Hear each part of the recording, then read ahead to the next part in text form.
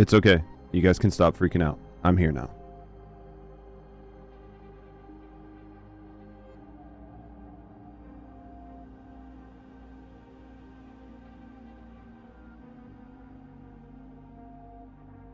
What up, bros? What up, Vizen? How you doing, Rostai? Chips?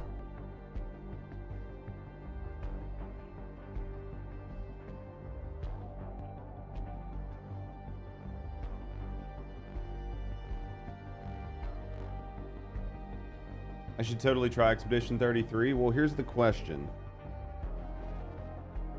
When do I try it? I've heard good things about the game. I either want to start Once Human, or I'll play a game like Expedition 33.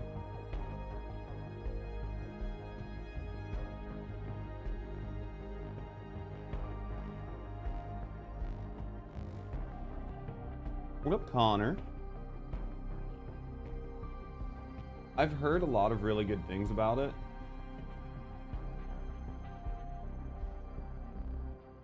I mean, it's just it's a busy directory, right?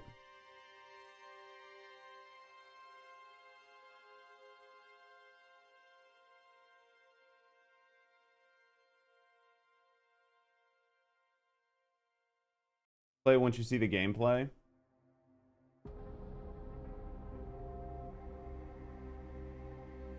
I mean, honestly,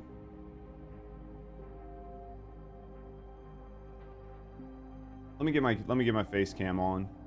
Let me get my face cam on. Let me make sure I got everything set up over here.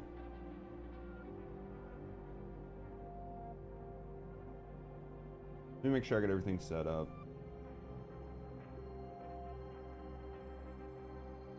I've heard nothing but good things about it.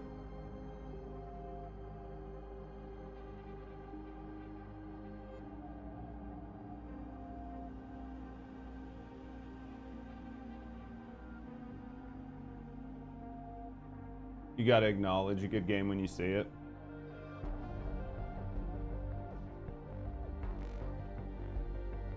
How long is the game? Like 30 hours? Probably 30 or 40 hours. You've wasted so much money on bad games. Yeah, I've done the same.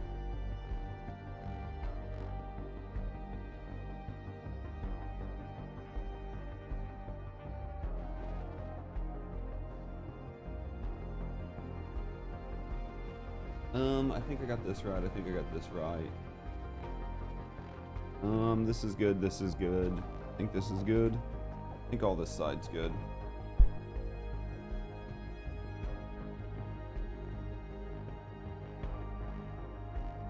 Let's go cam left.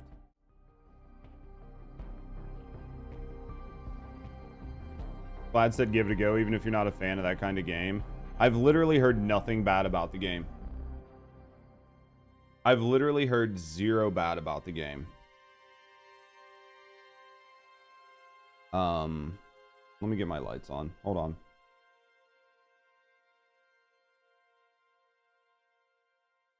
I have heard nothing bad about the game.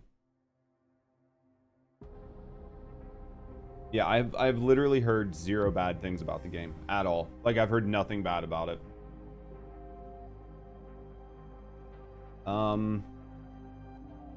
When's our update? When is our update for First Descendant? Like a couple weeks. It's also on Game Pass. Is it on Game Pass? God damn it. How much is the game on Steam? May 22nd? How much is the game on Steam? Because I literally just bought another game on Steam. May 11th is the dev stream. $50 on Steam. Or like $10 on Game Pass.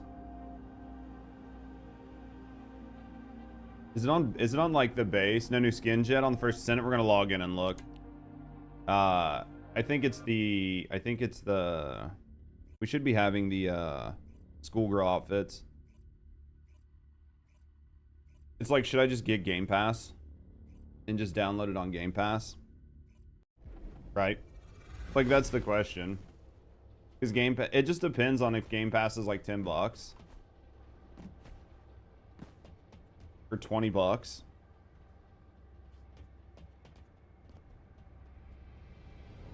Because I feel like if I'm going to play Expedition 33, I'm just going to have to play it for like 3 or 4 days in a row. You know what I mean? You get the first month free on Game Pass. I think I've had Game Pass before. So, here they are.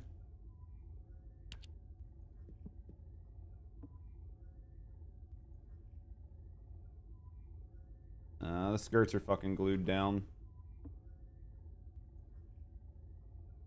They glued all the skirts down.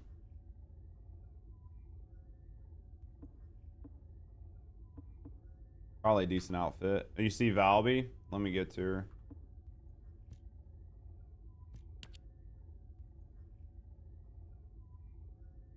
Boo. Yeah, they had an issue where they didn't do it with a skin for Haley, and it flipped like really high.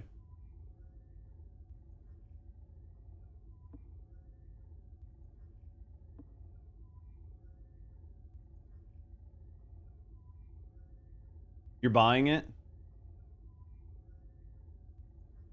But it's not part, it's part of the head.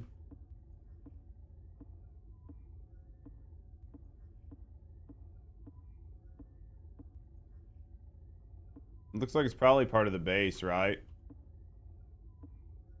All the bundles so fucking expensive, it's insane. How much is the bundle? Way too much. Yeah, that's part of the top. Was it 70 bucks? It's $100, isn't it? It's over $100.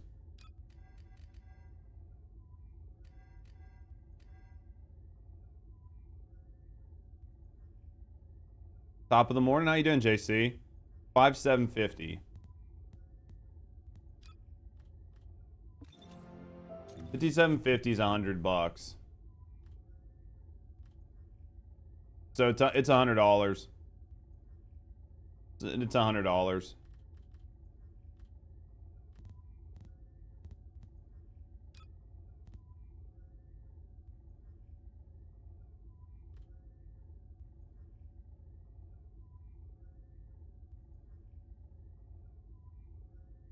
It's getting Valby. Yeah, I think it was an absolute fail. Just need the Veldust. What up, Lestat? One more piece for Alt Blair. You excited? Man, that's fucking expensive.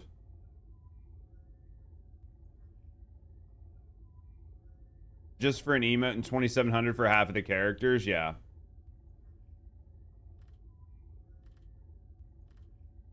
Best friends bundle.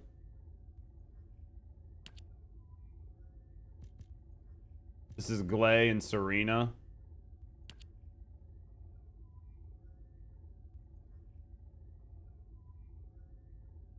Skins have not been good this season. No, they're not. I'm not very. I think they're reaching. I think they're reaching with the pricing on this. I think they're really reaching. Oh, they've been very modest. I think they're reaching with this pricing. I mean, I'm sure people are gonna buy it, but this is a little bit out there. How you doing, Six? This is a little bit out there, to be honest.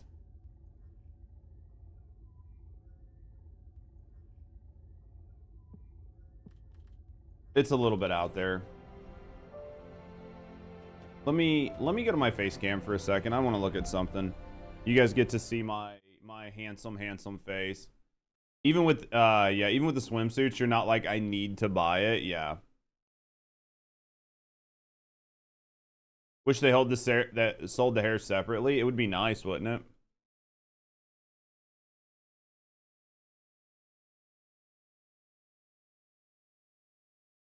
I'm looking at the Xbox app right now. Imagine buying, dude. I couldn't be.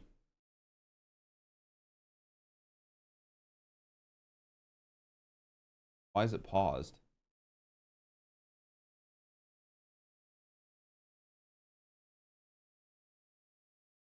Nice story of buying it all. Did Ashley already buy it all?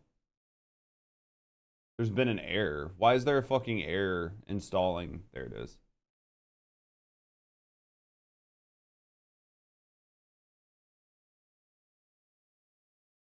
Why we snitching? Did you already buy it all?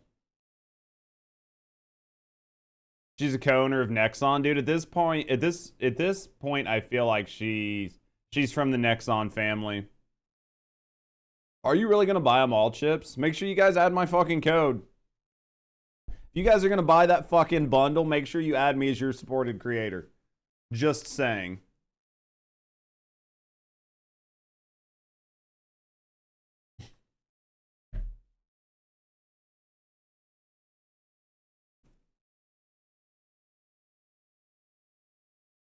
All right, let me look. Game Pass.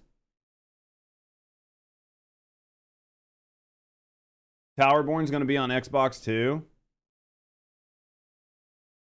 The new mage set got an insane buff when? Yesterday? Was it in a patch notes? How did I miss this? Like, I was on Twitter and I didn't see anything about patch notes. You signed an NDA? I believe it. Hold on. I'll look at the Game Pass stuff later. The mage set got a with the patch. It's the same as it has been.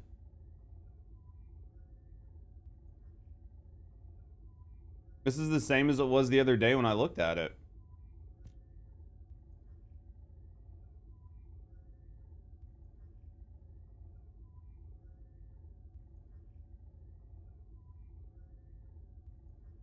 Oh. Spend your money on the motorcycle and once human, that's $500 right there.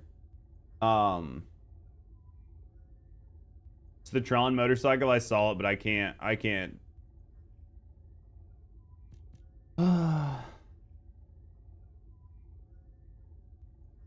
So it definitely looks like. Let me mess with this. Descendant mods. Reset. Because I love how I just put out like a mobbing glay build and then this got changed. Like I just put the mobbing build out halfway there. I need to log into Once Human today and try to get my bonuses. I'm just trying to decide if I want to play Expedition 33. Because if I'm playing Expedition 33, that's just all I'm gonna play until I beat it. Would you like to use the laboratory? Which is very painful for a lot of different things. Especially like the stream. So it's like super painful, but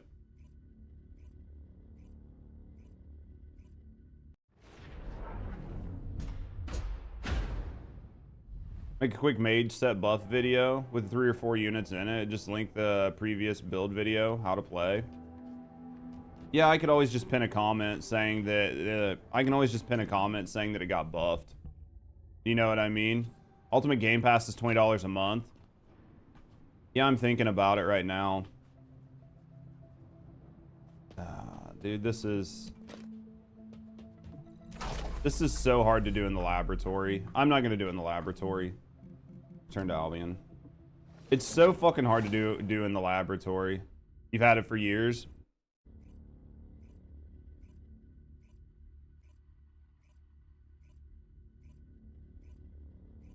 I like the laboratory for some things, but like for trying to test something like this, it's going to be a problem.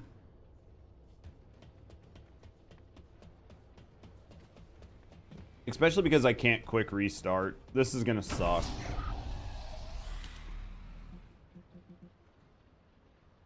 Chapel will work.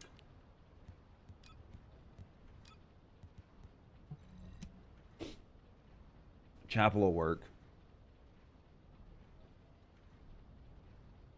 How long's the cooldown? Yo, thank you, Chips, for the alert. You just need a PC. You get the PC one of Game Pass is cheaper. What up, Steady? I need to see how long the cooldown is. Like, if it's just a cooldown or if it's just getting 3 kills restacks it. Because if it's just getting 3 kills restacks it, then it doesn't matter. You just need to rebuild the 3 stacks. Yeah. Then it's definitely going to be better.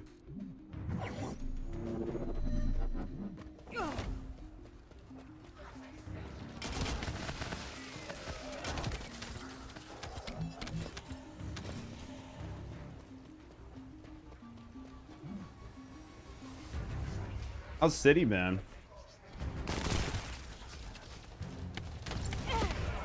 Was that like 900,000? Yeah, it's like 7 to 900,000. It's gonna change as we stack our skills up, so I got to be careful of that. So it's like 7 to 900,000.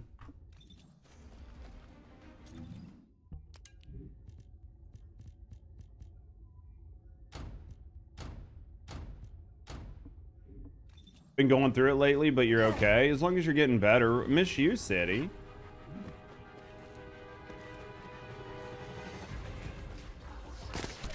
Loading.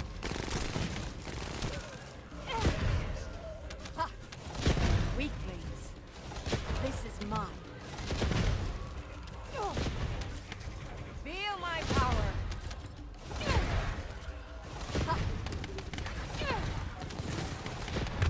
Was it like 1.5? Must have let my guard down.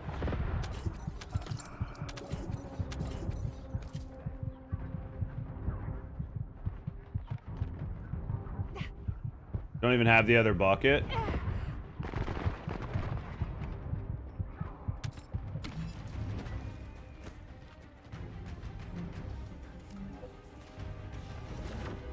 What other bucket don't I have now? What up, Scott?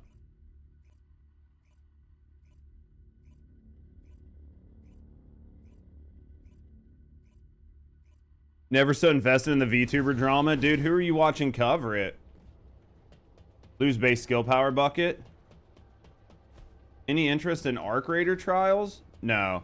Sinder's VTube drama is insane. Dude, I haven't been watching Tectone cover it. How bad is it? Oh, you've been watching Mugen do it? I can see that. I could see that. Like, real bad. Should I just watch Tectone cover it?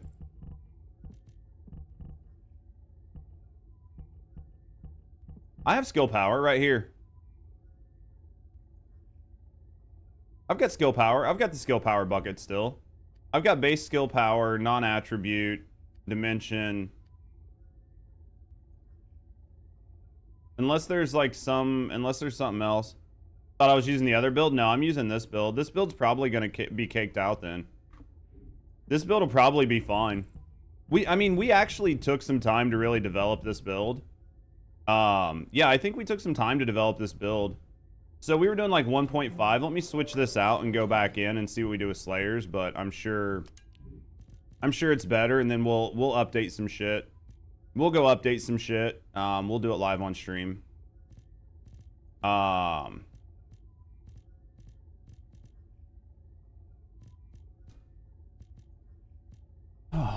Yeah, I knew there was some shit going on. Somebody give me like the TLDR on the Sinder shit. Explain it to me in like toddler terms. Like it was somebody took away my toy and like people were mean to me on the playground. Where the fuck is my Slayer set? I've not, like, so far, I'm sure Asmon's gonna cover it today. So I'll see, like, the Asmon coverage, but...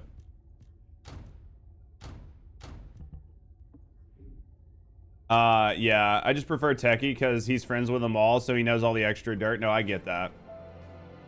No, I get that from Techie.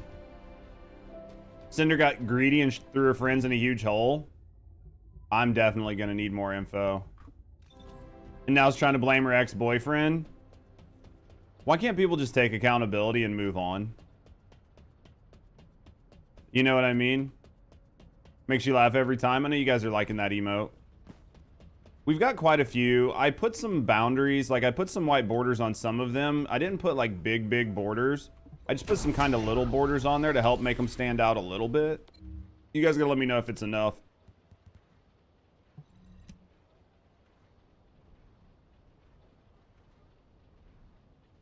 I mean, that sounds like VTubers. So, that's funny. Common knowledge is rare these days? Yeah.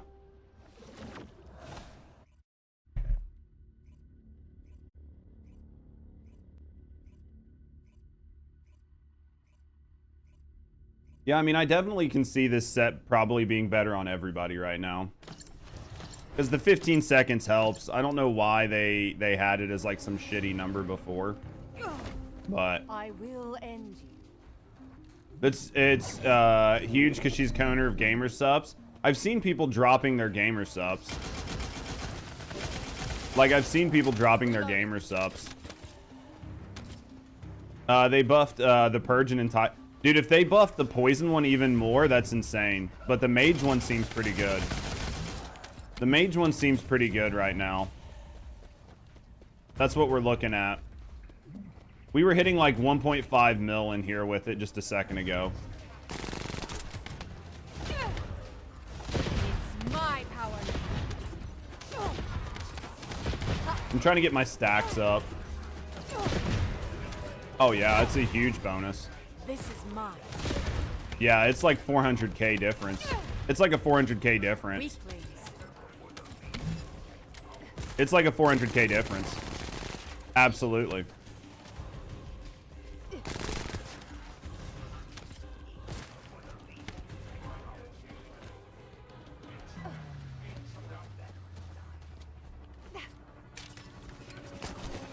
Hold on.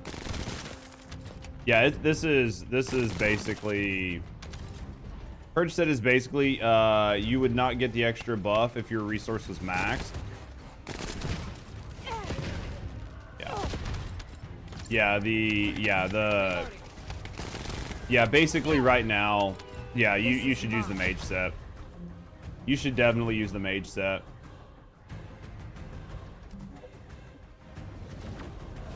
It's just business to the editor she was trying to gatekeep, yeah. Dude, some of these people are pretty fucking, I mean, streaming is pretty cutthroat. Like, I think that there's like this level of like rainbows and butterflies. People are gatekeeping editors.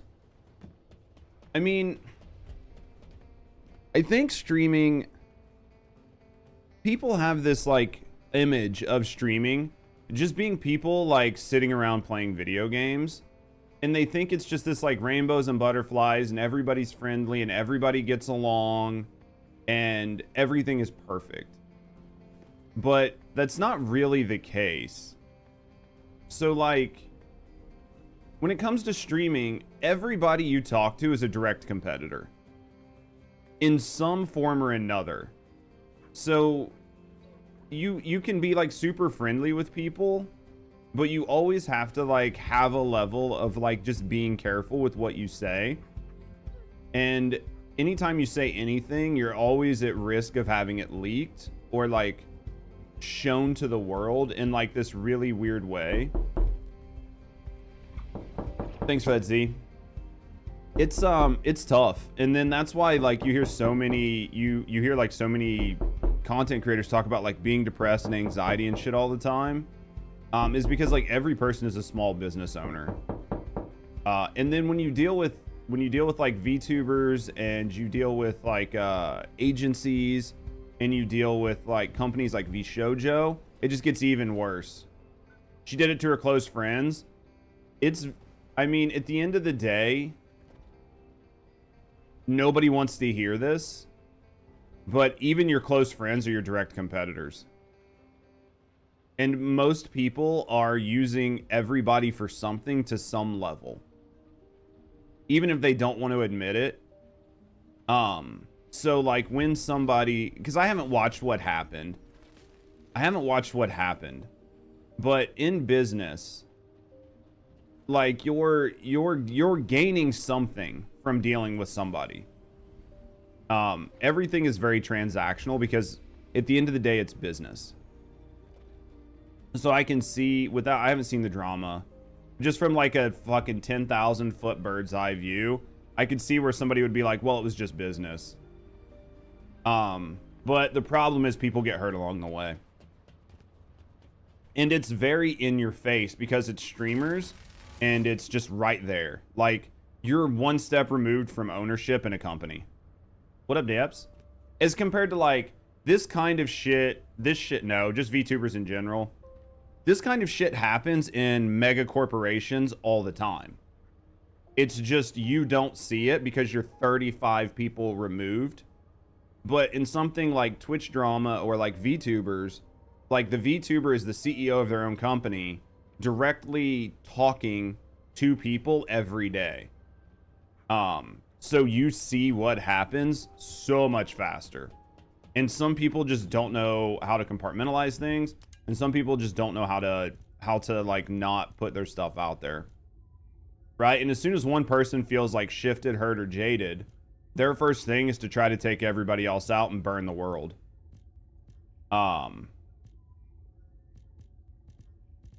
Because you've got nothing to lose, right? Like, streaming, you're one step away from losing everything all the time. In streaming, you are one step away from losing everything all the time.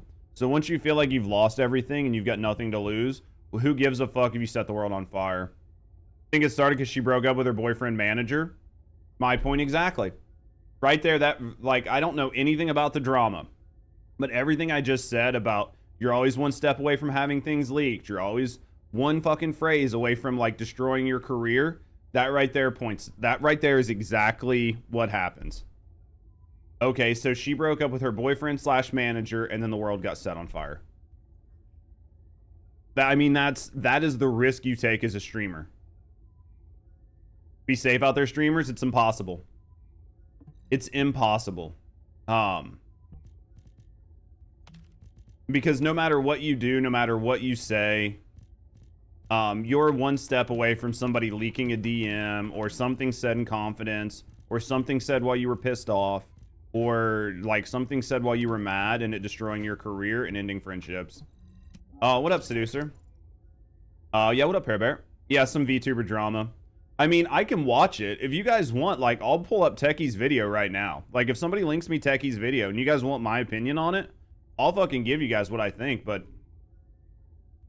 like, I'll give you guys what I think. Techie's video is an hour long. Yeah, Techie's video might be too long. An hour-long video plus me talking about it, like, dude, that's gonna take... I'll never get through that motherfucker. We'll be here all goddamn day.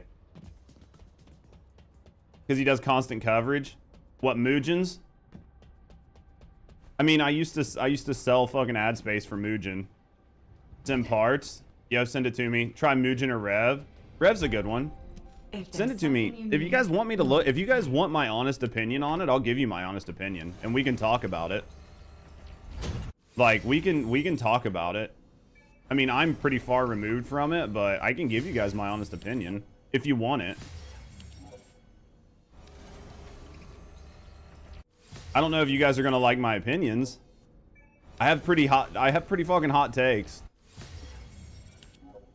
Because I don't know these people from fucking Adam, right?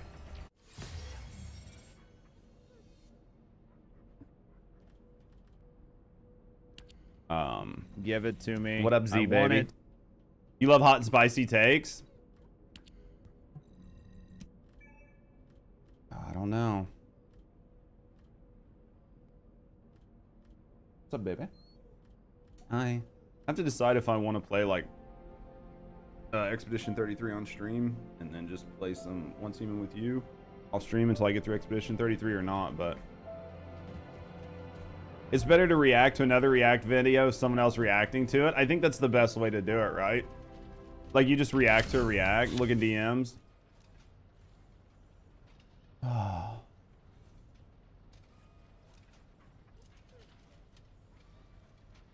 Oh, that's Rev's video? Yep. That's definitely Rev's video. Should I switch over to just chatting to watch it? Probably. Let me do these and get some coffee and then we'll do it.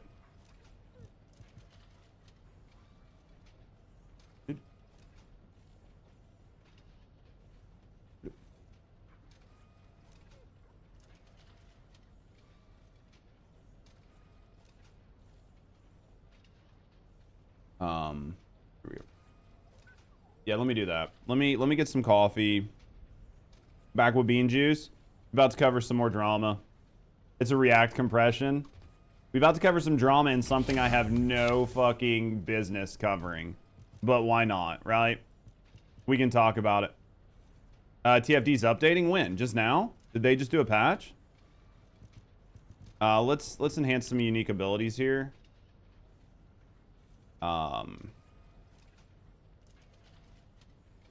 Pull these weapons. Go pull these weapons. Let's do storage weapon. We're gonna need truly deadly arson. We're gonna need this. We're gonna need this. We're gonna need this. I think that's all. Maybe Fallen Hope. Just stumbled on VTuber drama randomly, and since then you just haven't been able to stop. All right, we'll definitely check it out. Let me just do this. I mean, it's all over my fucking kiss me. Is that fucking two frogs kissing, dude? I thought it was like, because I see the emote like this big, I thought it was like a grassy hill with a dirt road. Because like I see the emote so goddamn small. No, not the VTuber drama. Yes, the VTuber drama. We're gonna look at it. Yo, Nemesis, thank you for that. Thank you for the lurk. Let's get these to 100. You know, is a big thing. VTubers are absolutely fucking massive. If you have no idea how big VTubing is at the top end, it's fucking insane. I'm not a huge like VTube enjoyer. I have friends that VTube and I respect the craft, but it's like not really been a thing that, you know, for me. But dude, it's big. Time for Judge to be a VTuber. You guys, maybe once I get a couple years older, right? Be in drama with the guys. These guys, fuck, dude. It's such a tight-knit group that getting in there is basically impossible. Now, they're cutthroat as fuck. You don't want to be anywhere near VTubers. Because you have to remember, there's entire agencies and everything else. Like, it's a bad place to be. Like, trying to actually contend with big VTubers at the top is... I couldn't do it. Please don't. I don't want to. I don't want to be a VTuber. You're too handsome not to shove that face. You say that now until I get old or die. It's that deep. What, VTubers? It's fucking terrible. It's absolutely terrible. VTubers, it's terrible, guys. I'm not gonna lie. Like, I know how bad it is. You can die. All right. Can't believe you just said I could die. All right, let me pop this out. Let me unmute let me unmute this. All right, it is unmuted. All right.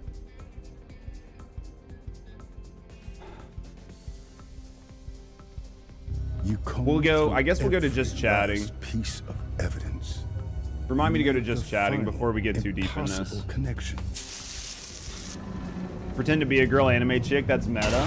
So like every fucking VTuber ever. So I mean, because you've got people like Rev that don't even pretend, right? Like, look at Rev. You're next to me. What up, John? Good morning. Like, this is Rev being like this young female voice VTuber. Like, Rev got it down. Dude, Rev knows exactly how to sell this shit. How are you? I'm doing good, mate. Doing good. Trying to survive. Trying to survive. Asman uses Rev for his info. Yeah. Let's go to just chatting. We'll come back.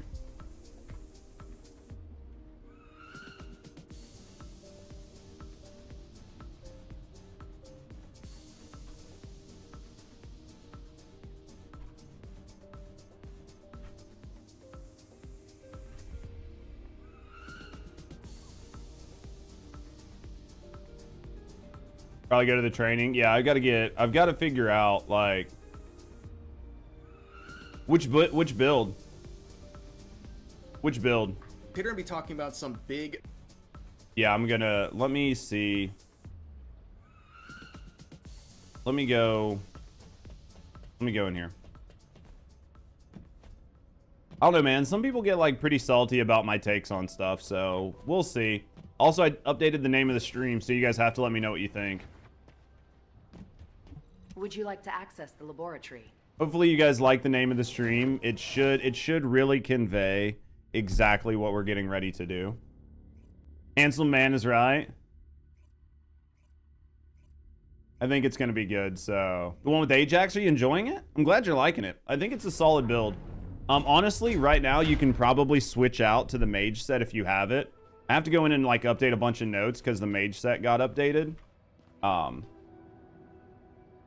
I think the slight music background is fine.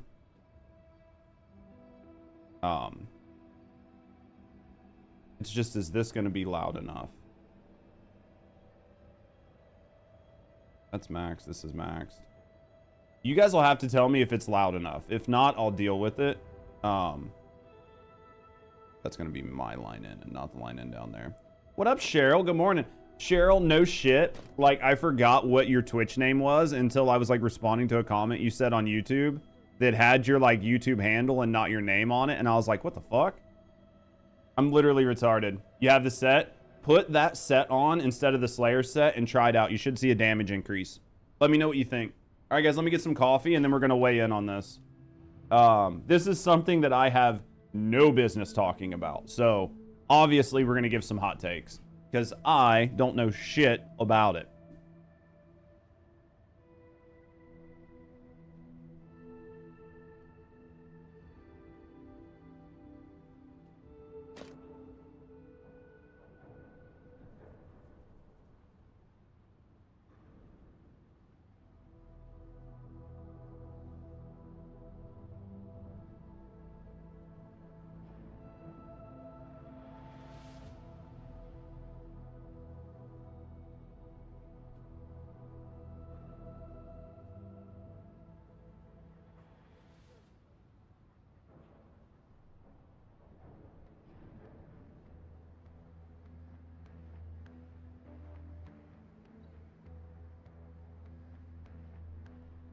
Alright, guys. Let's see what bullshit. Gonna change your name on Twitch to Cheryl. You'll probably have a hard time getting exactly Cheryl, but you're gonna get something for sure. You think Judge will have legit hot takes? I mean, I could. There you are, Cheryl. Sneaking in. Changing back to the Twitch side. Okay. I have a feeling I'll probably have some hot takes. But you guys have to let me know what you think. You might be like, dude, this guy Judge, he's fucking asshole. I don't know. Maybe I don't have hot takes. Maybe I'm pretty based and just like calm. You know? You don't pay attention to VTubers at all? We're about to find out. If I need to move my face cam during certain parts, we'll sort of 33 minutes. God damn, Rev, you talk much? This is gonna take a while. I talk a lot. All right. Let's check the audio. VTuber related drama involving one of the largest indie VTubers. Way too quiet. Okay, so I'm between -30 and -25. Let's turn this up. Yeah. I just have to remember to turn it down when we go back to First Descendant. Huh? The scene, and that is of course Sinder, who is now losing a lot of her own fans. That'll put me and her. That'll put me and Rev at about the same audio. I can turn my audio up just a bit. There's one more after this, so this is gonna be my day. This is my day. All right, you guys ready? Oh, boys. I'm one of those guys. All right. I'm trying to decide if I just want to hit my record button and try to record this at the same time and really stress my PC, or if I just want to rip this from Twitch. I think I just rip this from Twitch, and then we stress our PC another day. All right, guys.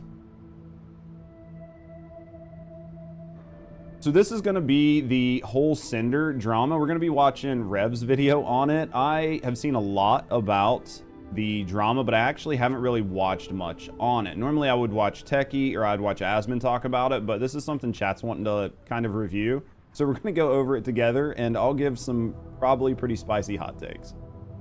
Hey, what's up, guys? We're here. So today we're going to be talking about some big VTuber related drama involving one of the I just wanted to make sure my spacebar would pause it. Largest indie VTubers on the scene, and that is of course Sinder, who is now losing a lot of her own fans as well as some of her connections to peers over. So Cinder was 100% unaffiliated. She wasn't like part of like VShojo or anything. That's pretty impressive, honestly. A barrage of Google Docs that were released yesterday that show many negative things about her from behind the scenes, making a very clear picture that she is someone who is very manipulative, she's paranoid, and very deceitful, and even targets these things not just to anyone, but to some people within the VTubing scene who considered her a friend. She was doing all of this, actively sabotaging some of her own friends in private, trying to hurt their career, all to line her own pocket, to make sure she's the one still on top and that these other people are no longer a threat to her. All right, so I'm just going to jump in right now. If you had heard that PepsiCo was actively sabotaging Coca-Cola, you would just go, yeah, and like, of course they are. Why wouldn't they? That's their competitor. Like, of course they're trying to put them out of business. Of course they're trying to hurt them, right? Like, if you heard that about like Ford trying to take out Honda, you would not bat an eye. So we're going to be talking about several Google Docs here. We're going to kind of weave our way through them to get more context as we go. And I promise you it's definitely worth kind of trudging through this video to get more and more context, because as you get more context, the more unhinged all of this gets. And of course, for brevity's sake, But Pepsi and Coca-Cola aren't friends. I mean, are any competitors actually friends? Like, in a business world, are any companies ever friends? Because right now you're looking at somebody like Cinder as a person and not a company. And you're looking at the person that Cinder is going up against as a person and not a company. But you have to keep in mind that Cinder, the individual, is also the owner of her company, Cinder, who is trying to squash the competition. Well, Pepsi and Coca-Cola never collabed, and, you know, Pepsi and Coca-Cola aren't friends. I think that, I mean, that's fair, right? Like, I understand that. But I think that what a lot of people are doing is it's very easy to conflate the human behind the company with the company, right? Because, like, the collabs in VTubing is typically used as a vehicle for growth. That's typically what they're used for, right? Like, you collab with somebody to try to grow. The goal at the end of the day with a collaboration is to merge your communities. So say it was Hunt and I'm a streamer, Hunt's a streamer. I want to try to get some of Hunt's viewership. Now, I don't technically want to take it from Hunt when Hunt's live, but when Hunt is not live, I would like his community to come watch me. That's going to push me like higher up in the directory, which is going to make it easier for people to find me. And when I'm not live, my viewership can go watch Hunt. At the end of the day, the goal is to share those viewers. And then in like the worst aspect of it, at the end of the day, if you cannibalize them, that just gives you less competition, right? So just trying to look at this purely from a business standpoint and trying to remember that, like, Cinder, the person that's behind Cinder, is a person, but Cinder's a company, right? Yeah, it's marketing trying to lift each other up, causes you both to benefit. Exactly. Either way, I don't like that Silver Veil got hurt because of this. I completely understand that, guys. You're going to hear a lot of really hot takes from me probably during this. That doesn't mean that I'm absolving Cinder in any way. I think there's probably going to be a lot of dogpiling on Cinder. And I think that what I want to do is just try to look at this objectively as a business. Yeah, you understand why they did it. Yeah, like, I'm just trying to look at this purely objectively, as like, that's just who I am, right? So again, I'm not defending Sinder. Like, I'm not deep throating Sinder. I'm not on a Sinder bandwagon. I don't know Sinder. I don't know anything about Sinder, and I don't really know anything about these other VTubers. But like, from a business standpoint, if you heard this exact same thing happen with fucking, I don't know, like Mars Candy and whoever their biggest competitor is, you would never bat an eye in general. I'm not going to read through every single document. You can do that on your own. They're very easy to find on Twitter right now. But is this a gamer? Sinder was one of the largest independent VTubers out there. I'm just going to quickly summarize the key points and give you some good context to work with here. So, in Albion, no matter where you go or what you do, your mount will accompany you on your journey. Perhaps. Let's begin with this. I'm not a React streamer, so I don't have like the no ads on YouTube. I don't have the no ads on YouTube. Season 3 reveal on Albion. Wait, what? Oh. All right, let's go. Individual right here. This was the first Google Doc released onto Twitter by the user Nanolus, and this Google Doc, or at least the tweet sharing it, has 8 million views. Million views, to give you an idea of how big of a deal this is. Okay, so who's this individual? Well, they're an artist who works primarily with VTubers, working with some of the biggest people in the industry. VTuber fans, man, they're vehement, including some very large agency VTubers like Iron Mouse, and I know quite a few of those models, and I don't even watch VTubers. Also some of the biggest indie VTubers like Sinder, as well as Silvervale, who will also be a part of this story today.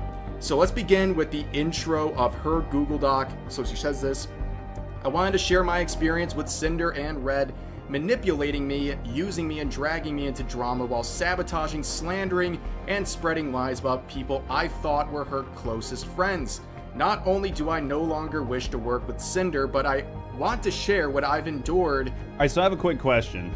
The game is too loud in the background.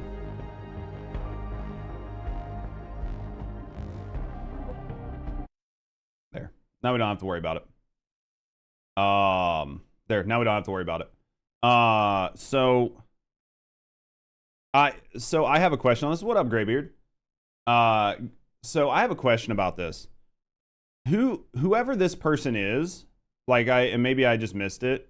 Were they like specifically named, or did they just decide to insert themselves in this drama? Right? Like, okay, you don't want to work with Sinder anymore. We're like, you specifically named as like some sort of person who is being dragged through the mud, in which it's like in your benefit to give your side of the story or to sort of like hit out against Sinder.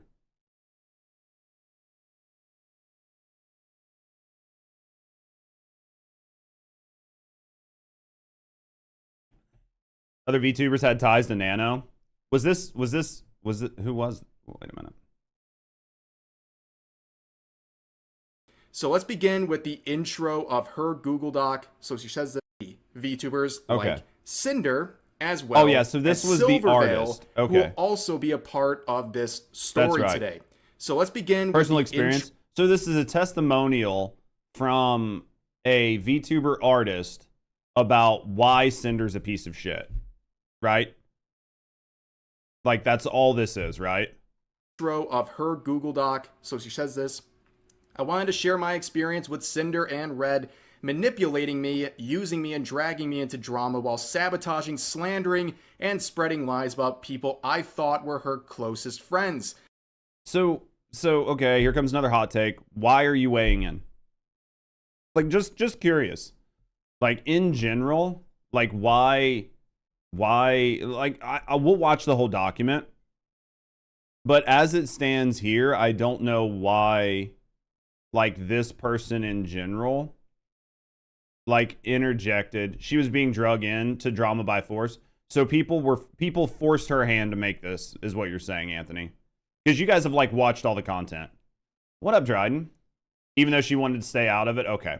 See, that makes way more sense.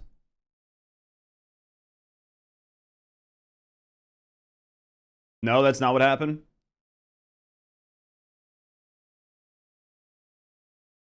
Because I feel like if you're not directly part of this, what did you miss? We're finding out.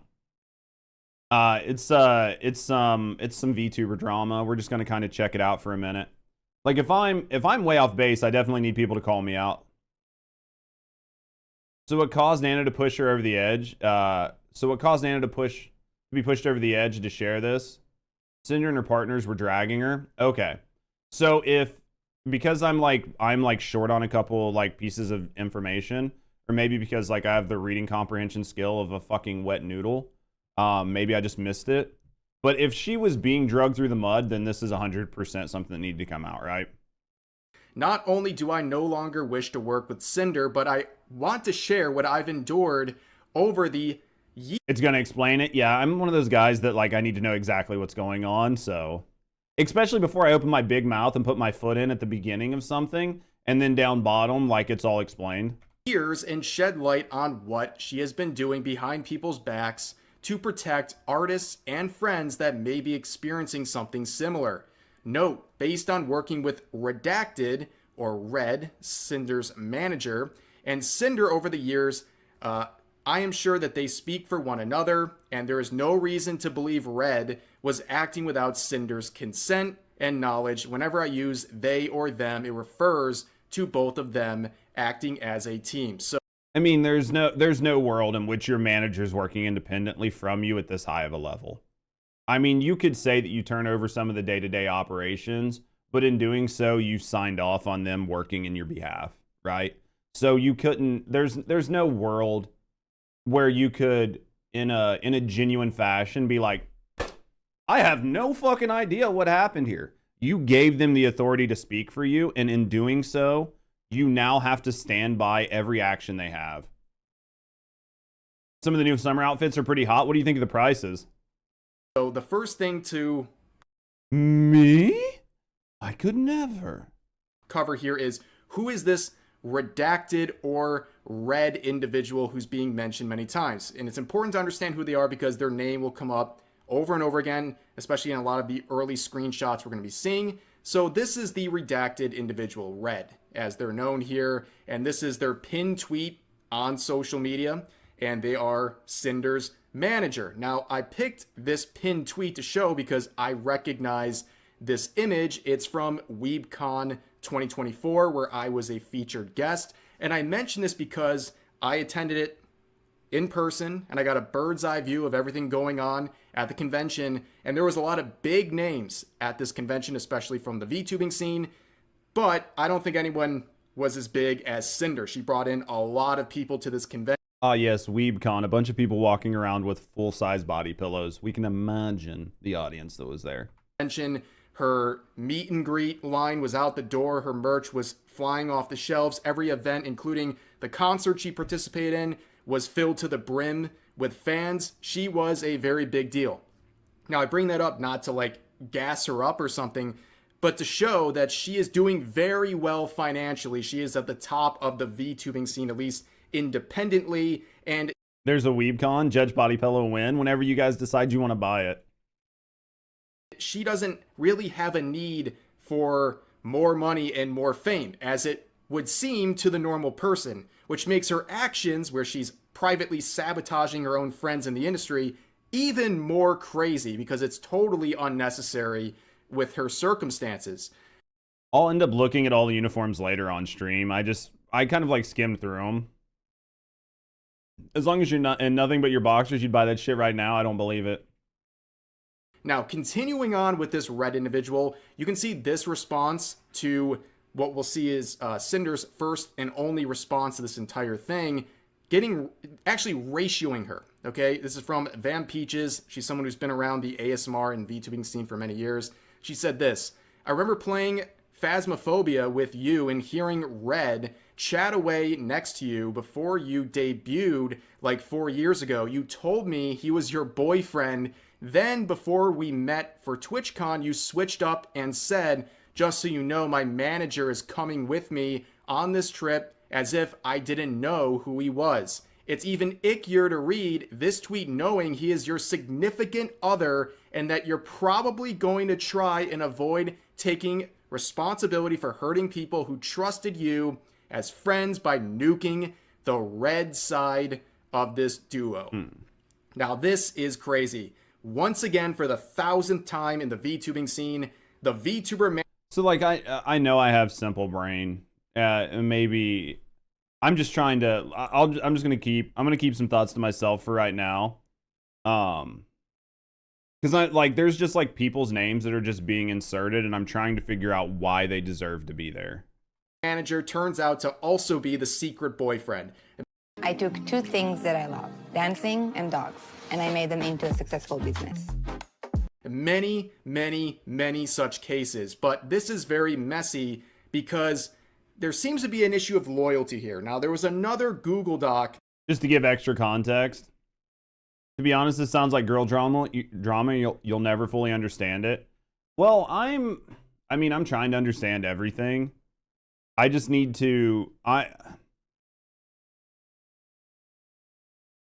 It seems like, yeah, I think some of it just seems like dogpiling and engagement farming.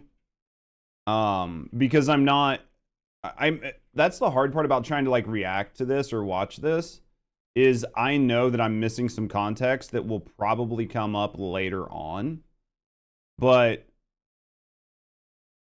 that's what's confusing so far. Like 4 to 5 names have dropped. Nothing, just trying to figure out like why they're weighing in. Like, it's not that I can't keep names straight. Like, I'm not completely fucking retarded. But I'm just like seeing like people's names being dropped. And I'm not seeing... Like, I'm not seeing where there was like some big document dump showing Sinder bad-mouthing a bunch of people. And then those people responding. Like, what I'm seeing is like Cinder's a piece of shit because they like used very aggressive business tactics. And then now I'm just seeing other VTubers in the space like giving their personal opinion or like their personal experiences of Sinder. Well, it's like Atsu Techie drama. When the doc dropped, people weighed in on Techie. That makes sense, I guess. I have no idea if they're like summer or they're limited or not. It should say on them if they're limited. But the main person to like affect is Nano Editor. Okay. I mean, it makes sense. So it's just people who are like weighing in on their man, it's fucking Alex, Nunny. So basically we're just gonna see a lot of people's personal experiences. That was released by this See, now that I have some context to it, it's gonna make my life easier. Individual who is part of the ASMR scene who shared this detailing their experience with Sinder in private, where at the time, seemingly when Sinder was with this red individual, the manager boyfriend, she was cheating on him with this guy via sexual personal messages and stuff like that. And I'm not going to sit here and read through all this. It's very clear, and the context is abundantly clear that everyone involved in this knew Sinder was in a relationship, and she was venting embarrassing details of their relationship to this guy, and also they were sharing sexual messages and seemingly also like not safe for work, photos possibly and stuff like that. Clearly there was that sort of thing going on here.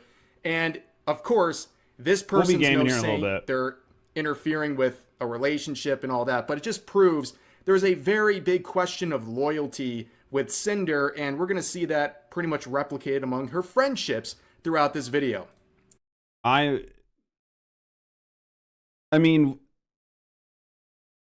how do I feel about that?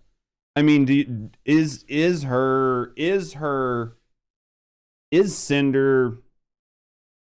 Cinder's like her relationship, her cheating on her boyfriend, is that really relevant to anything? Like sharing that information, like some personal anecdote of like what she does in her personal time that has like no bearing on like her business do anything. I guess you could make a case that it gives you you could make a case that it shows that she's just a non-loyal person, thus making Nano's case just a character statement. Not really, in your opinion, but you're seeing something. It shows her character, but you're only seeing half of her character, right? It's a character statement, but you have no idea how Red treated her. You have like, I'm not white knighting for anybody. I'm just trying to look at like the other side of the coin, or look at things objectively. But people will push their narrative, yeah, because like if there are two sides to every story, so like leave the relationship, don't cheat. There's so much that goes, there's no excuse for cheating, just break up. I feel like that is something that is very easy to grandstand on without knowing the full brevity of the situation. Especially when you're dealing with a business partner and somebody that is your business partner and the person you're in a relationship. So like, when your whole livelihood is tied to your business, is it worth shattering something because you have no idea what the impact is going to be on your business, when you could just do something on the other side? And then again, I'm not white knighting. I'm literally just looking at two sides of this. The other point of view is like, this sounds like an excuse for cheating. I mean, you don't need an excuse to do anything. My point is, you have no idea. Those are excuses for cheating? No, they're not. They're not excuses for cheating. They're only excuses because you believe they're excuses. Because you don't know how Red and Cinder's relationship was, right? There are so many other things that could happen. It's like saying somebody with like Stockholm syndrome, right? They're abused and battered. I'm not saying that Cinder has Stockholm syndrome. This is just a conversation. But it's like saying somebody with Stockholm syndrome that doesn't leave is just dumb or a bad person. There can be like extenuating circumstances outside of things that you can understand or you can empathize with, or that you could personally deal with, that could make this a different situation. It's easy to look at things from the outside. So a mean girl cheats and we're making excuses. I'm not making excuses for anybody. I'm not defending Cinder. I'm just saying there is a possibility that there are circumstances that are extenuating, and using this as a way to defame somebody's character doesn't make sense. At the end of the day, it doesn't really matter because I have no like skin in the game. But for some people, sex is like this super sacred sacrament. And for some people, it literally doesn't matter. And if you take your morals and values and inflict them into a situation and then try to say this makes somebody a bad person without having the entire context, it's a very slippery slope.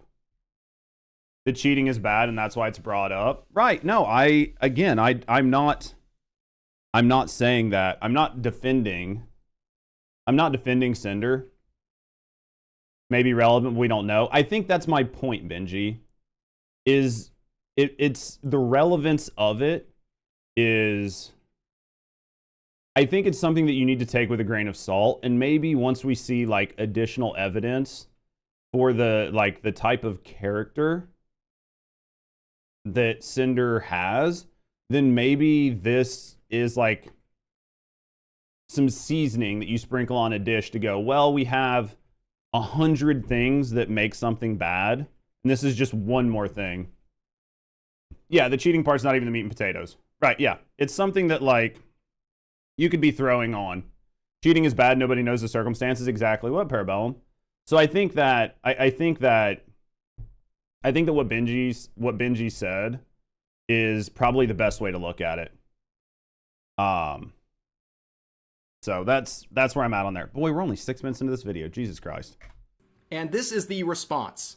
And I guess she's not even loyal to the manager boyfriend, because her first and only response to this situation currently is this tweet that she made shortly after the first Google Doc was released. And it seems like an attempt to You think it's just saying how she is as a person? Yeah, I understand the character witness side. get on top of this, but it's just backfiring. So she said, effective immediately, redacted, will no longer be managing or overseeing my VTuber activities. He no longer represents me as a creator, my brand, or my intentions. I'm sorry, everyone. I'll make a larger response when I'm able. So This part just shows one of her many questionable traits. And that's the hard part for me as like somebody who's just like kind of watching this, giving like my hot takes, is I'm without certain information. as we saw, Van Peaches would correct Sinder in the replies and ratio her, saying, by the way, this was your boyfriend the whole time, and I predicted you would do this. But also keep in mind, with these sort of teaser apologies where they're like hinting at what they're going to discuss in the apology, that's Also, like if your boss cheats on his wife, you don't go after his business, do you? Stay out of it. I think that you're going to find so to that point, Seducer, I think that there are going to be people who have very emotional responses to like a loaded statement like that. Do you know what I mean? Because I think that you will find some people will be like, yeah, some people do that. And then it's like, well, is that really fair or not? And then that's just going to come down to personal morals. And there's like only so much you can do. That's what cancel culture is. going to come out whenever. It's about what you mention and what you don't mention. And the only thing she really mentions here is redacted. Basically kicking the VTuber manager boyfriend to the side and saying, oh, I'm sorry about everything he did. And that's really all she covers. She doesn't cover anything she said herself or any of the really crazy stuff we're going to be seeing in these Google Docs. But yeah, not a very good start. But I know. Maybe I'm just putting my foot in my mouth a whole lot. let's return to the Maybe I'm just putting my foot in my mouth a whole lot. If you guys think I'm fucking dumb, just tell me. Google Doc, the initial one from Nanolis, saying this, slandering other creators. I will start with screenshots showing them speaking ill of other creators and spreading rumors while manipulating me that it's all in our best interest. In addition to spreading ill. Why am I doing this? We were talking about it earlier. We were literally talking about it at the beginning of the stream, and I was like, dude, I don't know much about it. So I was like, I don't know. We'll watch a little bit of it, and then we'll go play some games. I mean, I don't have a shitload of stuff to do. I don't have a shitload of stuff to do in First Descendant anyway, so we'll just watch it for a little bit. I mean, if it's not your guys' bag, I get it. I'm just curious. Rumors. They also complain and accuse Bao of giving their editor too much work, and referring there to, I guess, either a joint effort between those parties or Cinder's, not really sure, but anyways, it says resulting in the editor not having any time for new clients, which will be important later on. The screenshots below show them showing their affection and appreciation, immediately followed by spreading rumors and lies to make other clients appear problematic to manipulate any future decisions regarding commissions. Now they share. Do I have Game Pass? No, I'm thinking about grabbing it for Expedition 33 though. I don't know, maybe I'll just talk less. I'll talk less and talk more about important stuff. Various screenshots proving what they just said, but because we had the name drop here, that is of course Bao the Whale, who was another very successful independent VTuber who would make her own response to this situation, her own Google Doc, because she was hurt by someone she considered a friend, discovering all these messages I've thought about trying grabbing it. to blackball her, at least There's with some really some good of the games artists right now. she wishes to work with in the industry. So she would share Yeah, maybe we'll end up doing some Expedition 33 while we've got nothing else to do in First Descendant. some of this in her Google Doc, and you can see at the beginning she clarifies again, as Nana listed, that because she was close and worked with Sinder for years and considered her a friend. What happened to just a paragraph tweet? I think that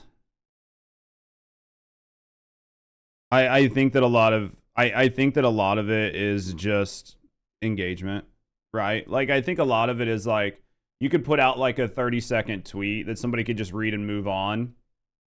Or you can put out a lot of information since this is such a hot button issue. And since the VTuber like fan base is so like finger on the pulse for everything, that I feel like the more information you put out, the better chance that you can get your parasocial hooks into somebody. Because the more people feel like they understand you and they relate to you and they want to be more involved in you, your brand, and your content. Like I know people look at me and go, Randy, that's dumb. Like nobody thinks that way. This is a business.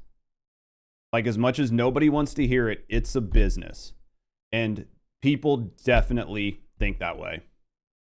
It's just feeding into it. In my view, it's definitely feeding into it. If I can make you feel like you know me and understand me, you empathize with my plight, you feel sorry for me, then like that's just a win for me. I said the B word. Which one? Which B word did I say? Probably a lot. Oh, that it was a business? Yeah. People don't like to hear that, but it's a business. That's why so many fucking big YouTube or so many big streamers and everybody else view bot out the ass and do embeds, because it's a business. And if they can pay $100 or $1,000 a month to appear at the #1 spot in every fucking search result, then they're going to get more viewers. They're going to look more important. More people are going to find them. It's going to help with their ability to be seen and grow. Like it is 100% a business. Completely out of stuff to do. And First Descendant, dude, I'm in the same spot. All this is happening online. It's the internet. Oh yeah, everybody wants to be part of it. It's like if you, this isn't gonna like mean a lot to a lot of people, and I know I'm going off on a tangent, and I need to get back to the video. But in like the 90s and 2000s, it would be like we're watching real world road rules and being able to interact in real time with everybody there. That is essentially what Kai's channel is. It's like the real world from the 90s and 2000s. But you have direct interaction with it, or like watching Big Brother, but you have direct interaction with it. The level of parasocial that creates is asinine. Oh, it's way easy to take things. That's like what the news does, though, right, Atora? Like the news. I'm kind of curious. Yeah, it's the same. It's one of those things where it's just like the news. You can control a narrative with very specific messaging, so you might as well get your messaging out to have your piece of the narrative controlled.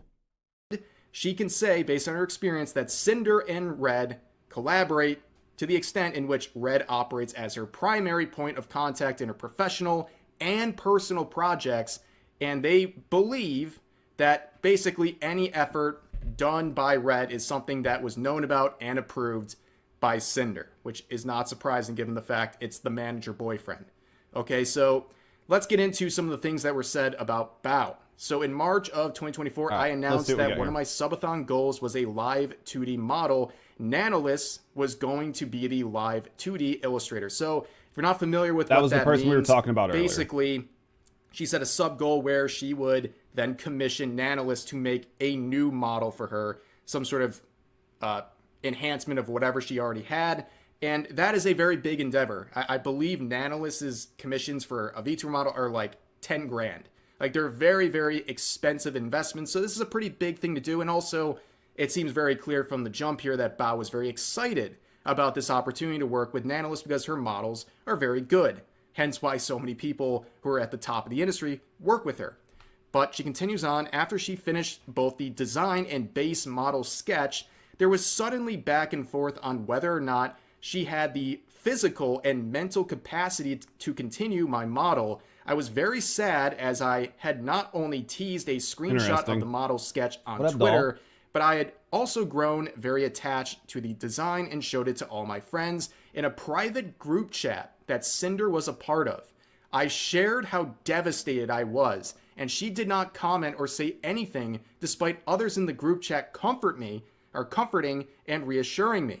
I now realize that the reason for her silence was because Sinder and Redacted were deliberately sabotaging ongoing commissions and blocking VTubers such as myself from having access to art from Nanolis. This stuff going on is crazy, dude. That's what I keep hearing. That's why we're checking it out. I kind of agree, though. I kind of agree, Rusty. Like, unless there was a contract signed, there's not really much you can do. Like, somebody, if you didn't sign a contract, then there's not really much you can do here, right? Like, this is again a business dispute. There are two ways to look at this, and people aren't going to like it. This is a business dispute. If you don't sign contracts and do all that, then you don't have a legal leg to stand on. If like Bluey, whatever her name was, if Bao the Whale had signed a business contract, then Nano should deliver, and Nano shouldn't use mental health issues to say, well, I can't do this. As for like Sinder and Red, blocking other people from getting high quality VTube assets, duh. That's like, I mean, why wouldn't you? I know they're like, a lot of people are going to go, well, but friend, right? Like, that's the counter argument. But that counter argument is a plea to emotion devoid of the fact that this is a business. Again, I'm not defending Sinder, but at the end of the day, you're trying to stop people from competing with you. Obviously. Sounds pretty shady. Sinder was supposed to be bullied into finishing something they didn't want to finish. Was Sinder supposed to be bullied into finishing something? What do you mean? Would never responded either? Oh, yeah. I mean, like, especially if you're blocking it.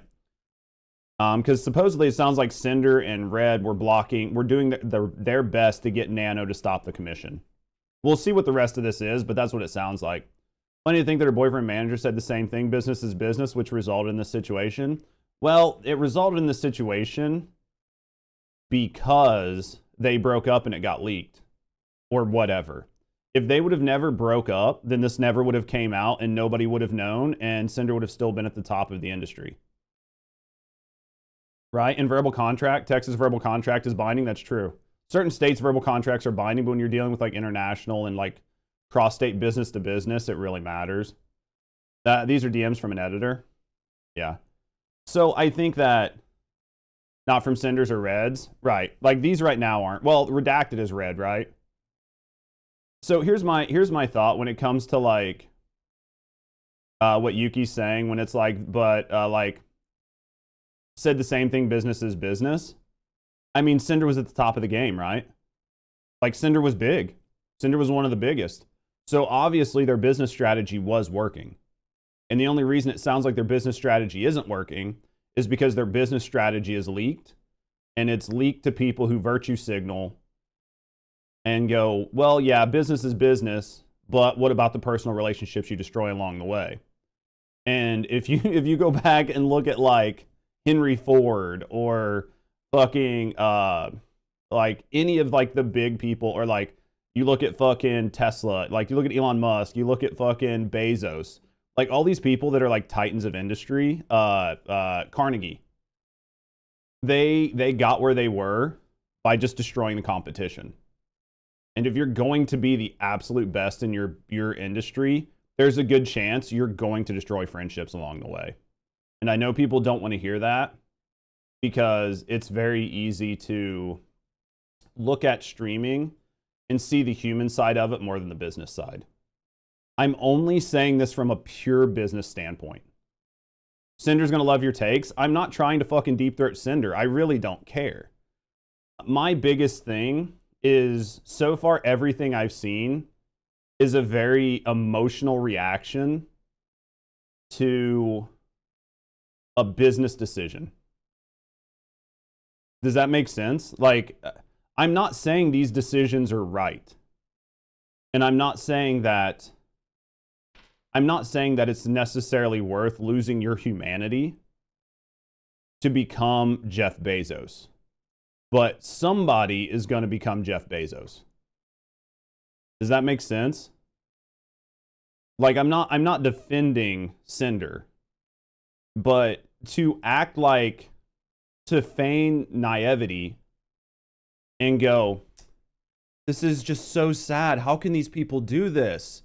And stand on your laurels and morals it is just a naive take in a very cutthroat business world. And anybody that thinks that Twitch streaming or YouTube content creation, where you are dealing with millions of direct competitors and hundreds or thousands of people doing the exact same thing you're doing, isn't going to be competitive, you're retarded. Sinder 1 asked Silver to collab, but Silver rejected, even though Sinder was trying to constantly pressure into business so that they could make money together. Oh, for sure, I'm sure. Silver pretty much said no to the end, and Sinder sabotaged her. Probably. I don't know. I don't know if that makes sense, but I just think that it's very easy, because we talked about this before, but what happens is people get so parasocially connected to these content creators that it is very easy to elicit an emotional response instead of a logical response. Because if you were told the same thing about any other company or business that you did not feel emotionally involved or invested in, you wouldn't give a shit. You would go, yeah, that's business. That's why I don't do business. Like, that's why I work in an IT help desk. That's why I'm a computer programmer. That's why I'm not manager at my job, because I don't want to deal with all this bullshit politics. Because everybody knows all of this shit happens in every job and in every company worldwide.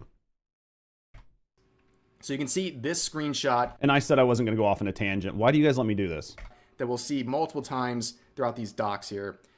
Basically trying to set up an exclusivity deal with Nanolist. So redacted here saying, what about we pay you X and you don't have to discount it from the next payment, and we'll continue giving you lots of model work, I think like around 4 years right now, but you don't work with Bao, a censor name at all again.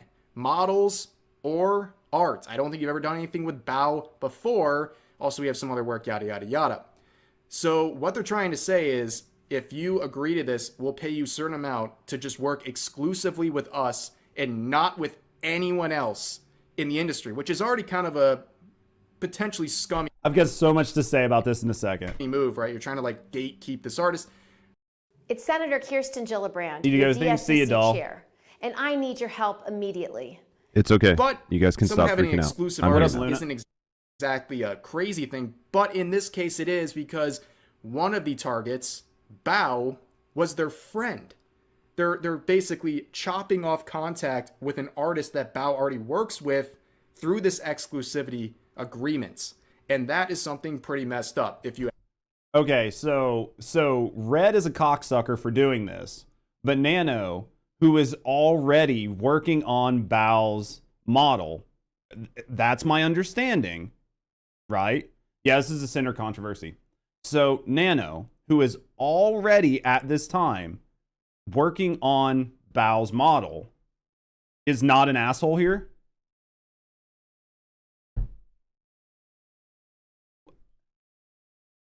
What the fuck?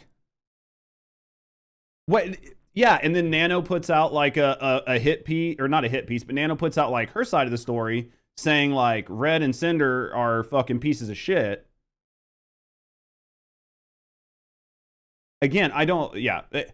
This just seems interesting that like Red is the asshole here, but Nano's like perfectly fine.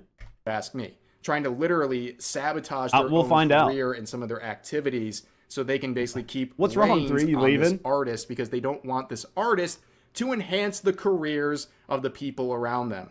Obviously. But they get even crazier down here. They say, we could do it when blank asks for art, you tell her no, and then tell us to buy another art piece. Like, so you get another job from it. Which we'll find drama? out. You don't like Spoiler drama? alert, this is Silvervale, by the way. They're so hung up on this exclusivity thing. They'll literally just make up things to... I don't think the EA... I think that they were saying that wasn't Titanfall 3, but that was Titanfall's extraction shooter. Rumor was it's not actually Titanfall 3.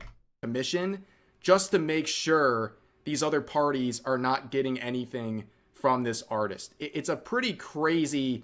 I want to read the rest of this down here, because this is where Nano explicitly says they're working on her contract. Endeavor that they're going for with this stuff. But let's talk about the other things that were said about Bao. There's a bunch of wanna see screenshots. this. Again, I'm just going to sum them up. We're just going to read it. We're going to let them talk about it and where then they go over tried it. to pepper Nanolis with a very negative image of Bao. And then they present the exclusivity event or agreement. They want to make it seem like Bao is this unreliable, bad person who's going to ultimately be a disappointment for Nanolis. So you might as well sign this exclusivity agreement with us. That's what they were going for. They were saying stuff about how she's been trying to take away some of their I'm editors curious on this. They're convinced that she tried to convince these editors to no longer work with Redacted and Sinder, and that she's trying to bark up the tree of one of their live 2D animators, and that it's so annoying, and that she Where's has the all rest? these issues. Hold on. It's really So where's the rest of this conversation? Okay, down bottom. All right, down bottom. Okay, so it looks like it didn't happen. Okay. just lined out here. She's been getting on their nerves for a while. She hijacked their YouTube editor, constantly I mean, it's literally just normal business. You're trying to like squash your competition. picking up artists that they work with, barking up the tree of the live 2D animators. And also, as pointed out right down here, she has a way of guilt-tripping people to get her way, which is an incredibly ironic thing for Redacted to be saying in this context. But as you can see, it just continues on and on with more things, trying to basically push down these other creators and form this exclusivity agreement that will ultimately work to the benefit of Sinder and to the detriment of the other potential clients. But of course, we had that whole thing where they had to cancel. I want to see the rest their of this endeavor down here. with Bao. They had this model in the works, and they had to come out of nowhere and basically say, "Yeah, I gotta." So she did quit. So Nano stopped, right? So that's what all this says, right? Nano stopped. Cancel this because, well, I have these issues going on and I don't have time for it, the capacity for it.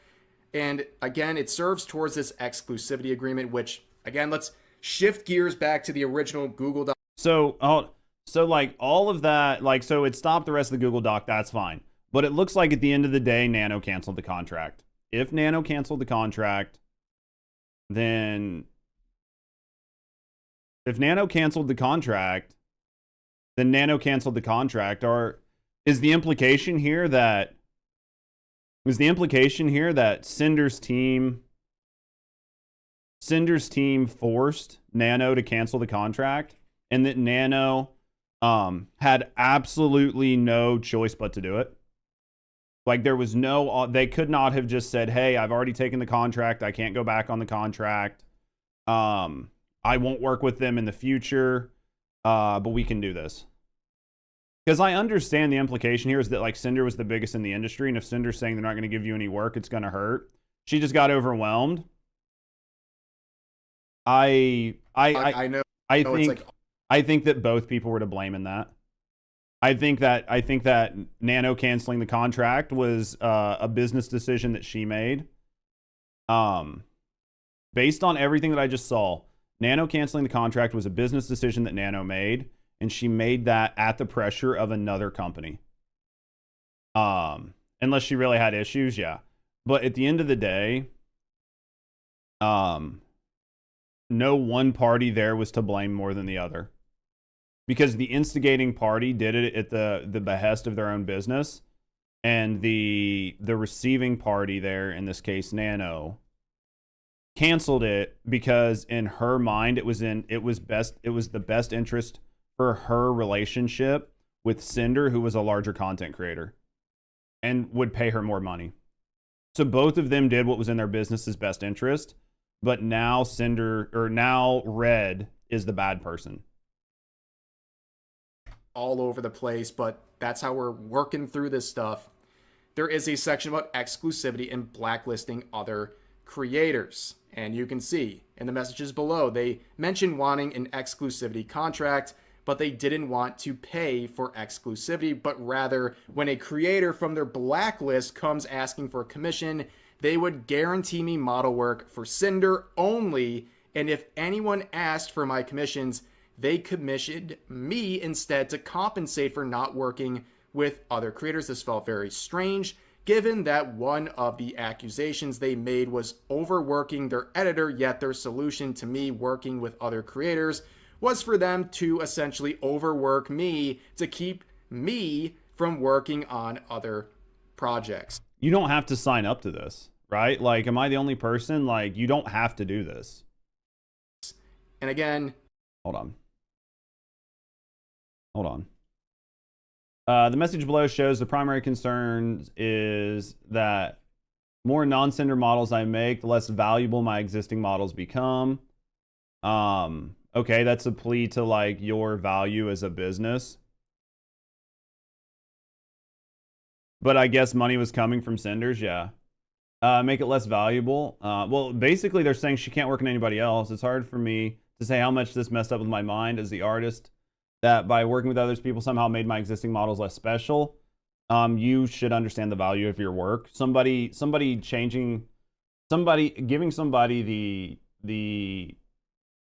the power to change your perspective is your problem. Following screenshot of them setting up the blacklist, saying I'm not allowed to work with any new clients on any new outfits for VTubers. Cinder somehow will be less special. Screenshot. The idea of my work for an artist being devalued is insane and hurtful. I realized what taking a deal with them would really mean for both my workload and my mental health, and I backed out. Okay. So they end up backing out, which is fine. She did say she had some like mental health issues or something. Yeah. I mean, most people do that work in these industries. I mean, like having all this context up top before I get into like the back and forth helps, because she shouldn't have taken the exclusivity deal. If the exclusivity deal was just, if anybody asks you for a commission, then you come to us and we'll commission you to do something different. And not like paying them for exclusivity was a terrible deal. Was an absolute terrible deal, because you've effectively just maintained your level of work, but you gained nothing out of it. From working on other projects. Yeah, definitely was not a good deal. Yes, the irony is pretty palpable here, but again, referring to some of the stuff down here, the pressure that they're trying to line up over this whole exclusivity thing is crazy. You also see one of our concerns is that more nano babies means nano models don't have the same value anymore. So, in case you don't know what the nano babies things means, it basically giving up means who their potential clients one of are. the Exactly. models she created. Exactly, because they would have had to have went and told Cinder they got an option for a commission, and then Cinder would have asked, well, who was the commission for? And Cinder would have had inside tracks on who was getting ready to do debuts. And debuts are like a really big thing in the VTuber community, from what I understand. So if you know when people are going to do debuts and you can actively like target them either positively and negatively, it can be really huge for you. Because like if you know somebody's debuting well before their community does, you can target them and try to either like befriend them to try to be a part of like their community for their debut, to try to cannibalize their audience, or you can go out of your way to try to fucking squash them or knock their commissions. That's dirty. It's business.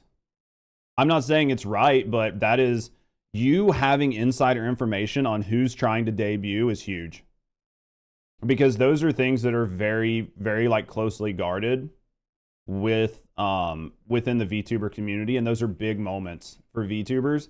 And if you have the insider knowledge from one of the biggest like artists in the industry, you can use that knowledge in a way that nobody else can.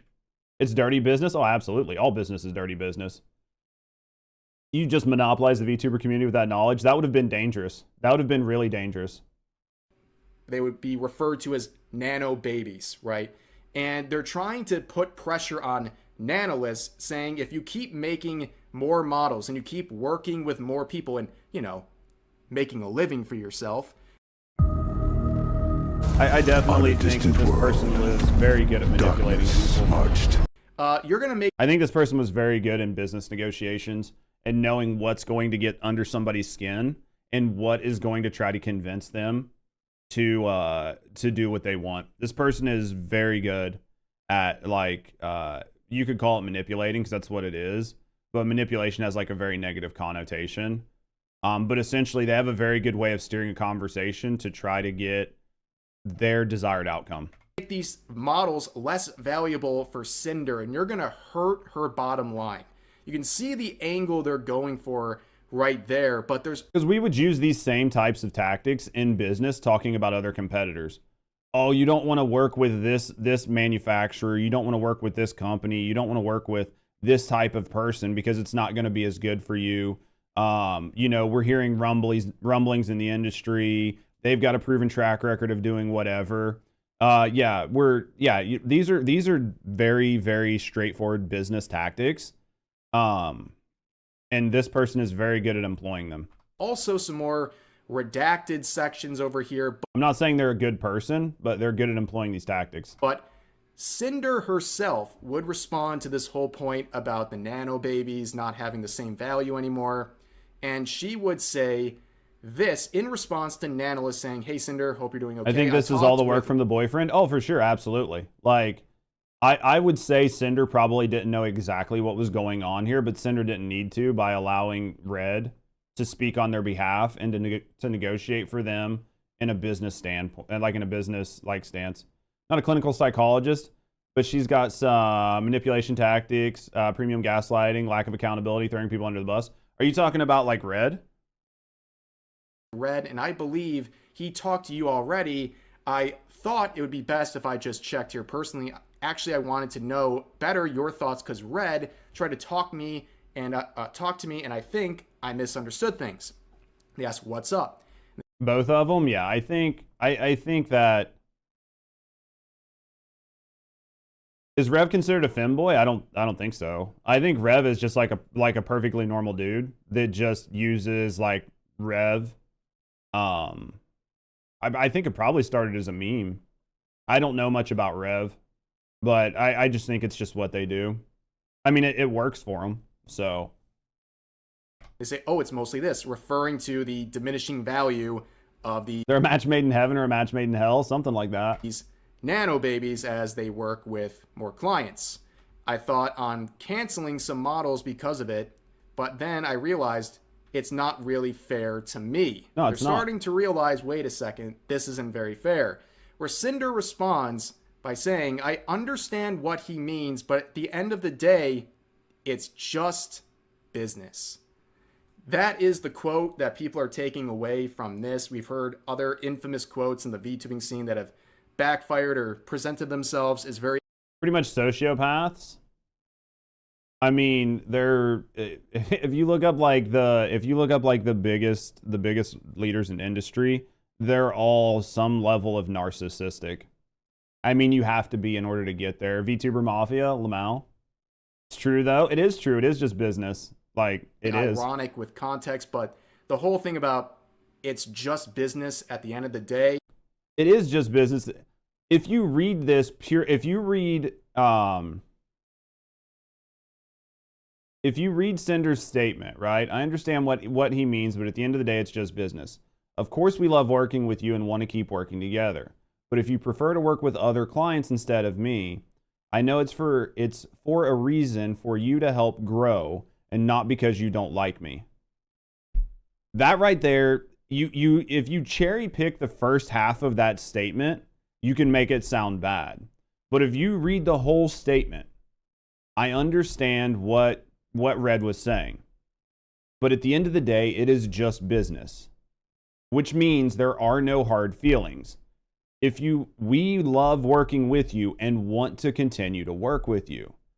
But if you want to work with other clients and you think that that's going to help you grow, we understand that, we meaning Sinder. And the implication here, if you read between the lines, is I know it's for reasons to help you grow and not because you don't like me. That whole statement is not a bad statement. If you read it in its entirety.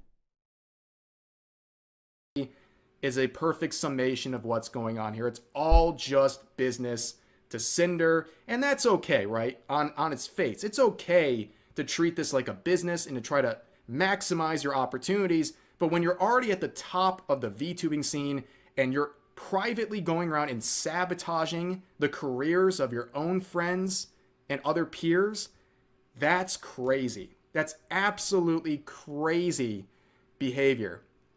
Now, let's go back to this right here. You're seeing some more redacted names. Don't work with blank ever again.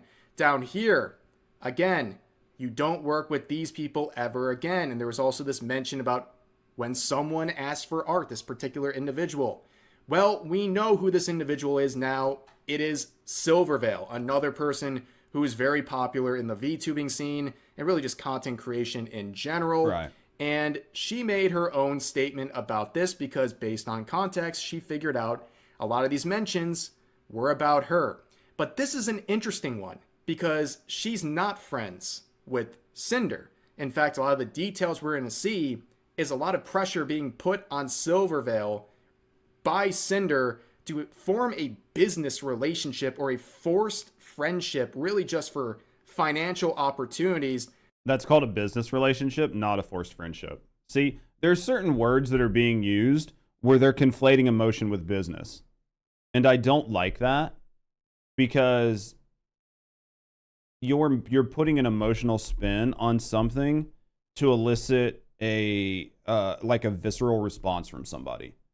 So if like Cinder or Silver was putting pressure on the other person to try to form a business relationship to try to benefit one or both members, that is a business that is like trying to form a business relationship, trying to form like a partnership, if you will, right? Like fucking Pepsi partners with Britney Spears to like promote Pepsi. Like your goal there is that both people benefit in some way. That doesn't mean that at the end of the day that Pepsi and Britney Spears are friends. It's not hard to use emotion in business. It's not. It's used a lot. It is because people are emotional. And emotions elicit responses way more than like leaning on somebody's ability to reason.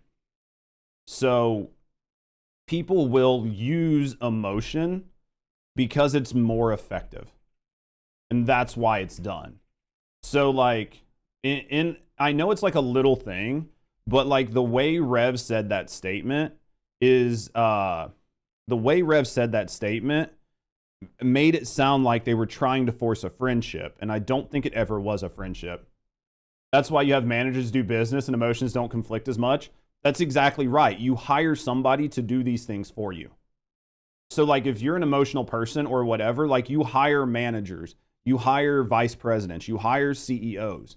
It is those people's job to think critically and without emotion. Yeah, someone else has to be the bad guy. I mean, that's what you do though. That's why you hire these people at these like top levels. Like again, remove the VTuber aspect and just look at it as business. Like, you know, companies do whatever they can to pad the bottom line, even if that means hurting their consumers or hurting the general public. Now, you can say that that is wrong, and I'm not saying that it's not, but these people are paid to do that. Business and pleasure. Yep. But that's what those people are paid for, right? The problem with like content creation is your CEOs and your tops of the company are out there for everybody to see. And it really, like, you're taking people who might not have the business wherewithal to understand what's actually happening, and putting them out there to see it, or putting it out there for the world to see. And people just can't deal with it. Like, people just can't deal with it. That leaves Silvervale uncomfortable and constantly rejecting Cinder and her ideas regarding those things I just mentioned. I don't know if that makes sense to you guys, but the intro I mean, that's why you do Silvervale. it. That's why you don't take somebody that's hyper emotional and put them in charge of like a Fortune 500 or a Fortune 100 or a Fortune 50 company. You want somebody that's going to weigh the pros and cons and then make a decision that's going to benefit the company. That's who you hire for that job. saying her intention is to give herself closure of these events that personally affected her. I debated if I wanted to even say anything after being asked if I wanted my name in the original document censored, as the situation is much bigger than just my personal experience. However, after finding out how wide and extensive the transgressions were, I feel the need to give clarity to my situation and how I was personally affected. I want to note, as others have, that a majority of the messages are from redacted Cinder's manager. I find it impossible that he acted solely on his own intentions without Cinder's knowledge or consent, given the extent to which he has represented her publicly and professionally. And she talks about some of these situations involving things we've already talked about. But the big part here, Albion Online is a sandbox MMORPG in which you write your own story. Is now the reveal that this exclusivity agreement not only targeted Bao and this censored name, but also Silver. And then directly mentions Silvervale down here, saying if Silver ever asks for art, you tell her no, and then we'll buy you another piece of art. Like I said, literally burning their own money just to make sure Silvervale doesn't have an opportunity. You write your own story? Absolutely. The winner always tells the story, right? Like, especially when it comes to hero. Like, when it comes to history, the winner of the war tells the story, right? Opportunity to work with this artist. Pretty wild stuff. But of course, we look through everything and it's getting pretty unhinged. So, down here we see Sinder making a claim that we'll see repeated multiple times.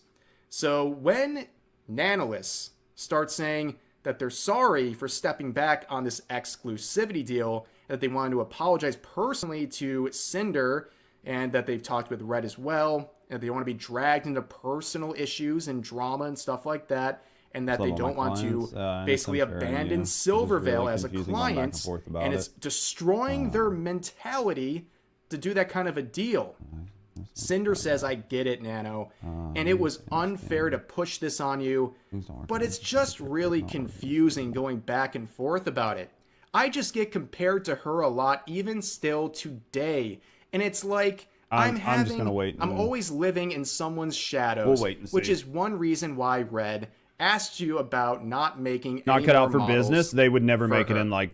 So you can see that this comparison, you know what I mean, like a standard to Silvervale business is just living rent free in her mind. Could not do also, just speaking casually here, like I don't really get the connection that much. The funny part is Cinder looked up to Silvervale.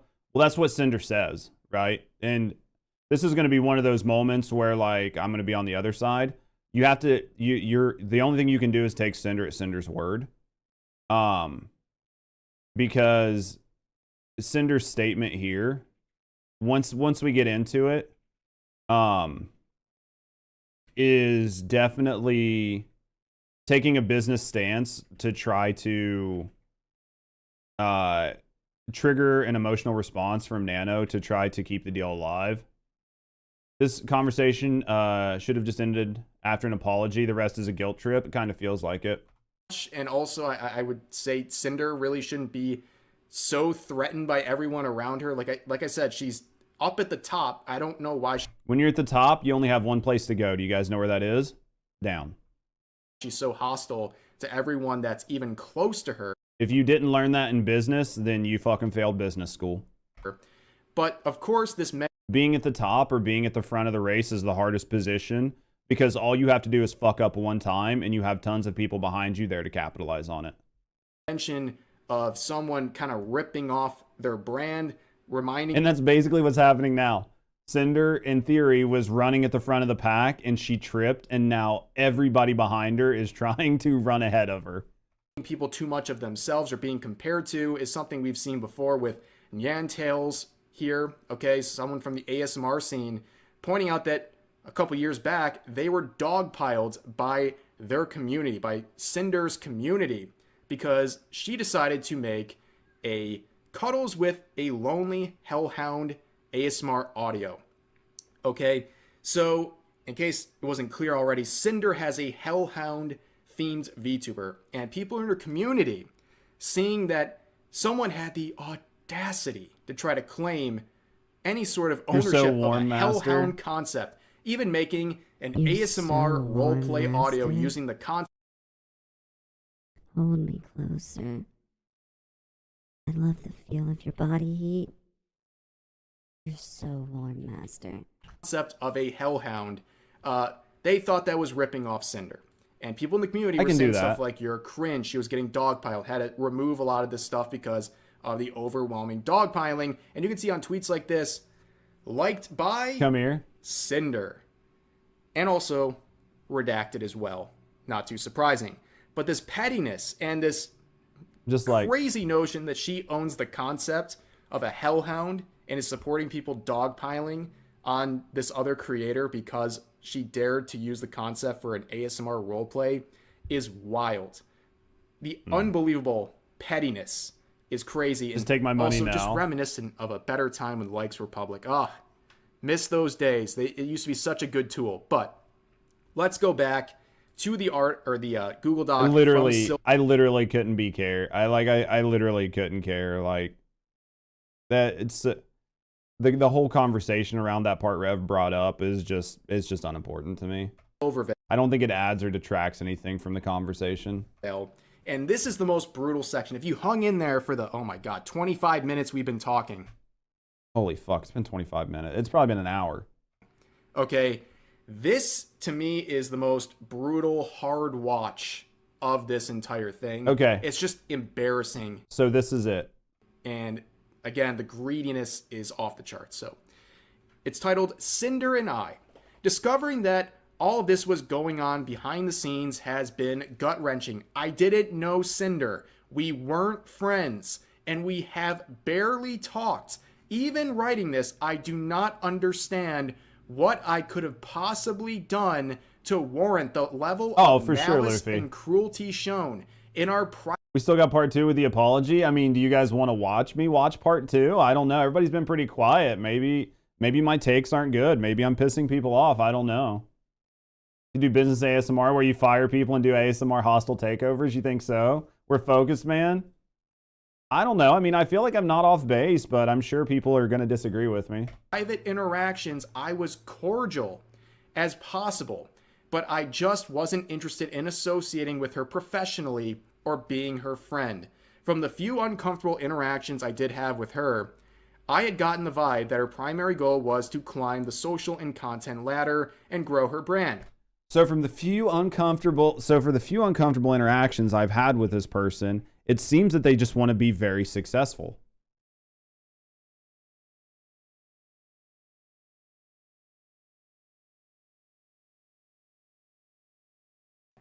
She goes on to say, like, okay, if you want to do that, that's fine, but I just don't. I know this is Silvervale talking about how she, like, the interaction she's had with Sinder, that she's gotten the vibe that Cinder's goal was to climb the social and content ladder and grow her brand. There's been no interaction. It's scummy, but people do it and it works all the time. Obviously it works. Cinder was at the top. I mean, you can like or hate what happened, but it fucking worked. And you know why it worked? Because it was standard business practice in highly competitive top-end companies where people are making, these are multi-fucking millionaires. This isn't like your fucking buddy who's working at like 7-Eleven. Like, these people and the amount of money and shit they're dealing with is insane. Like, this isn't some ma and pa business. These are people making dozens or hundreds of millions of dollars. Like, these are the types of things you see in big business. Like, I understand that this is hard for some people to deal with. But you're not dealing with some like little $50 argument that you just squashed a friendship over. You're somebody that's making millions of dollars a year and you don't want to lose that.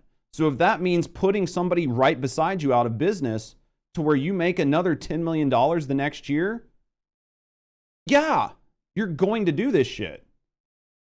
And like in the like the sentence that's, and we'll see what Silvervale says. Like, I'm not shitting on Silvervale, but like what Silvervale said here is just like a very serious, like you met somebody and they seem like a highly motivated individual that wants to be at the top of an industry. You would hope that that is the type of person that you just met. Cracked view egg situation, yeah. What's up, Sprint? What do you mean, nope? Hey guys, what's happening? We're just watching some VTuber drama before I start gaming. Some people forget money and greed will make you do the craziest things, especially when you're talking about this much money. Business school? Z, I'm sorry, are you hating this? You hating me like taking you to school? I mean, these are things that you would learn in high-level negotiations. And like being able to do this, like you would hope, like you would hope that if you had a meeting with Elon Musk, if you had a meeting with Elon Musk, and you were talking business, it's a sub. Luffy, thank you for the resub, mate. I appreciate you. Smile 50 just subscribed. I appreciate you, mate. Thank you very much for the resub. Thank you for the support. Thank you for supporting me and thank you for supporting the channel.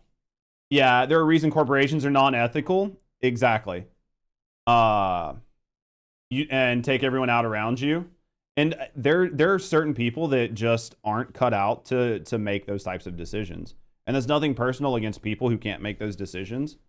But to my point, if you met Elon Musk and you were talking about a business deal around electric cars, and you did not walk away from that conversation saying, from the few interactions I did have with Elon Musk, I had gotten the vibe that his primary goal was to climb the industrial and electric vehicle ladder and grow their brand. Would you not want to hear him say that? Like, would you not want to have that takeaway if you were getting ready to be in a business deal with Elon Musk? I would. That is the exact, I would want to walk away from that meeting going, this dude wants this. Like this dude is here. Like this man is in the shit. That's who I want as my business partner. You majored in business. So do you understand what I'm saying then, Z, right? Like all of this is making sense as somebody who majored in business, right? Honestly, this stuff is mild. There are things going on behind the scenes at high-level businesses, especially overseas. Average person would faint. Oh, fuck yeah. Yeah, you start dealing with like international business and like what they're doing in sweatshops and like people fucking dying in India, being locked in warehouses and shit, just so you can have your iPhone and then sit there and be like, on your iPhone, like texting and being like, God, Sinder's such a piece of shit. I can't believe they're so immoral. On your fucking iPhone that was made with fucking child sweatshop labor. No, yeah, no, I agree though. Just because it makes sense doesn't make it right. And that's where you have issues with like industry and morality.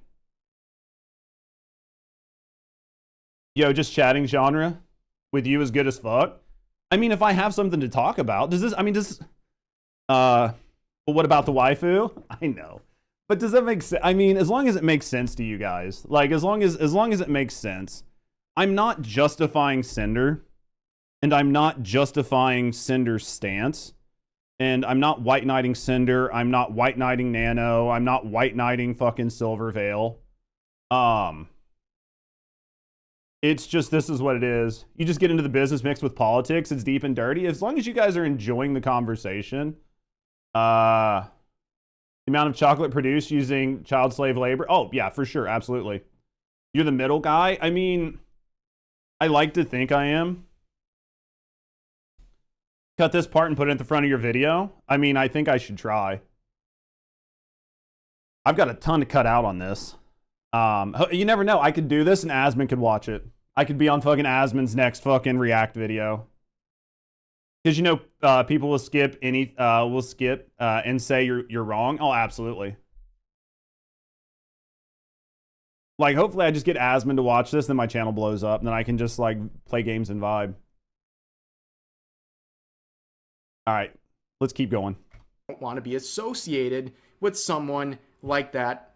Call Asmon a judge, baby. We'll take it. You just go to Asmon's Reddit, post this video, and tag him. At all. Just trying to pretend to be a friend for the purposes of growing their brand. So then we get this screenshot saying the only time I had actually talked to her directly was during my meet and greets at TwitchCon 2023. I had just finished my meet and greet, and as I was wrapping up, she walked directly to the screen to meet me and had someone else take a picture of us together. I was not informed of this picture or asked permission for it, and only knew about it once I saw it on Twitter later on. And you can see Sinder cosplaying her own character, talking to Silvervale on the meet and greet, the virtual meet and greet, and she captioned it, "Stop by to say hi after my meets, Wolf Girls." Is the girl model the dude? What do you mean? So this is so unimportant. Like, somebody took a picture and that, like, yeah, this kind of shit happens all the time, and I guarantee there's probably 100 other pictures and selfies of people taken standing in front of Silvervale at some sort of like meet and greet like this that didn't catch any heat. Wait, is this an issue? That's what they're saying. Like, trying to imply like they're united and they're in this together, even though this was the first conversation they ever had. It's like a very lame attempt to present this fake friendship or a fake mutual respect here, and to somehow maybe try to gain some of her community as a result. I chose Wix for my business because of its massive scope for functionality and very. So in this whole thing is just whatever. I don't really care, but I'm going to say that and people are going to be like, well, you say you don't really care, but then you talk about it. So obviously you care. No, I don't. I'm just trying to qualify things. This one was a bit random. It's a lot random. Also, Silvervale is not atted. Like, they didn't at Silvervale and be like besties or anything like that. They just took a picture and the implication that they're both wolf VTubers or like whatever, ear VTuber, whatever. I don't fucking care. But like the implication there is like, this is something that is so inconsequential that you can create a narrative around it, or you can just take it at face value. You think you heard of that? Yeah, there was a virtual, was this at the virtual meet and greet? Yeah, in 2023 is what they were saying. Strange stuff. And you can see later on there'd be more discussions. I believe this is Silvervale's manager saying, also, Sinder really loved meeting you and wanted to collab, so I told her I'd let you know, and I... Hold on, so why is the name cut off? So every other time we know exactly who's talking. Why is the name cut off here? Every other time, like if this was red, why don't we see red? Right? Like, I know, but it's just a little thing, right? Like, why wouldn't you have Red's name there? I'm assuming that that's not Red. I'm assuming that that's her mythic. I'm assuming that's her mythic manager. Yeah, that was exactly what I was getting ready to say. I'm assuming that that's not actually Red, and that was her mythic. That was her mythic talent manager, and not actually Red. Is it you? It's not me, but I'm almost 100% positive I know who that would have been. I could throw you guys in a name drop. No, because it's not. They don't work at Mythic anymore. If it's who I think it is, they don't work at Mythic anymore. Group chat. If you're interested, Silvervale would say, "Hello, I appreciate the sentiment, but I don't prefer collabs." And the manager says, "No worries. I hope you're having a good weekend." And Silvervale says, "Aw, thanks. Still busy with a lot of IRL stuff. Sorry for not being interested in collabs. I just like to do my own thing, but I'm always open to messages, yada, yada, yada." So then after that, Sinder would then reach out directly to Silvervale. Yeah, why wouldn't you? Why wouldn't you? So my manager reaches out on my behalf. And my manager didn't reach out to Silver's manager.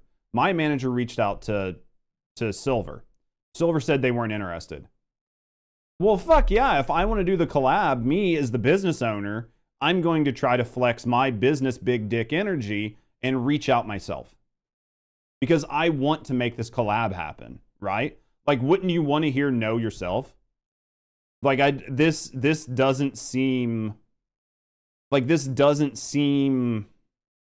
like scummy or anything. This seems like a normal sense of progression when you're told no in business and you want to make something happen. You would continue to pursue this until you're told no multiple times. And have this private DM saying, "Hi Silver, sorry for getting back to you late. I've been super sick from TwitchCon, yada yada yada.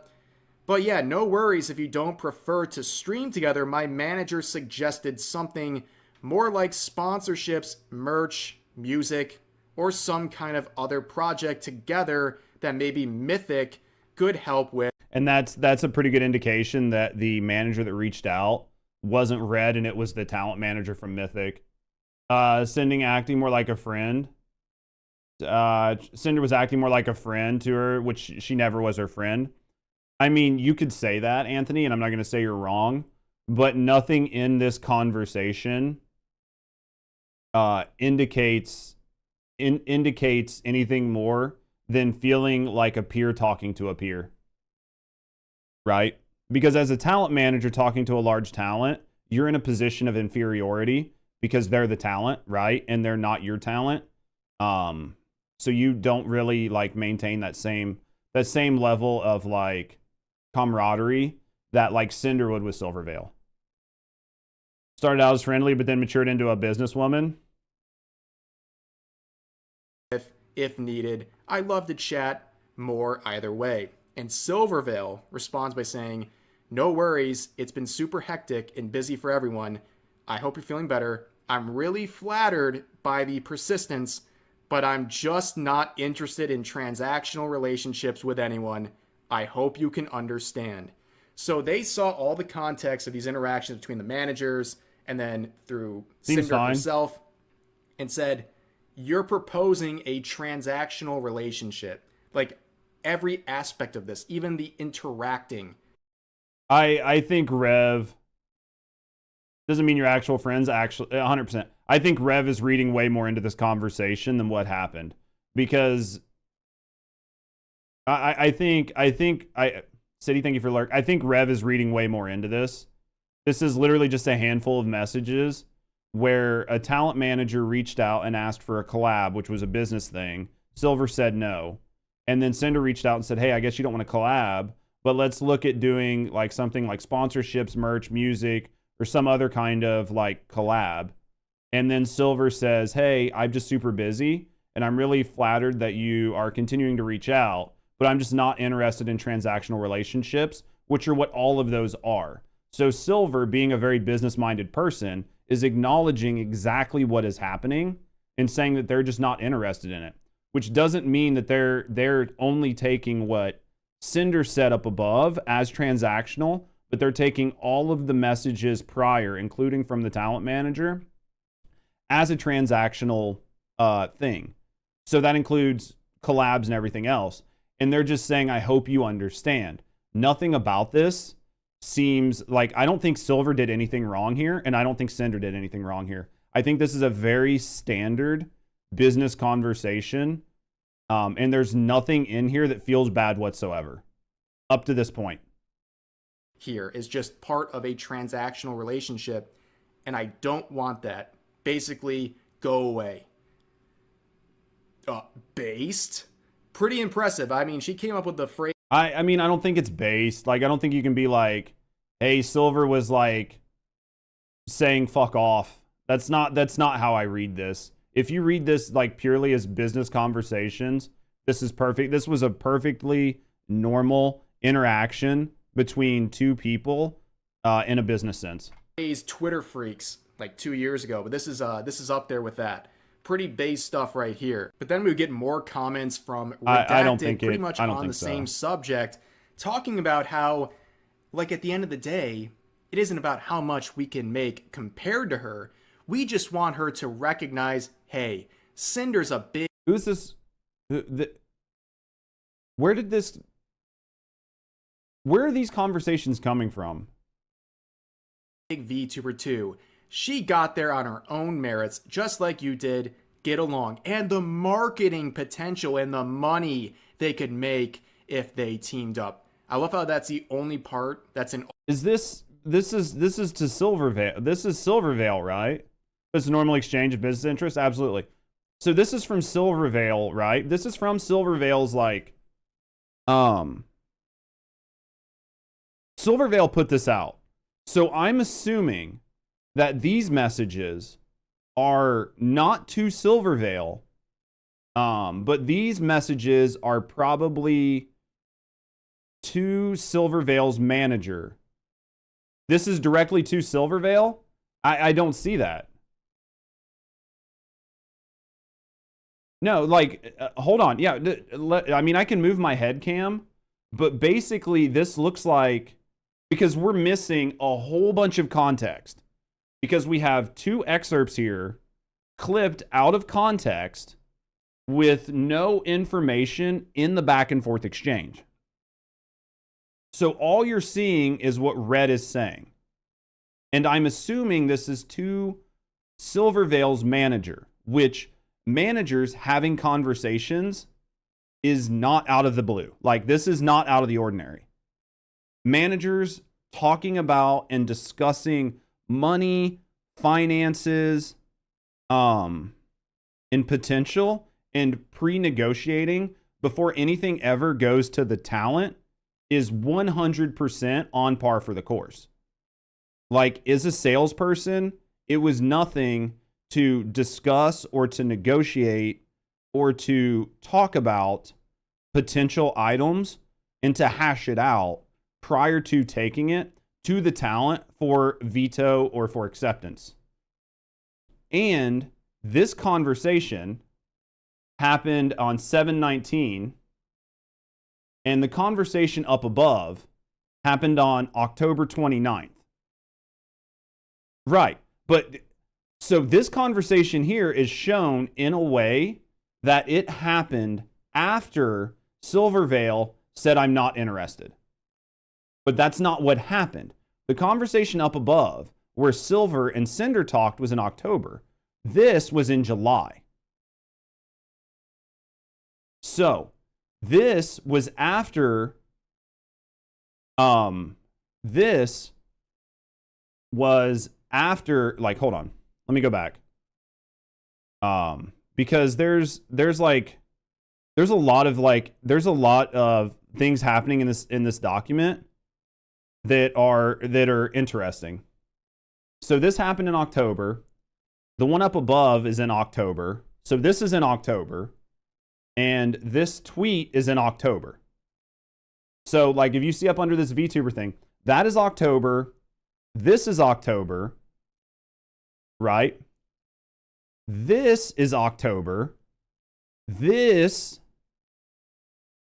down here is in July.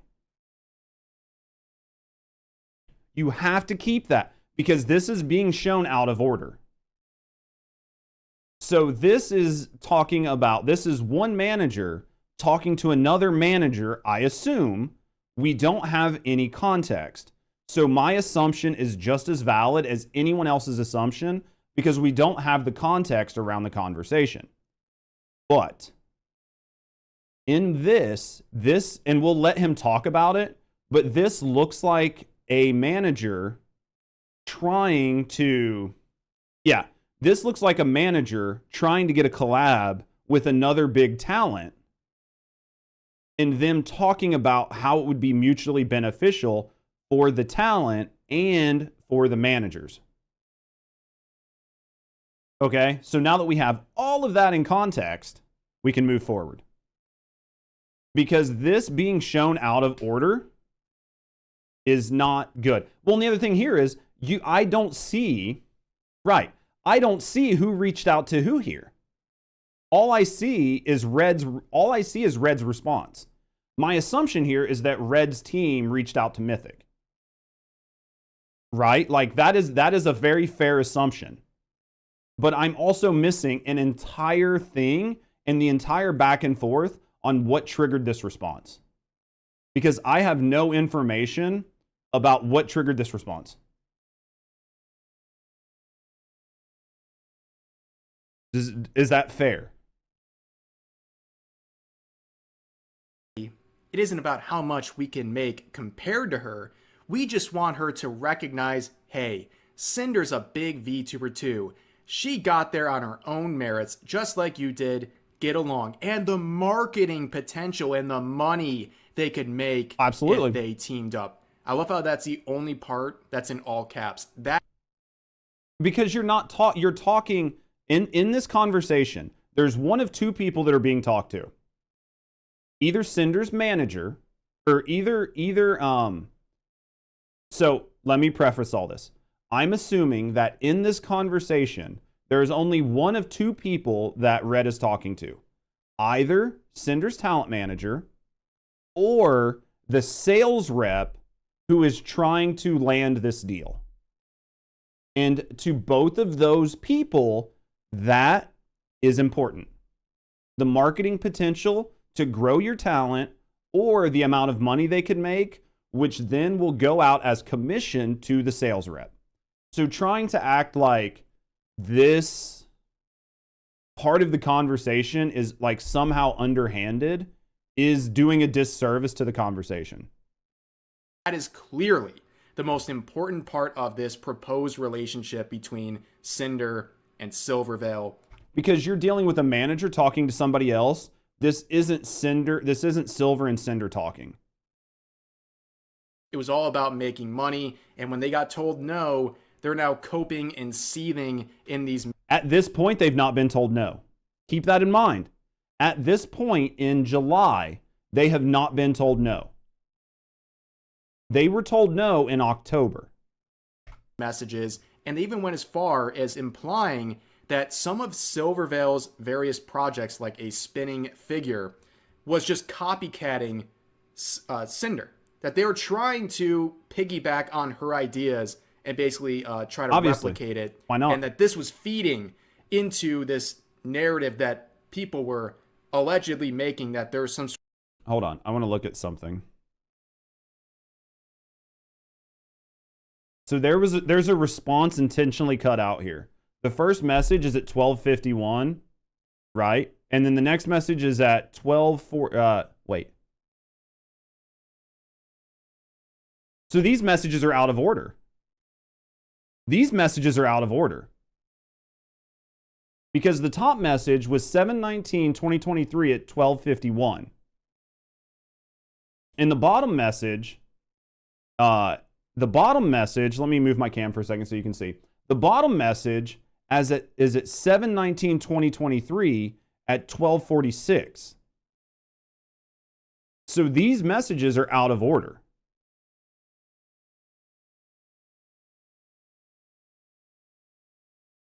I don't know how much bearing it has, but all of these messages are out of order. And that this was feeding. So I think it's more likely wanting her to recognize Cinder, even though it literally doesn't matter. I feel like there's an unspoken competition between them. Like they need to one-up each other because Silver can't get along. But I also understand her point of view. What point of view? What conversation was happening? What conversation triggered you to say that? A new VTuber who people say looks, sounds, and acts like you becomes just as successful as you in a year. If she didn't recognize Cinder as her equal or a friend, then it would be like she's endorsing her copy. So they share a lot of the same audience too. If they're tweets, this is a Discord messages. These are Discord DMs. So this happened that they share a lot of the same audience. And then something else was said in between here. Right? So this whole thing was talking about how they're similar and comparable and how people can compare them and how they have like a shared audience. And then at the top, so it was probably talking about some sort of collab. We have no idea. And then Red says, like, at the end of the day, this isn't about how much we can make compared to her. We just want to be recognized as, hey, Cinder's a big VTuber too. She's got there on her own merits, just like you did. Get along. And then the money they could make, what up, naked guy? And then the money they could make if they teamed up is insane. I just know anything we do, she's watching and she will take from or try to outdo. you know, the spinning figure that we have on Steam, Silver's figure was announced on Wednesday. No spinning figure. Sinder debuts Saturday. Everyone hears about it, figures out the announcement right next to it. Silver stream yesterday. First thing since Sinder statement, guess what? She has a spinning figure with figure next to it. Like this, there's a conversation happening here that you just don't, there's just you're just not privy to. So all of this needs to be thrown out. This entire conversation has to be thrown out. Gonna lurk, yo, I appreciate you, Nick. Yeah. People are associating the two together. So she's trying to collab with her, make Silver say that she's made it on her own, and she's not on the same level as Cinder's. Yeah, would be in order. Yeah, I'm saying something was cut out. There's a bunch of context we're not missing, and the whole conversation is missing a lack of context. Sounds like jealousy from Cinder's. It sounds like Red. Yeah, you could say that. I could say like not from Cinder's but from Red. Basically we don't know what the conversation was. So that's the problem. We don't know if this was an unprompted response and Red just reached out and was like, "Hey, notice me, senpai." And then her talent manager was just like, "No." Or what? Everybody's going over the drama basically. But we don't know what happened. And then all we see is Red's response, which is like him saying they want to be recognized. And then we see where what he backs that up, where he backs all of this up with, is it implies that he was saying Cinder had a spinning figure first, and that a couple days later, Silver had one. All the reaction to drama, so much free advertising? Absolutely. But this whole thing is a mess in the way it's cut up and put on Silver's thing. And then with Rev trying to make it sound, with the way that it sounds, not with Rev making it sound like that, but with the way the conversation is unfolded and the way that the narrative has been drowned out or the way the narrative has been presented, this happened after everything else. Yeah, the cut up message is like 5 minutes apart. This is a reaction to a reaction to a reaction. That's what we're trying for, Ryden. Almost like it's engineered as a collab. But he's a businessman using manipulation at his finest. Yeah. But do you see what I mean? And then this being shown at the bottom without a clear indication that it happened prior helps to drive a specific narrative. Because this happened before everything else we saw. Is what's the internet? Yeah. I have to have something to do, guys. I gotta have something to do today. And it's driving them crazy. And they want Silverveil to recognize Cinder and that they feel there's an unspoken competition. Remember, it's not unspoken. There's a competition. At this point, Silverveil pretty much doesn't even know who Cinder is and when there was a proposed set of interactions. Because there was not a proposed set of interactions at this time. Because of the timestamps. This all happened before everything we've just seen up above. And there is an unspoken competition. It's the internet, your streamers. You're in competition with everybody. They pretty much said, "Go away. I don't want this transactional relationship." So in this right here, I don't think Rev's doing anything like intentionally deceptive. I just don't think that Rev caught the timestamp difference. Because the timestamp difference would have changed this whole conversation. At least this part of it. I don't know why Silverveil just like completely mind broke these two people, but yeah, the proof is there. And of course, as a result of all this, it gets pretty unfortunate because then, through this whole exclusivity issue, Silverveil lost out on a model commission from Nanolith. And that is the whole issue here because this was something she was looking forward to, and it was taken away from her because Cinder and Redacted didn't want her to have the benefit of working with Nanolith because they knew it was a good career. As a VTuber, you have no idea who these people are. You should get to know them, Wordu. Like, what I can tell you is, like, as a content creator, like a little bit of, like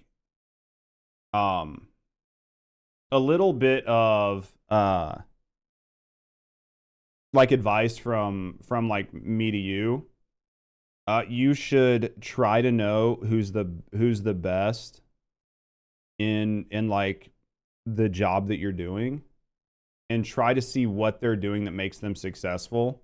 You're a minnow in the ocean, for sure, but even a minnow can watch a whale swim by and one day dream to be a minnow, or one day dream to be a whale, right? What I would say is, it doesn't hurt in general to see what people that are hyper successful are doing. And I'm not saying you need to copy them, but you can like take a page from their book and look at it compared to what you do. If your goal, right, is growth, like if your goal is to like grow exponentially, and your goal isn't to just enjoy streaming, because there's two different reasons to stream, right? But if your goal is like growth, like long-term growth, looking at successful people and successful companies and trying to understand what they're doing that's different than you, can treat it as inspiration. Exactly. And these people are the biggest in the industry in VTubers. Opportunity for her, or at least something special to her community. This whole thing is a complete and utter mess. I mean, is it a mess? Yes. Is it like, could you say that it was like immoral to do this? Absolutely. What up, Sil? Where there's like some really big drama and some people were asking my opinion on it. So I was like, fuck it, we'll watch it, we'll weigh in. But at the end of the day, it's business. And I know they're like, well, it's business is like a phrase and it's becoming a meme. But if you act like it's anything other than business, then you're just deceiving yourself. But anyways, and I'm sure like if I do end up putting this on YouTube as a react video, people are going to watch it and be like, that Judge dude, he's fucking toxic. Like he views things as business. He'll never get anywhere in the industry. Be careful of Judge. He's going to view every interaction with you as transactional, blah, blah, blah. I'm not defending what Sinder did. But if you can't understand it and you're just going to stand on your laurels and like grandstand and take the moral high ground and try to say, based on an emotional feeling or reaction, that they were absolutely in the wrong and that it is indefensible and there's no reason to ever do it, you don't understand business. VTubing is your byproduct, so mine one at that, but I like much of anything is growing in business space. Oh, absolutely. They're just going to send you to the coal mine. I mean, it happens.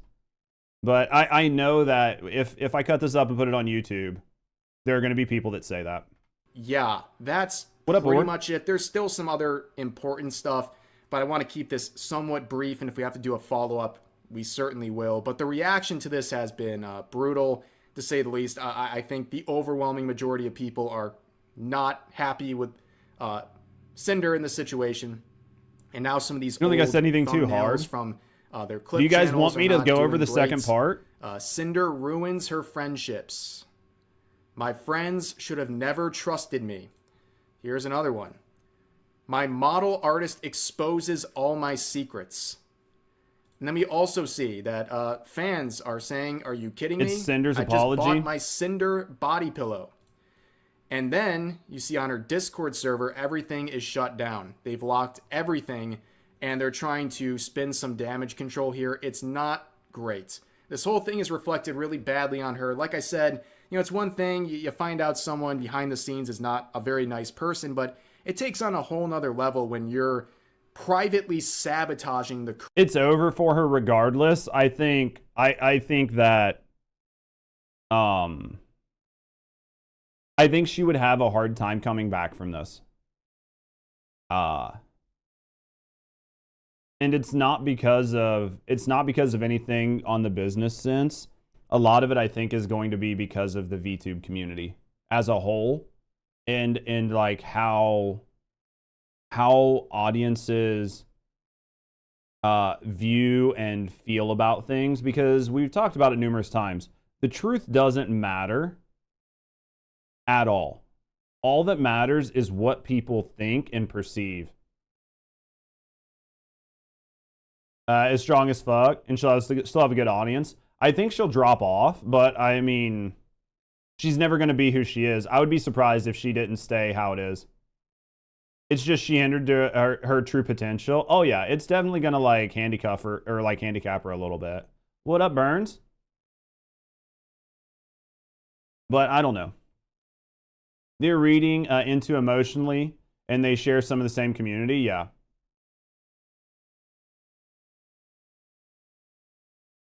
Yeah. I think that. I mean, I think it makes for great drama. I think it makes for great drama.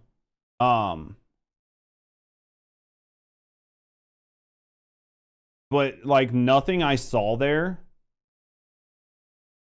would is this the whole Sinder bow drama? Yeah. Nothing I saw there from a nothing I saw there from a business standpoint shocked me. Because all I saw, so I'm going to give you a rundown. It's going to be a really, really quick rundown. Nothing I saw there surprised me from a business sense. The biggest issues that were shown were between Sinder and the artist, and Sinder and the and Silvervale, and one person that weighed in and said Sinder was a piece of shit because she cheated on her boyfriend. So those were the people that seemingly were affected.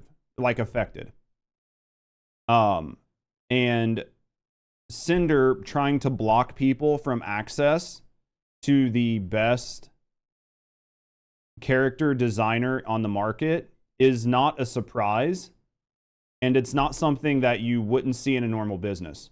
Like if you knew somebody was the best at producing something and you and your competitor were using it, and you could reach out to that person or that company and say, hey, stop buying from or stop selling your components of whatever to our competitor. We'll buy everything. Now, I think that from a secondary business, you would never want to do that, right? Like if you were the person that was approached with that, you would say, I don't want to put all my eggs in one basket because that's dangerous. And if something happens with that segment of my business, I will shut my doors. So you would never want to do that. And I think that the artist made the right call in not doing that. But I don't think that Red was in the wrong for trying to shut that down. For Sinder, like cheating on Red, that's a personal issue, and that's something they have to resolve. And then for like the Silvervale like Sinder thing, half of that conversation was out of order, and we were missing key parts of context that didn't give us the full scope and brevity of everything that had happened. But from all of the interactions that I had seen, it was a very straightforward business interaction between everybody involved. And it wasn't that bad of it. There wasn't anything in there that was too bad. But I could see where Silvervale could claim that obviously their competitor was trying to limit their access to resources, and because of that, they're kind of shitty and salty about it, and I think anybody would be in business. As everyone needs a villain? Absolutely. We can have friends in business, but we still define them as business interactions, sign contracts? Absolutely. So what about the friendship POV? I mean, the only time that it really ever showed anything about like Sinder and other people was when it came to her trying to block people from access to like a VTuber artist. And of the two names we knew, one of them was a direct competitor to Sinder and not necessarily a friend. And to be fair, like let me look at something. I want to look at something. Let me look at something. I really want to look at something before I go on.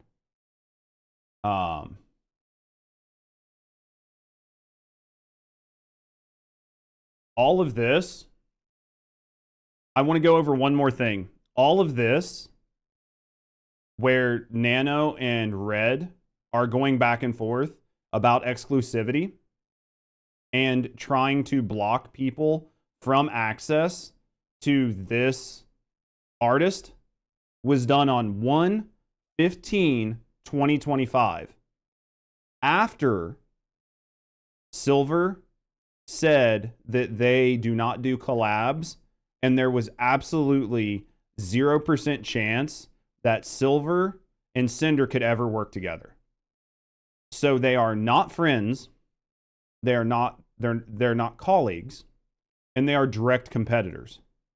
So if you have a chance to block your direct competitor from access to a high quality item, you should probably take that in business.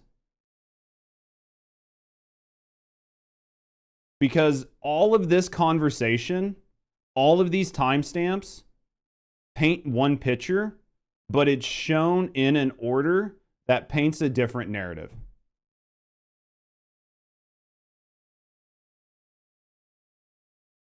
I'm not saying that Cinder's a good person, and I'm not saying that I'm not saying any of that, but a lot of these conversations are scripted in a way to create a narrative. YouTuber title should have been a businessman reacting to VTuber drama. So, but do you see how now that we've went through all of this, like we've reviewed all of it, and there are glaring issues in here with the way things are clipped and cut, and we don't have access to a full conversation. Like right here, like we don't know what was said between Red and Nano to get down to here. Like we have no idea, because this bottom one was 1/15/2025 at 8:42. And the message up here is 1/15/2025 at 8:34. Cinder should have probably taken no as an answer and moved on, because she didn't know what no meant. Cinder did take no as an answer. Cinder did take no as an answer. When it came to the collab with Silver, Cinder took no as an answer. You could have VTuber on your podcast, but it was an ego thing. Like, you can't tell me no. But there's a whole bunch of here that we're missing. That's my view, guys. So you guys can tell me I'm wrong. But I think that there is a narrative being created. And I think that what Cinder should have done was nothing. I think Cinder should have acted like nothing happened. Like she should have just completely glazed over it. And then had people just constantly coming at her, which would have been hard to deal with. But at the end of the day, coming into this in a very loaded situation wasn't good. You've only seen bits and parts of them. Yeah. I think that you could have taken a page out of a lot of other people and just said, I'm just not going to deal with this. But she's a VTuber scene, so it's hard not to say anything. But you could have, like, what I just did, Cinder could have done. Business needs to change, yeah. Exactly, Wordu. There was months of time between all of this. You could have literally looked at all of this stuff, just like I did, and said, hey, all of this is snippets without context, with lines of narrative woven in between, shown out of order. And some of these conversations happen months apart. And if you showed it as it probably transpired, it would have changed the narrative quite a bit. Because everything I've seen in Rev's video here, all of the different documents show things in a very specific way, but you could have just not edited this out. Like, you have a conversation from here to here, but you have intentionally removed a message. So you have you have removed whatever elicited this response. And if it showed you in an unflattering light, it still needed to be there. But in doing that, it makes it very hard to tell exactly what happened. Anytime you see a conversation where there are interesting parts missing, there's a very good chance that you're missing something. And you could say, well, Judge, there's absolutely nothing missing there, and it was just the way they screenshotted it out of their Discord. And that could be true. But if you're trying to lend credibility to a conversation, this should have had part of this sentence shown there to show that there was no break in the messaging. Right? Because and there's a good chance that didn't happen, Luffy. But because there's a break here, I cannot say that it didn't happen. And you could have easily fixed that by redoing the screenshot and showing the last part of this sentence here on the top of this one, even though you didn't need to read it, but it would have showed continuity in the message. Right? So, I don't know. That's my thought, guys. I don't know. Do you guys... it's a businessman's take. A businessman's take on... we only put the worst context and don't show the rest, and it's out of order. Like, this one isn't, but a lot of the different conversations we saw later on are completely out of order. So if you're going to show conversations, but you're going to show them out of order, then it causes a whole nother problem. Has ever said Rev got these? There's a hint of how many times they've been clipped or edited. These should have been pulled directly from the tweets, and those tweets were live docs that were put up by the content creators themselves or the artists. Split bait? Spitballing? Oh, yeah. Did pressure most of the time? Oh, yeah.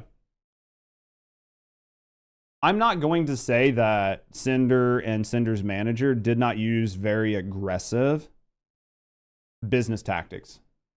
And that some of those could have bordered on being unethical. Especially when it comes to like gaslighting and doing all of those things. But I think that if you're going to be in a position to engage in high-level conversations and high-level negotiations in business, you need to know that those things are going to happen, and you need to have the tools in your toolbox to be able to manage it when it does happen. And if you do not have those tools, then you hire somebody who does. And then when somebody reaches out to you, your number one go-to is, hey, thanks for reaching out. I really appreciate you. I would love to talk to you. But all of these types of conversations go through my management team. Because you are not able to deal with the type of manipulation that comes in business. And it is not a skill set you have. And that doesn't make you a bad person for not having the skill set. It is just a different type of skill set. If you're a super people-y person, super empathetic, super fun, super talkative, you're going to make a great personality. But just because you're a great personality does not mean you're a top-tier negotiator. And you need to be aware of your own shortcomings in business and not put yourself in a position to be run over by somebody who has a skill set that you don't have. No, it's 100% like why people hire lawyers. Not to mention business using specific language you don't know. It's easy to misconstrue a conversation. Absolutely. And these are all text conversations, which carry no level of body language or like enunciation or like subtleties in voice to let you know that something is sarcasm or that something is said in jest or that something is said in a dismissive fashion or that something is said hyper-aggressive. You have no idea. You're only reading it as letters on paper. And then you're taking your emotions and projecting those onto what you're reading. Lawyers keep hella drama for coming out as well. Absolutely. So, I don't know, guys. I know that this isn't my normal content, but I don't have like a dog in the race here. Like I don't have a horse in the race. I don't personally view what Sinder did as good or bad. I have, if you ask me what my stance on it right now, I would say that I have no stance. I think that it was a business relationship between multiple people and that I don't have all of the information to make a business decision. And I would say that when it comes to business decisions, your personal views and opinions don't matter at all. And if you do or don't like somebody, or you think somebody is or isn't a good person, does not matter at all in a business conversation. Cutie, I love you. Give me a kiss. A little bit. Yep. All right, guys. So that's my view. I need to use the bathroom. I need to get something to drink, but that's my view.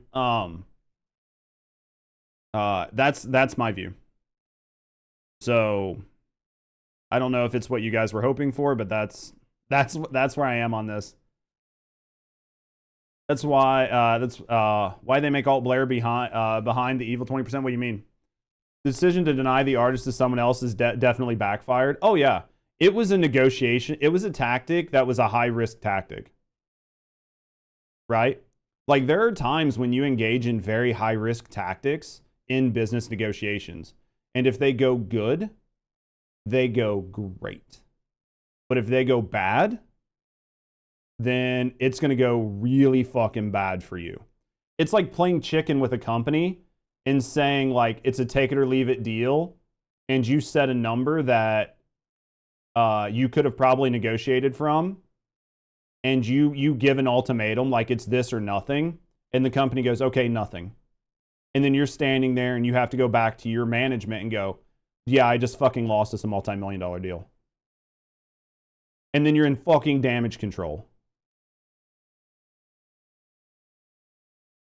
20% drop rate? I hate the 20% drop rate. But yeah, that's my thought on it. That's my thought on it. I mean, there are definitely times where you, in business, you engage in high-risk negotiations, and if they play out, you look like a fucking genius. But if they fail, you could have just lost your job.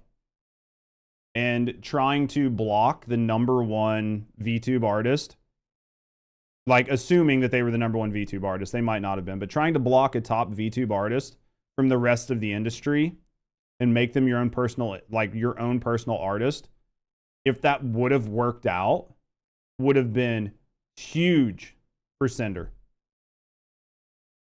But it just didn't. And it didn't. And, you know, the tactics they use then came out.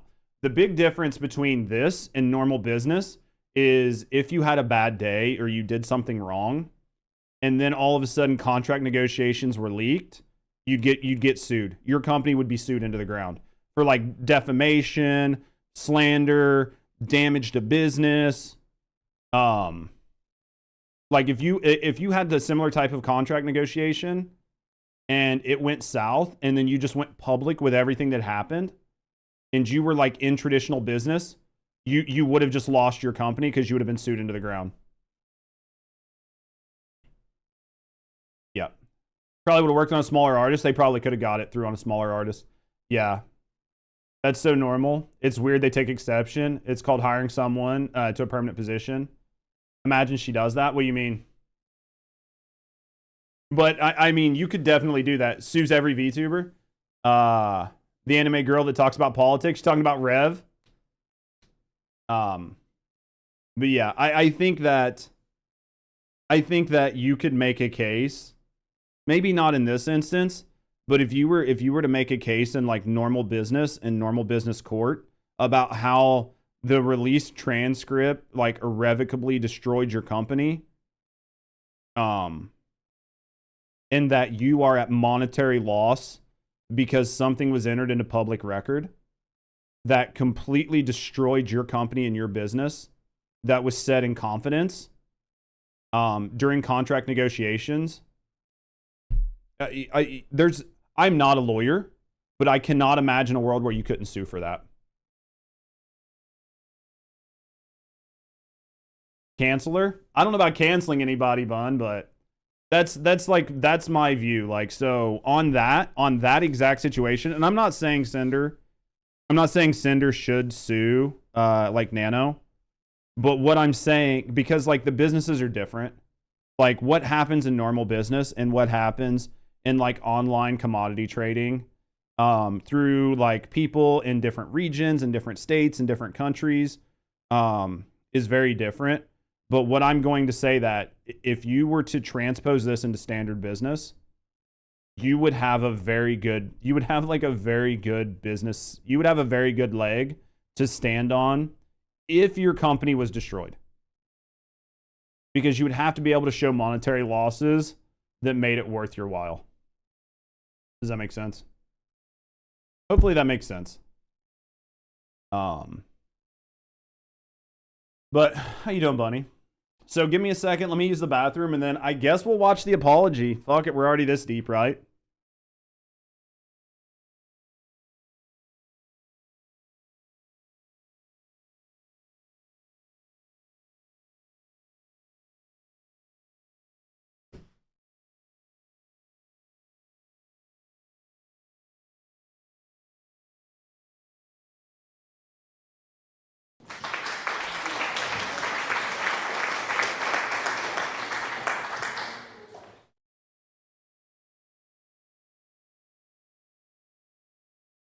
Still got wood in my mouth. I'm cold and wet.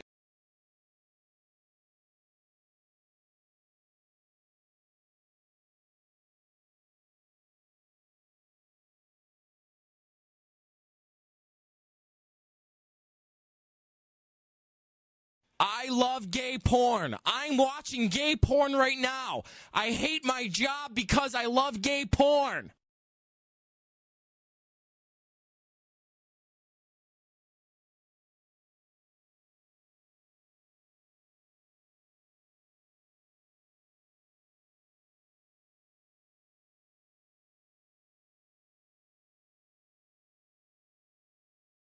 Fuck me. Give it to me. I want it. Yo. Thank you, Cheryl. Hopefully I'm not boring you guys too much.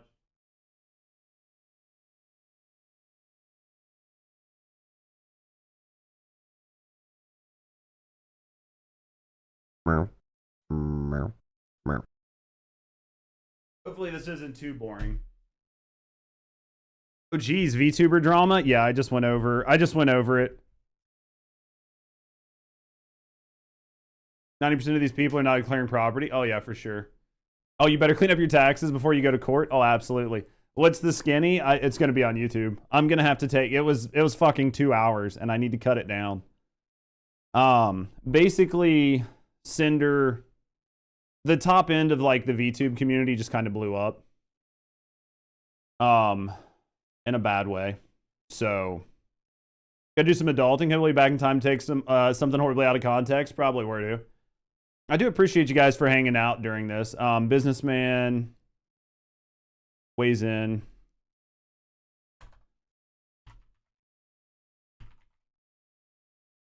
Weighs in on VTuber drama. All right. It's been brewing for a while. Oh, for sure. Absolutely. All right, let's grab this other one. Jesus.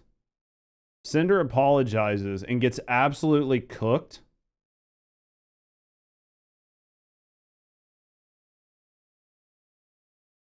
I'm going to try to not make this one take an hour. I just used a chord progression plugin that should probably be illegal. Some music producers will say that it's cheating. Click the button. Hey, what's up, guys? Riff here. All right.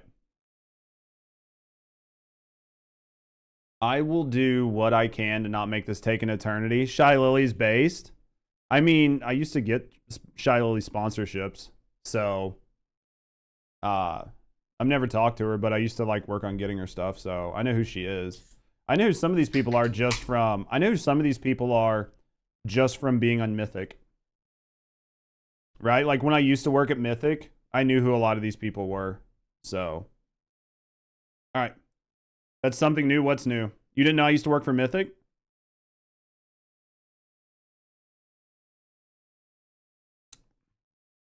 She responded so neatly to it. Can you work for me? Still lost? That's okay, still. So am I. We'll get through it together. Your gatekeep me? Yeah, so if you guys didn't know, most of you do. I used to work for Mythic Talent as a sales and partnership manager. So my job was to like try to sell people like Shy Lily to brands, and to try to get them high value deals to be presented by the talent manager to the talent to see if we can get them to accept. So like, I understand some of this, and that's why I think I can be so critical when it comes to like conversations and things being out of like order. Because prior to doing that, I had worked in sales and business development, and then before that, I worked in sales for like an automotive manufacturer where we dealt with like one of the largest auto manufacturers in the world, producing vehicles here in the United States, and we would buy and sell commodities with them. Well, we would sell them commodities. And like, so I've been in high level contract negotiations over multi-million-dollar deals with CEOs and with vice presidents of company where the bullshit filter was removed and you just talked brass tacks. Like you were just there to make a fucking deal. And that, the ability to see that and to see like how certain elements are removed from conversations helps me when I look at this and try to remove the human element and look at this from a business standpoint. Because it is very easy to get like sort of lost in the sauce on like all of the emotions and the like played emotions and to try to like get you to feel a certain way. But at the end of the day, your feelings don't matter in business. And that is why you hire somebody to manage your business who is able to make that separation between like what feels good and what works good for your business. And that's why not everybody is cut out to deal with and manage business at a high level. Does that make sense to you guys? So I think that I'm in a unique position to be able to view some of this. And I understand that there will be some people, especially if this goes on YouTube, that will disagree with my take. But I would say most people that disagree with my stance are going to disagree with my stance on an emotional level because something isn't right, or because something isn't ethical, or because it doesn't make them feel good inside. But at the end of the day, those things don't matter in business. If business can perform unethically without fear of repercussion, they will do it 100 out of 100 times if it adds to their bottom line. I know that doesn't make people feel good, but that's the truth of business. You're an indie. You do a good job, though. You've been doing good since you made the transition. So I know people don't want to hear that, but that's my view. So let's cook, right?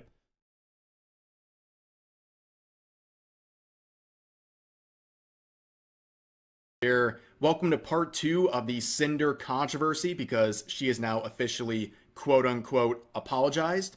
We covered this in yesterday's video. If you want the full details leading up to today, I suggest watching that video. But if you want a quick breakdown of everything before we look at the new apology, basically you have this large indie VTuber named Sinder who found herself in a lot of controversy after a series of Google Docs were released about her, beginning with this one from the artist Nanolist, who detailed their personal experience with Sinder as well as Sinder's manager/secret boyfriend named Redacted, where those two individuals would badmouth and slander many content creators.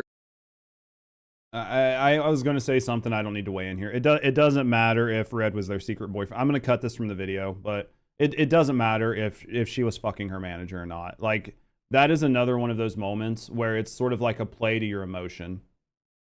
Because the implication there was that it was bad. The implication was that Red was a secret and that was a bad thing, right? That was the implication in the language that was used there.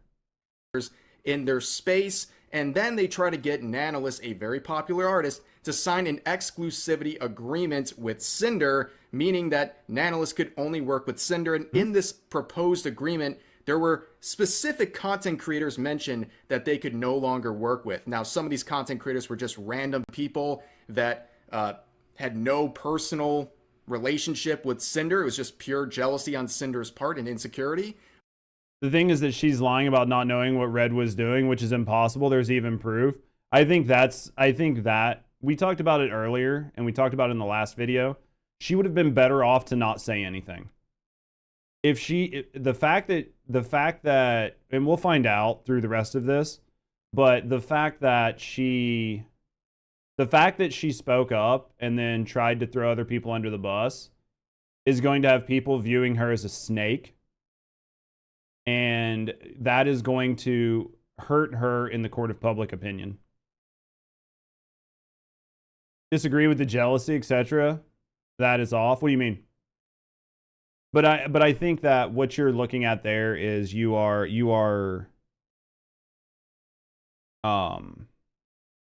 she should have not said anything, or just not, she shouldn't have tried to completely distance herself.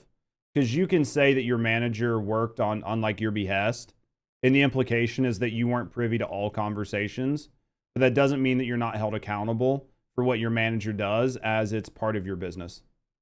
Wanting to sign an exclusivity deal doesn't mean you're jealous. No, I agree. I think that wanting to sign an exclusivity deal was a smart marketing tactic that just backfired. Like, I don't think there was anything wrong with them trying to do that. But there were some content creators that viewed Sinder as a close friend. Basically, Sinder was trying to sabotage the careers of her own friends for what, you may ask? Simply financial gain. She wanted to stay as the top dog in the indie scene, and she wanted even her own friends to suffer for her own success.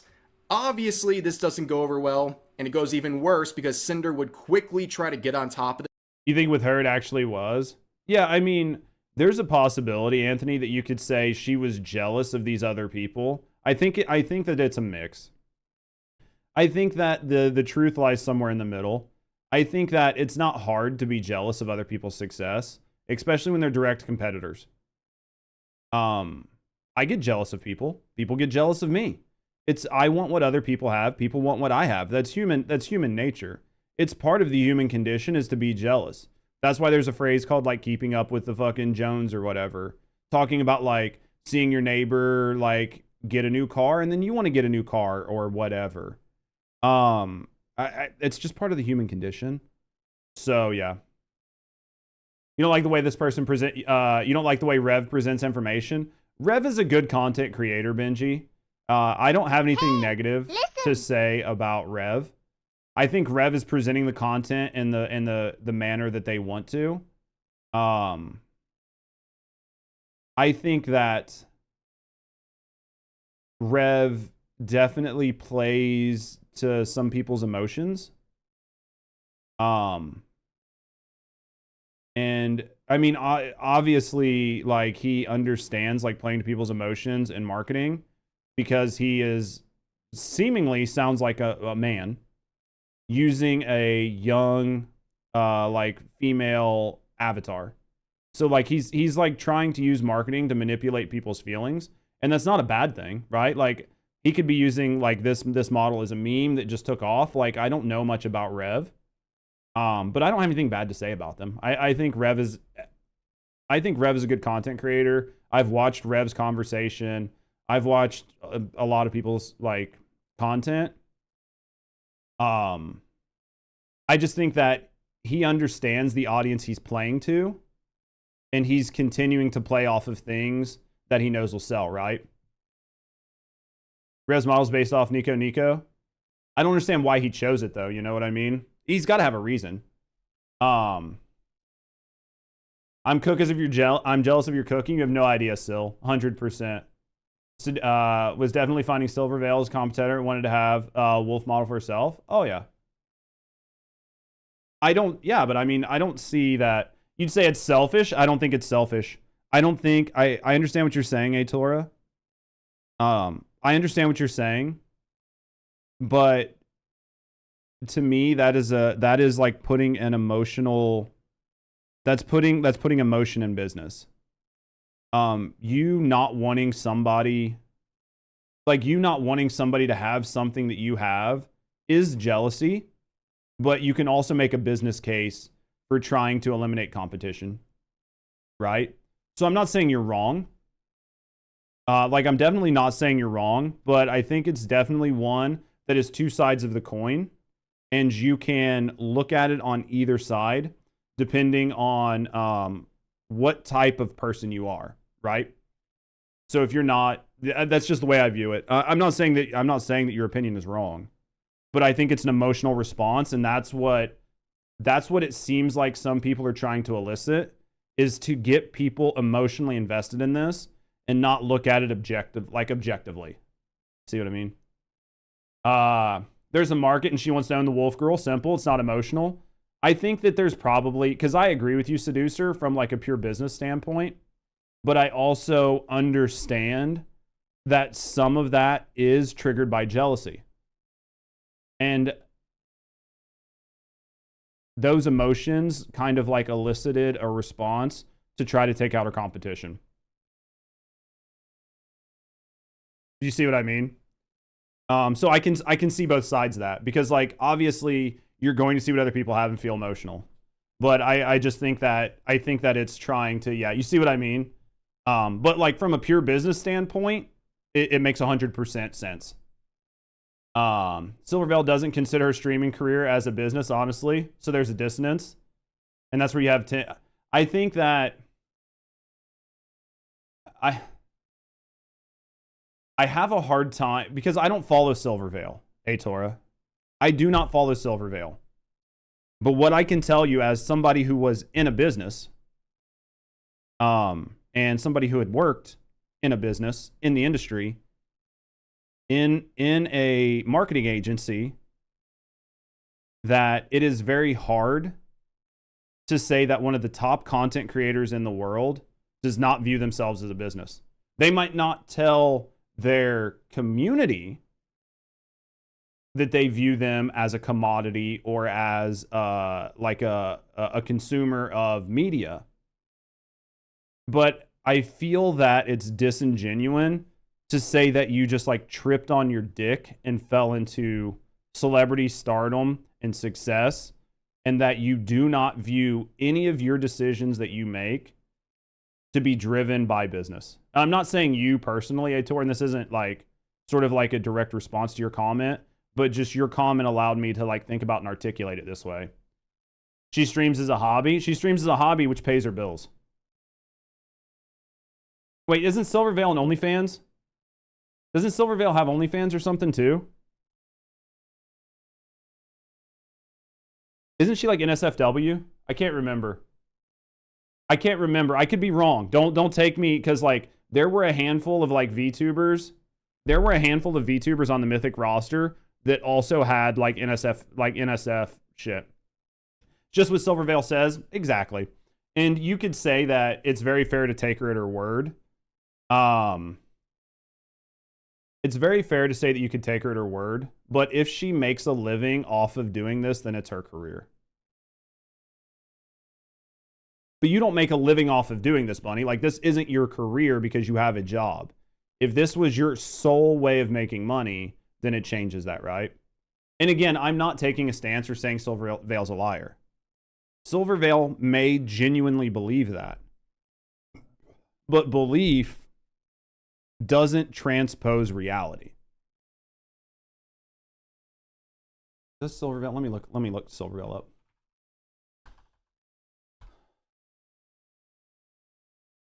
I don't think I have, like, I'm not logged in here. Gamer subs. Maybe she doesn't. I don't know why. There's a couple. Maybe it's not Silvervale. She's definitely like, she definitely leans into the lewd side. I'm DGen YouTuber, Silvervale, Soda Poppin', Mythic Talent, Vebe. I'd have to look. I mean, she's got a picture of a Shrek butt plug on her Twitter timeline. So your hobby just becomes a job when you get more successful. Absolutely. I don't know why I thought she did or didn't. Like, I don't know. There's a Rubicon, right? I think so at some point. Yeah. So this and make a statement that gets hit. Who doesn't? I mean, that's fair, Jobu. I should have a picture on my timeline too. With a community note with all the relevant evidence, where she tried to basically blame all this on the manager boyfriend, saying it's all his fault and he has been fired. Well, that didn't go over well. Effective. So is this for those of you guys that have seen all of the info and all the drama, is this the only response? Like, is this the only time she talked about it? Is this like the actual apology? And then this is like, this was it? Because this was the first tweet. So there is more, right? Because I don't want to jump into this. Because Rev obviously has some knowledge that I don't. Because from reading this, it just sounds like she is removing Red from overseeing, like, as a manager. It says she'll make a larger response later. Okay. As you can see by the metrics here on Social Blade, on Twitch alone, she lost 5,000 followers on Saturday, 6,500 followers on Sunday, and over 8,100 followers so far. Twitch tracker.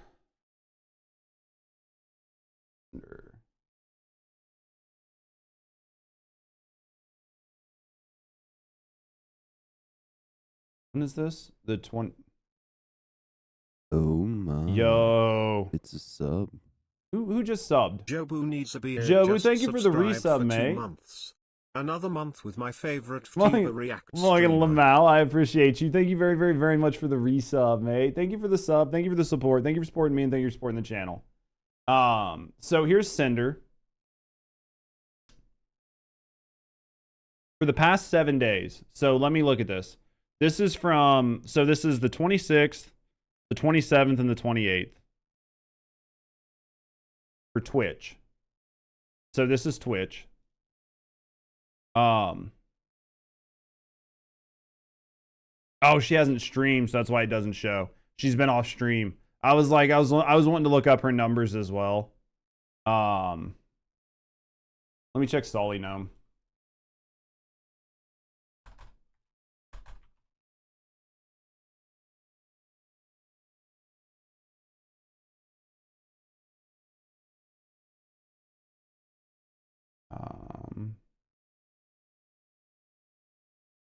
Yeah, it doesn't say. I was just curious. I just like to double check certain numbers. Far today.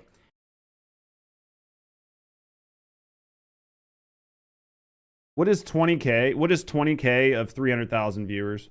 What is that as a percent? What is that as a percent? Would we do like 346? We do like, I'm bad at math. Is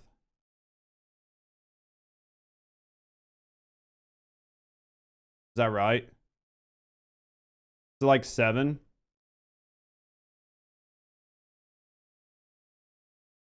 Because it can't be almost 20%. Did I do the math backwards? Is it the other way around?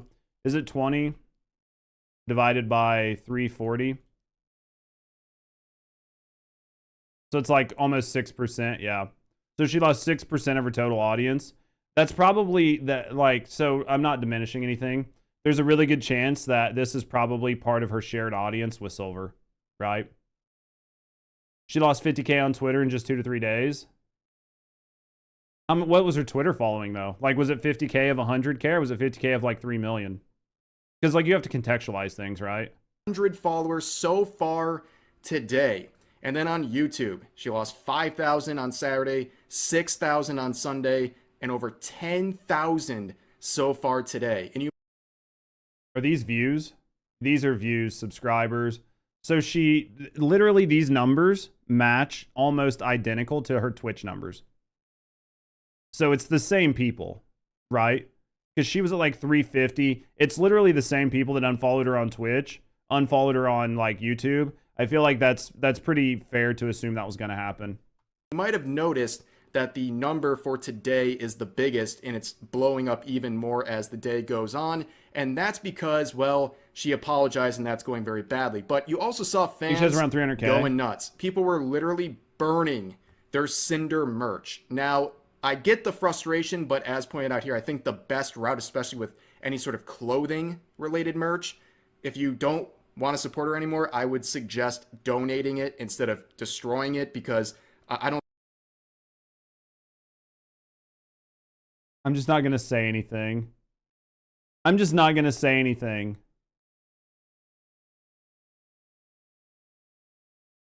We'll cut this from the video. I need this dude to turn around. I need this person to turn around because I need to know if it's a dude. Like, I'm pretty sure that's a dude. And then, like, I have, like, a comment. But, like, some fucking incel weeb got pissed off and is, like, giving up. You know, like the merch or whatever. My wife who betrayed me. Like, come on, guys. The body pillow is gone. The stained body pillow has just been donated, chat. I feel sorry for the child that gets that from the Make-A-Wish. It's all discolored and shit. Well, come on. I mean, like, who? I mean, it's just some random person. I don't think some, like, kid in need who's cold and needs a sweater would mind if there's... Dude, the worst part is he has a plastic tub full of fucking merch. Like, he brought a tub of shit. Like, I mean, just like, think about it though, like, from a parasocial standpoint. There's a disgraced hellhound VTuber on it, like, you know what I'm saying? But as I mentioned, there was the official Google Doc apology. Oh, I guarantee it was a shitload of money. I guarantee it was a shitload of money. He spent all his allowance for a whole month on that body pillow.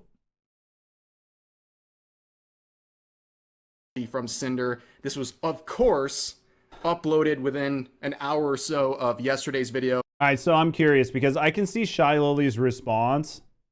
So I want to see what this... I want to read this whole apology. Because Shy Lily's response is pretty damning.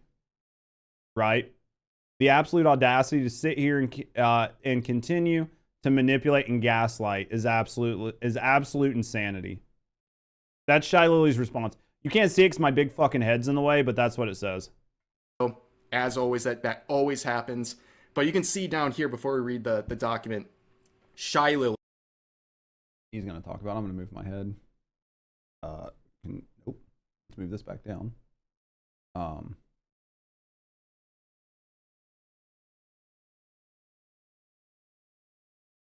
Back down. There we go. Should see the solar system and DNA on that body pillow. Oh, I guarantee it. It's like she's been holding that for a long damn time. Like looming down here with this very threatening presence. We're going to read her response that would ratio this attempted apology into the shadow realm. Oh, so we're not reading it. Okay, so I'm moving my head back down because I like my head down bottom. Okay. Ah, shitballs. All right. So I'm going to do something that I know you guys appreciate. I'm going to try to make this Google Doc rundown as simple and efficient as possible. I could sit here and read all 7 pages of what... It's 7 pages? Okay. So just know that you would need to read all 7 pages to understand it.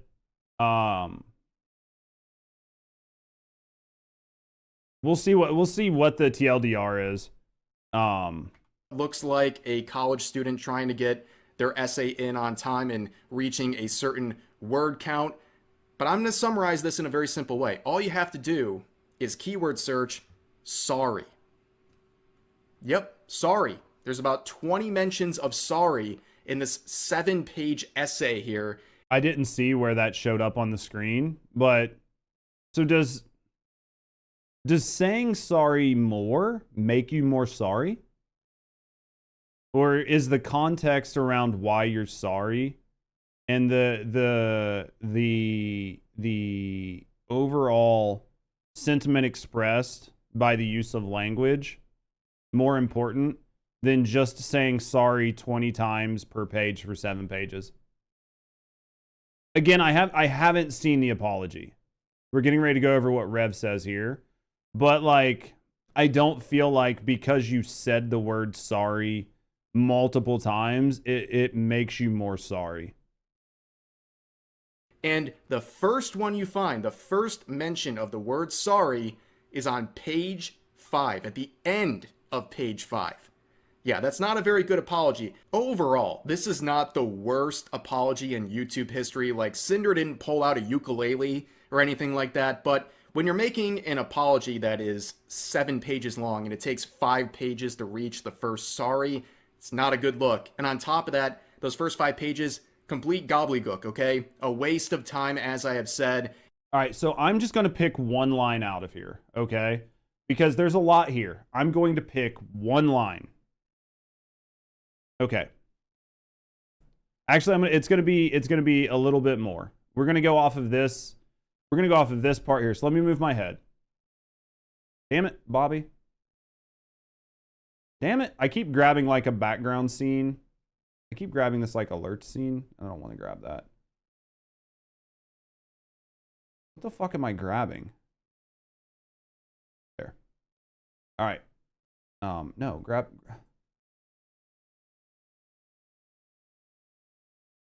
Trying to grab my head, guys. Give me a second. I promise I've streamed before. There we go. All right. So I want to go over part of this. She hired somebody, I'm sure ChatGPT. Randy has his work cut out for him. Fucking poor Randy, dude. Well, and then this is going to get fucking flamed online because I took an unpopular opinion. Like, it's going to get so much shit online because if I do edit this and post it, I can imagine the amount of negativity that's going to stem from my opinions. Because people are going to be like, you're a fucking asshole. You don't know anything about these people. You have no authority to weigh in here. You're just some fucking retard. Get your fucking incel ass out of here. And like, that's all that's going to be in my comments. You're a fucking piece of shit. Like, it'll be pretty... Thanks for the engagement. Yeah, but do they? What do you mean? I mean, maybe not, but... Oh, yeah, I'll just have to not pay attention to the comments on those videos. So I'm going to go off of this. If you don't have it... Oh, authority? Oh, yeah, for sure. No, I know what you mean. Now I know what you mean. In regards to the Nanolith... In regards to Nanolith... For the majority, all right, in regards to Nanolith, for the majority of the time working with her, Red was the one almost solely doing the communications about new plans and negotiations through his private DMs. Nano had a project server where Nano had a project server we were all a part of where the actual art and models were worked on, but the conversations were focused around the work itself. I was not fully aware of the extent of Red's manipulations over Nano's commission decisions, and I should have been more diligent in my oversight.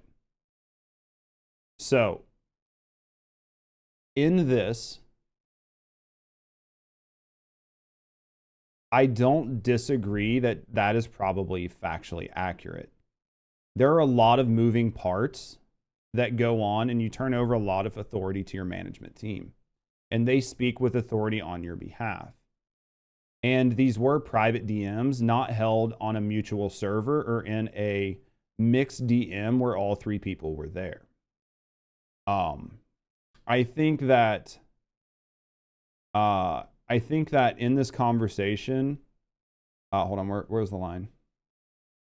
I think that where things get kind of fucked up is where you say, I was not fully aware of the extent of Red's manipulation over Nano's commission decisions.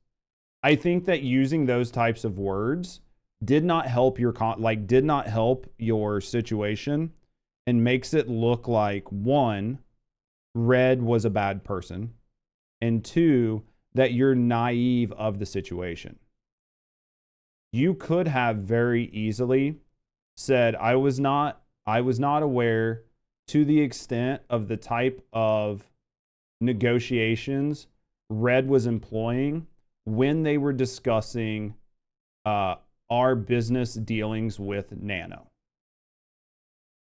Because that would have sanitized the conversation in a way that took the power of emotional manipulation out of the conversation, while still stating that your manager was negotiating on your behalf, but you were just not fully privy to the type of negotiation tactics that were being employed.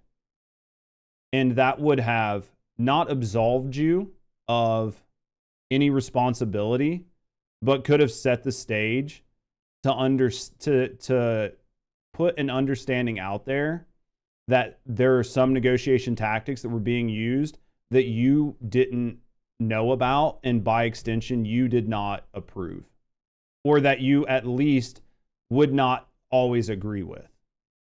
But I think that in just this couple sentences here, the use of the word Red's manipulation over Nano's commission decisions is employing a conversation around people's emotions instead of looking at it as a business transaction. What Red was trying to do was trying to sign Nanogenics on exclusively, and they were doing so by trying to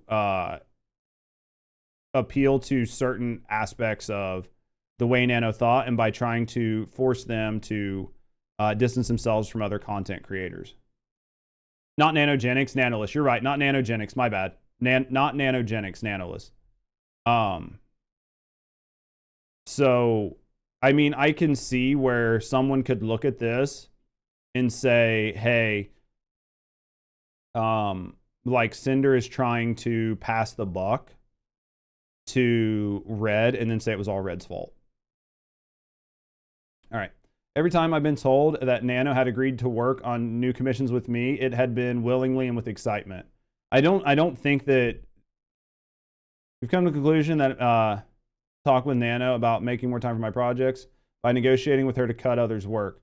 It was wrong for us to push this on her. I don't think that it was wrong. I don't think that it was wrong for you to say, hey, we would like you to work with us more exclusively, and in doing so, we will give you more work. I don't think there's pressure when you're dealing with business conversations. Not like that. Anyway, I'm going to move my head down. I'm just going to see what Rev says. Because all of this is so emotional, and it seems interesting. As she begins and continues on throughout the entire apology, trying to shift all the blame on her manager / boyfriend. She tries to paint him as responsible for everything, and that Sinder had no idea what he was doing. And it's very evident right here, right at the beginning. The only part from the first 5 pages we're going to actually look at here. So we're going to see. So we actually get to see what Rev thinks. Pajama pre-order being refunded. It's probably smart. It was clear. In regards to Nanoless, they say this: I was not fully aware of the extent of Red's manipulation over Nano's commission decisions, and I should have been more diligent in my oversight. She's basically saying I had no idea this was happening and I should have been watching a little closer, even though there's plenty of interactions between Sinder and Nanoless about these exclusivity agreements and who she can or can't work with. It's just a bunch of BS. I mean, we looked at the other video. They definitely talked about it, but I wouldn't say it was extensive, right? There were like a couple messages that were shown. I wouldn't say it was extensive when you're dealing with tons of people. Also, like, in regardless of Nanoless, I was not fully aware of the extent of Red's manipulation over Nano's commission decisions. I should have been more diligent in my oversight. That completely excludes the part where Sinder explains that most of their conversations happened on a project server, and that Red had private DMs with Nano. Doctors with your dad, so be lurking. Yo, I appreciate you. Thank you, BK. Hopefully everything's okay. You'll have to let me know how it goes when you get back. But you can see how, like, you are excluding the information that qualifies this statement and gives credence to the idea that that Sinder used one avenue of communication and that Red used another avenue of communication, and that when Sinder says, I was not fully aware of the extent of Red's actions, there is actually a possibility that that's true. But let's skip to the good part, where the sorries actually start happening, and it begins right here with this saying, I don't deserve to be able to contact everyone involved directly to personally apologize, so I'll do it here in the chance they read it. So they begin with Nano, and again, to make this efficient, we're going to just focus on the sections where we see a mention of sorry. So we begin right off the bat. I'm sorry for letting things get to this point. Huh. I'm not sorry for any individual action. I'm sorry it got to this point. Wouldn't the implication for that statement be that I'm sorry for everything that led up to things getting to this point? Like, wouldn't that include all activities that are being cast under the umbrella of all the negative things that happened prior to whatever this perceived point is? Or even entertain the thought of you working exclusively with me. That's why are you apologizing?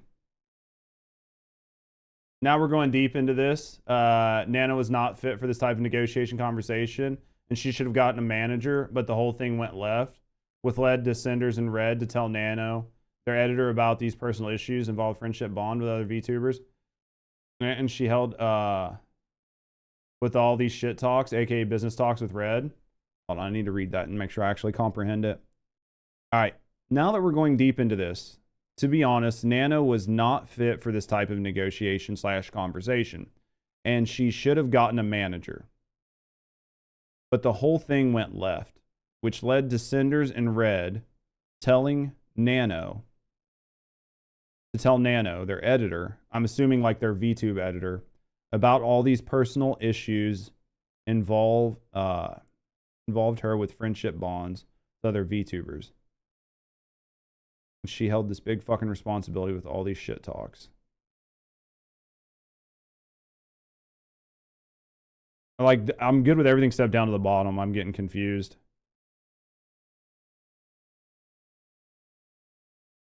Which led to all the Cinders in Red to tell Nano, which is the editor, about all these personal issues.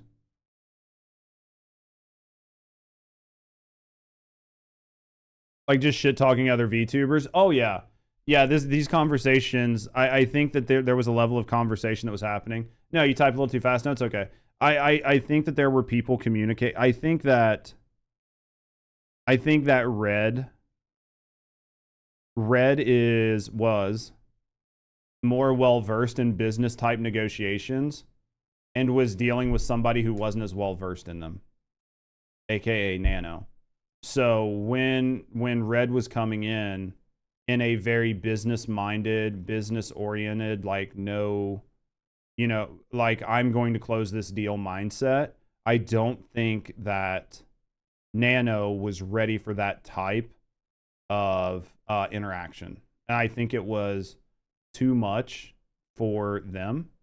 And I think that it led to conversations happening that probably shouldn't have happened, because you had somebody who was more like on the emotional side and somebody that was more on the factual side interacting, and the person that was like more on the factual side, who was like better versed in like business negotiations, knew that they could employ pleas to emotion to try to elicit a response, and so they did it.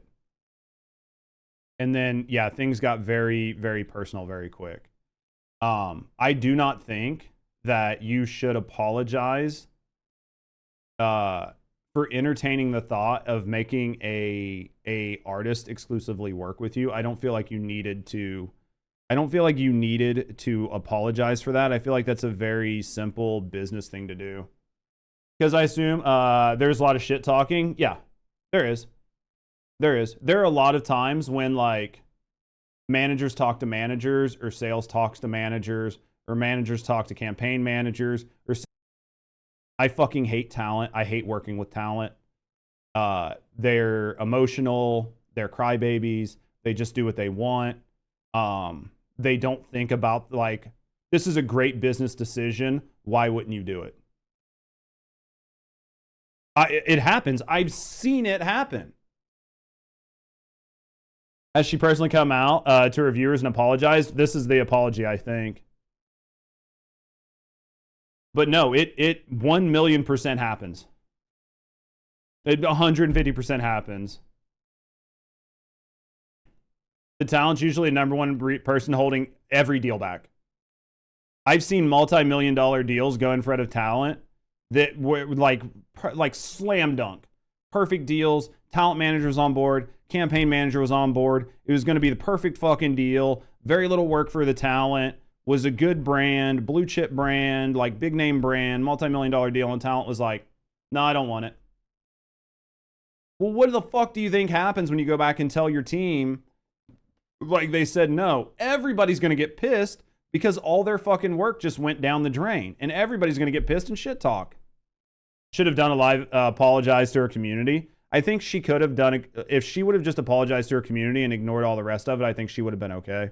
My personal view is that she shouldn't have done anything, but I think that if you were going to do anything, you should have just went live and apologized to your community for what? I don't know. I think that you should have taken a couple days to really assess what you need to apologize for. And you should have apologized for the things that need to be apologized for, and then just brushed everything else under the rug. Drama day, a little bit. What up, Zifu? I'm going to play games eventually. Sinder could have been more clever. This could have been handled a lot better. I think the reason it wasn't handled better is because the person that would have handled it better, Red, was gone. Read Art of War or something.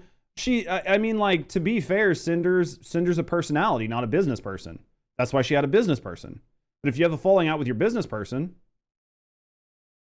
then you have nobody to manage the business side of your business, and you don't know how to do it, then you're fucked. Because the business person could have just sat down and PR'd a way to come up with like fix it. That's what you pay the business person for.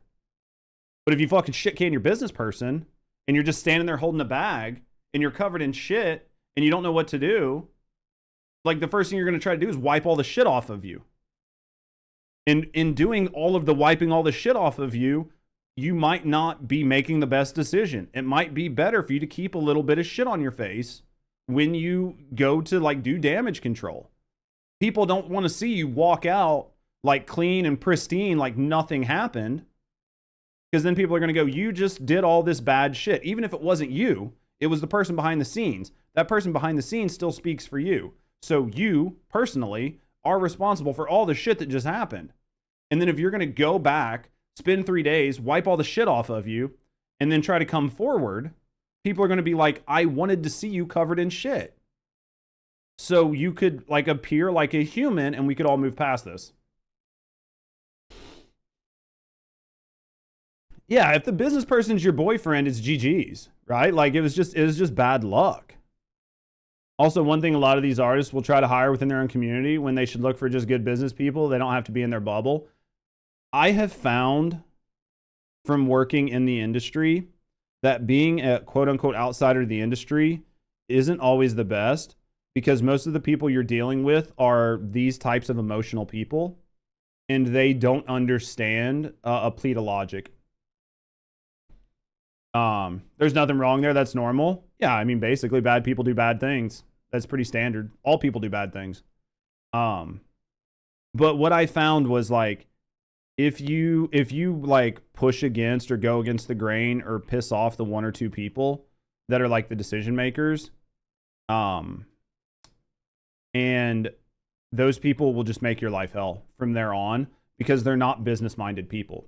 In business, I can disagree with you. We can not see eye to eye. I can have a bad day. You can have a bad day. You can take a bad position. I can take a bad position. I can take an L. You can take an L. Do you know what you do the next day? You walk in, you wipe it off, and you keep moving because it's all about business. And there is no like, well, you offended me personally. I don't get it. It doesn't matter. We're colleagues. We're here to make whatever this business is the most successful business as possible. And while it's nice if we're friends, we don't have to be friends. But just because we're not friends doesn't mean we can't be friendly and we can't work together to achieve something great. But what I've tended to find is that separation that you get in more established business doesn't seem to exist as well in the content creation space. Because most of the people in this space did not come from legacy companies who have been through the paces and have learned what does and doesn't work. So these people in general just don't understand that the best business relationships, you don't even have to like each other to make the most successful business relationship in the world. And sometimes people just get their feelings hurt and they conflate things wrong, and then they make things out to be way worse than they are. And then you make a bad business decision based on it. Not fair to you. I wouldn't be here without you, and I wouldn't have been able to do most of what I've already done without you. I felt overly attached. Guys, why do you let me get on these big tangents? We're 5 minutes into this video. My lawyer calls me a pussy all the time and always pushing me to get past limitations. So Seducer, you've dealt with like business and stuff. Like, so you have a lawyer. You've dealt with like business.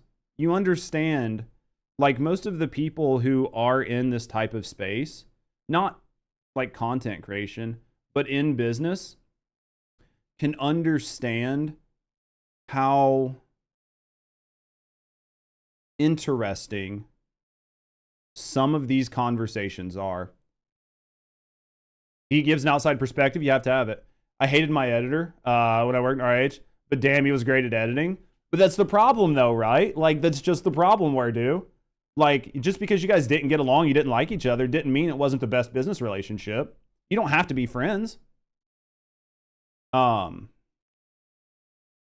I think if you were to take this to like if you were to set this shit down with like titans of industry and be like, what do you guys think about these business decisions? I swear to you on everything, you would have like CEOs like, I don't fucking know what the fuck. Like, what the fuck? Like,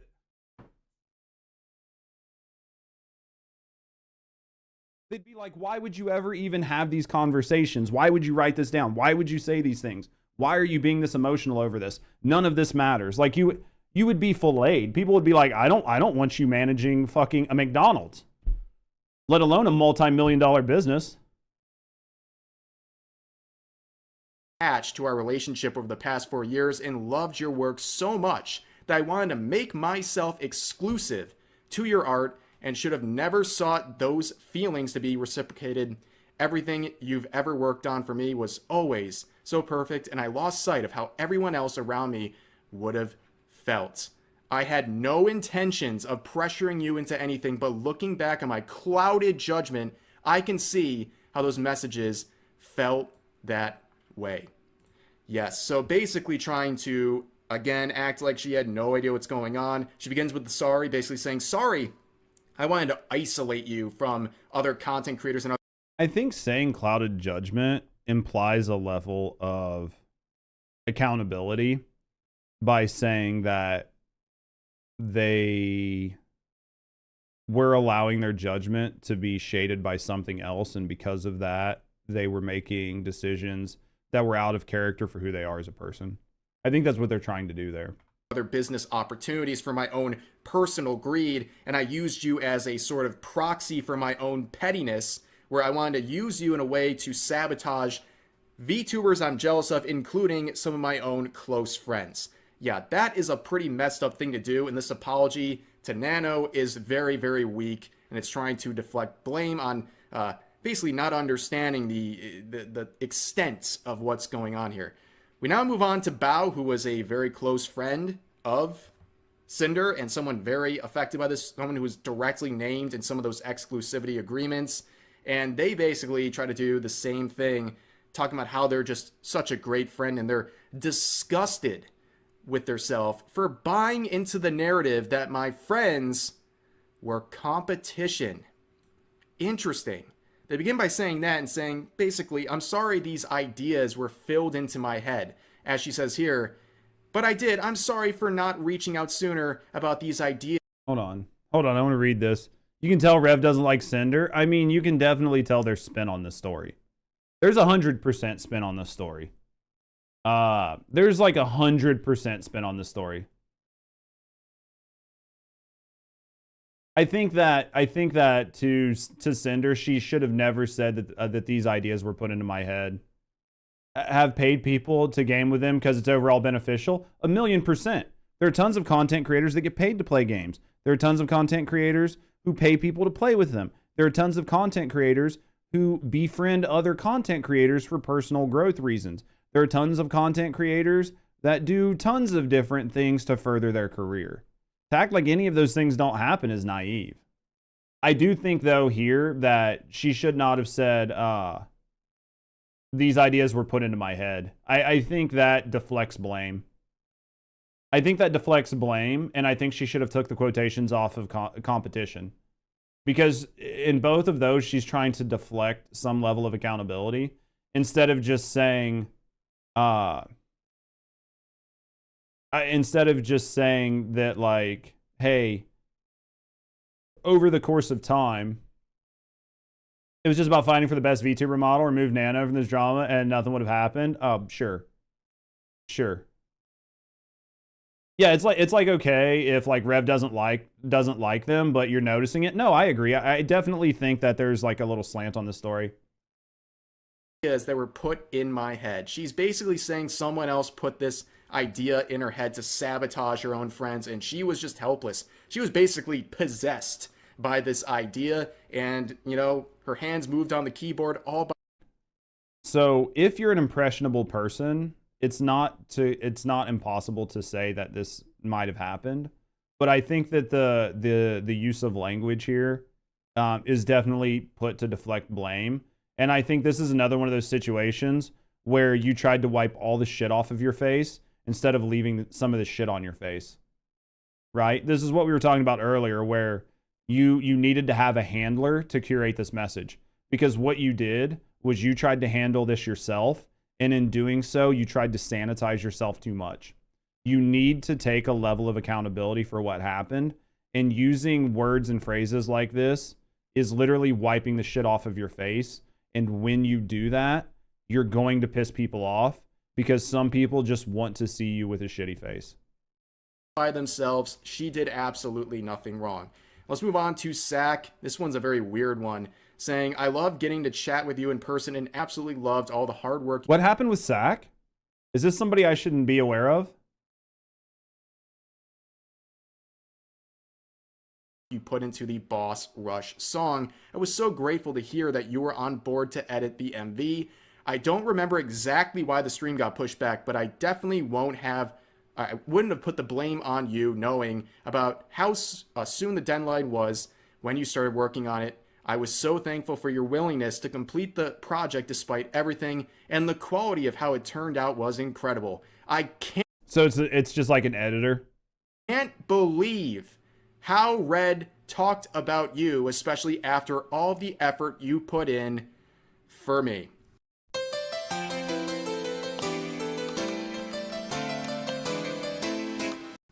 So in this right here, you should have left that line off. Like if I was her handler, I would have left that line off. Because it added nothing to the conversation. Right. This added nothing to the conversation here, and is again another one of those moments where you're trying to wipe the shit off of you. Yeah, this right here if you would have left this off, then this would have been good. But because you added this qualifier here at the end, it's going to make people assume that you're shirking responsibility. Because based on this language, you are, right? This is another one. This is where if she had a handler, they would have read through all of this and fixed it. Because that line shouldn't be in there. If you're her handler, so if she does have a handler and her handler proofread this before it went out, you should fire your fucking handler. That line should never have been in there. Absolutely not. Yeah, it's another sorry this all happened, and sorry that Red did this to you. She's not taking any personal accountability here. Obviously, this is a theme so far. Now she moves on to Cottontail and Shy Lily, who were dragged into this. Yeah, she begins by saying, "I'm so sorry you had to get dragged into this. It's my fault I let it get this far, but I hope you can believe me when I say I had no knowledge of Red bringing you up in Nano's DMs." Amazing. It's the boyfriend's fault again. And she's sorry they got dragged into this. You know, the jealousy that she expressed regularly. Sorry that actually was connected to you. And yeah. And in this one, so Shy Lily, so if you go back to the previous video, like the exclusion of Shy Lily, like trying to, how do I want to say this? As far as I know, Cotton and Shy Lily had no contracts with Nano when Red tried to pin an exclusivity contract. If that's the case, then there was nothing done wrong. Because trying to sign a content creator for like exclusivity is perfectly valid in business. Now, if those people's names were drugged through the mud to try to do that, then you have an issue. Where this is fucked is she shouldn't have said, "I'm sorry that you're dragged into it. This is my fault for letting it get this far." She should have said, you know, hey, you know, to like Cotton and Lily, it should have been something along the lines of, "Hey, Red and I had discussed a business decision to try to pin Nano exclusively to be my artist. I understand that this would have had a negative impact on you.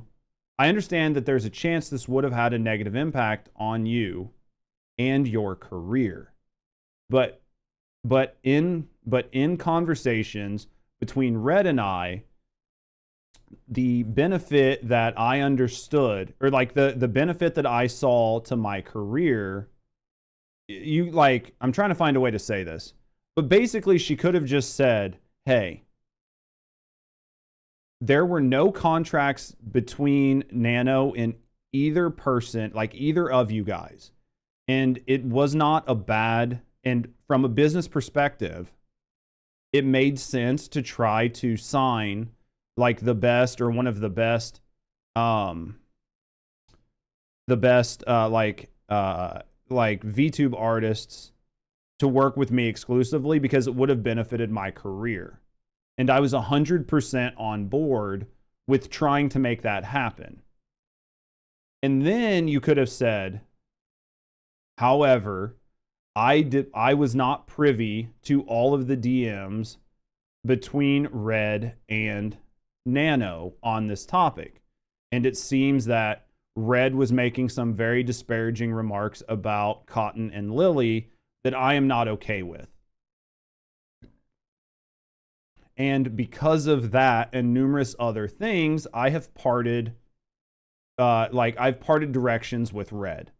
And that would have left a level of accountability on Sinder to say, hey, we 100% were trying to sign Nano exclusively. And the goal to that was to try to benefit my career. And I was 100% on board with making that happen. And as far as I knew, she had, like, Nano had no outstanding contracts, and I was not aware of the contract with, like, Bao or whatever. So you could take that level of accountability and then say that, like, conversations and negotiations took a turn that you weren't privy to, and you apologize that those conversations had happened. Do you see what I mean?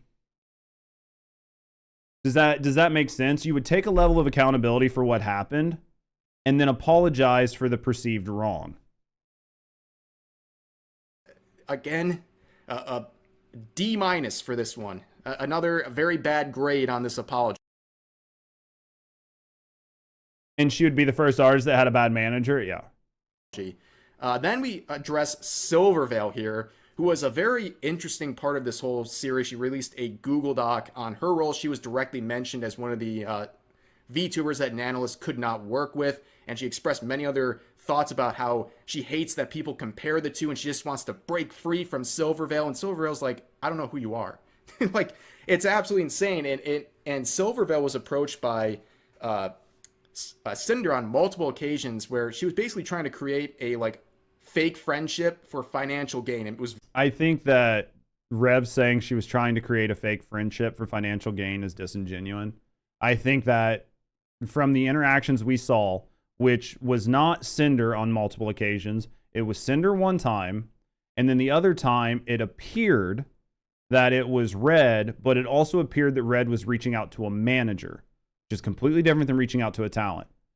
So I just want to put that in here. Very clear that's what it was. And Silverveil just said, no, I'm not interested in any of that. But again, following the sorry format here, just looking for the mentions of that, you can see her addressing the whole photo thing, and she thought that this was the result of her being pressured by the community. That's why she took that photo together with Sinder acting like they're friends when in reality they had never spoken before. She also says this. I don't think that I'm pressured by the community as a whole to try to reach out and collaborate, since I got these messages so often comparing us. I hope that something could work out. Though I thought it looked cute and I posted it without asking you what's wrong with me. I mean, it's a photo. I don't think it's that big of a deal. Also, like, I was pressured by the community to try to reach out and collab. Her team reached out 2 different times over the course of 3 months. I feel like that's very fair. Because one time it was directly to her, and one time it was manager to manager, and one time it was talent to talent. I feel like that's a very fair thing. This is amazing. I was so wrong for letting everyone get in my head about all these malicious feelings. I'm so sorry for any opportunities I've taken away from you. Photos are a big deal because images equal brand deal cash, right? It depends on what they were doing. I understand where you're coming from, but I think that, like, because we had seen the picture in context, like, the picture was Sinder standing in front of Shy Lily at a TwitchCon, which is a neutral area, and it was at, like, a booth, and the picture was taken and then posted to Twitter, but Shy Lily was not atted. It was just like just a cute picture that was posted with, like, a nice little caption.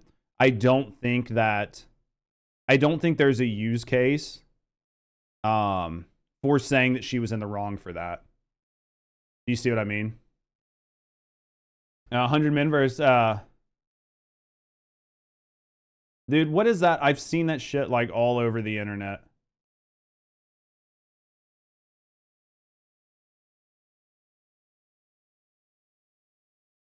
I think 100 men would smoke a gorilla. And another CC docs another VTuber accidentally. And then the VTuber was, like, forced for a face reveal.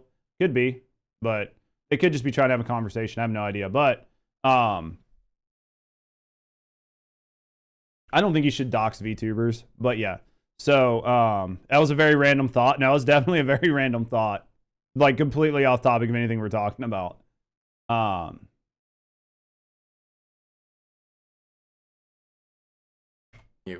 I'm sorry, Silver. So she's literally saying, again, I'm sorry other people's thoughts affected my behavior. Like, again, she had no control over her own thoughts. I'm trying to hold on, because Rev is like skipping some conversation. I feel like it's getting really tough to take this at face value.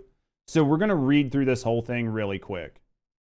All right, to Silver. Since the start, I love that I saw someone else sharing so many similar interests to me, and I thought maybe someday we could talk about it all and be good friends.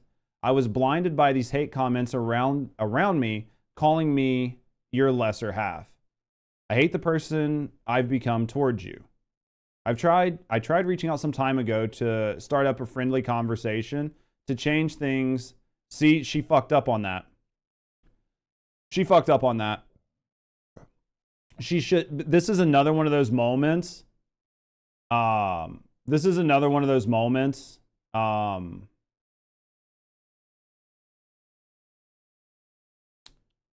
You can take care of that, Terea.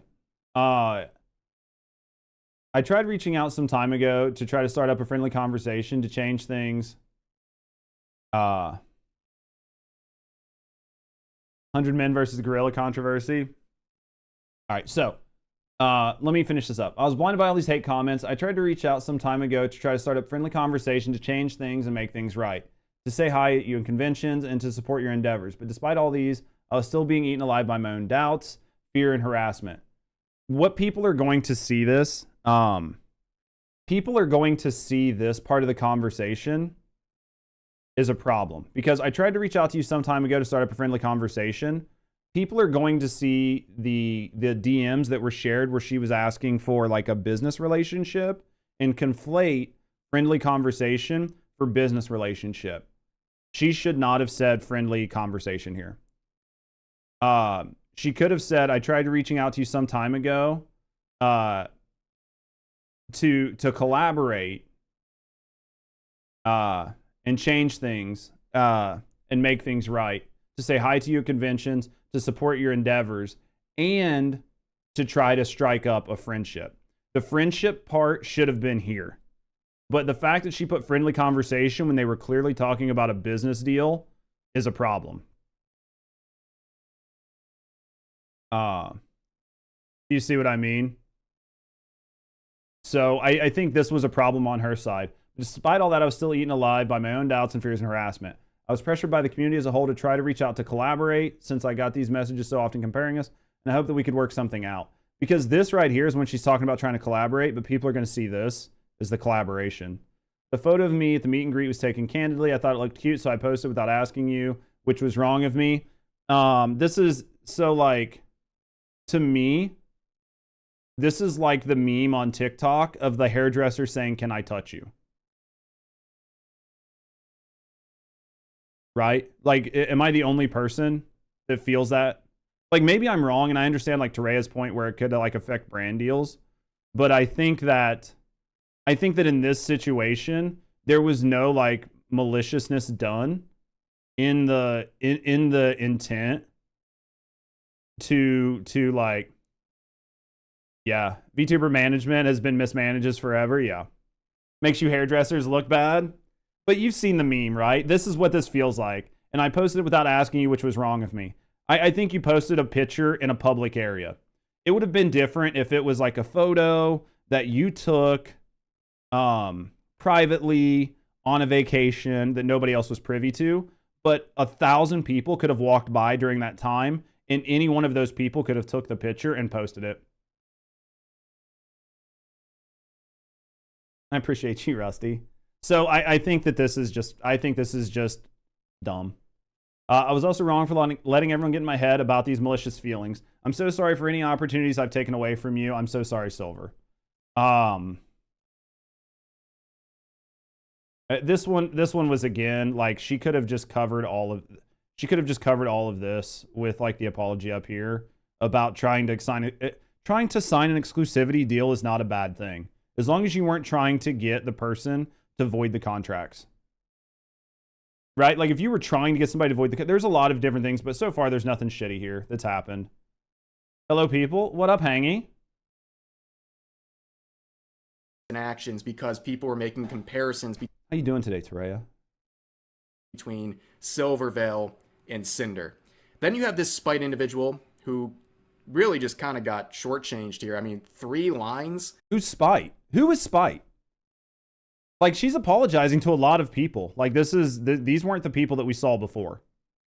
This was someone that, again, they were comparing themselves to and saying that Spite was trying to rip off Sinder with some of their decisions, and that was proven very false. But you can see, to Spite, I'm sorry I had assumed things about your design that weren't true, and I'm sorry you've been harassed by commenters needing to compare us, and I apologize for the way Red spoke about you to Nano. You don't deserve any of this. I'm sorry.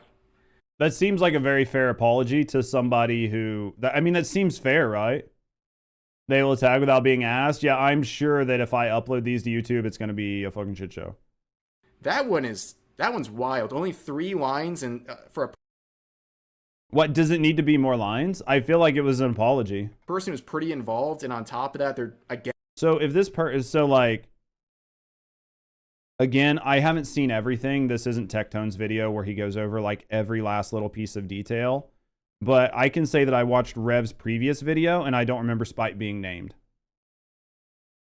If it was so inconsequential that I don't even remember it. So they're at least apologizing. And talking about the other commenters who were comparing us and apologizing for Red. Rev is upset there's not more lines than Nitpig, lol. The one you watched was 2 hours long. Do you remember anything about Spite? This is like a dumbed down version? No, I'll take that. I mean, I can't fucking sit here for 5 hours and watch one YouTube video. Crazy. Then you have this one to Peaches here where it says, I'm sorry if I made it seem like I was ignoring or ghosting you. And this is another thing you see again and again where it says, I'm sorry you feel this way based on what I did. Isn't that what an apology is? I'm sorry you feel this way based on my actions.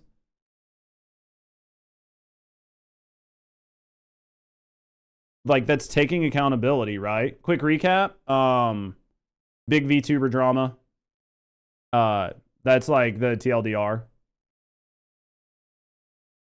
Sinder is a big VTuber, and I guess they were a big piece of shit, and it pissed a lot of people off. So we went over everything that happened, and now we're reading the apology. Been seeing a lot of this on Twitter. Well, between this video and the last video, we've covered most of it. Toss into a blender of reaction videos, yeah. Not saying I'm sorry for what I did. No, it's I'm sorry you felt that way. Isn't that what an apology is?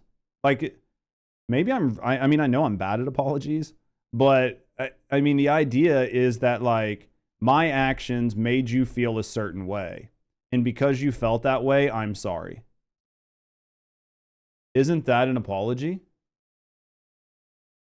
That's never a good thing in a attempt at an apology. EVE Online is a vast...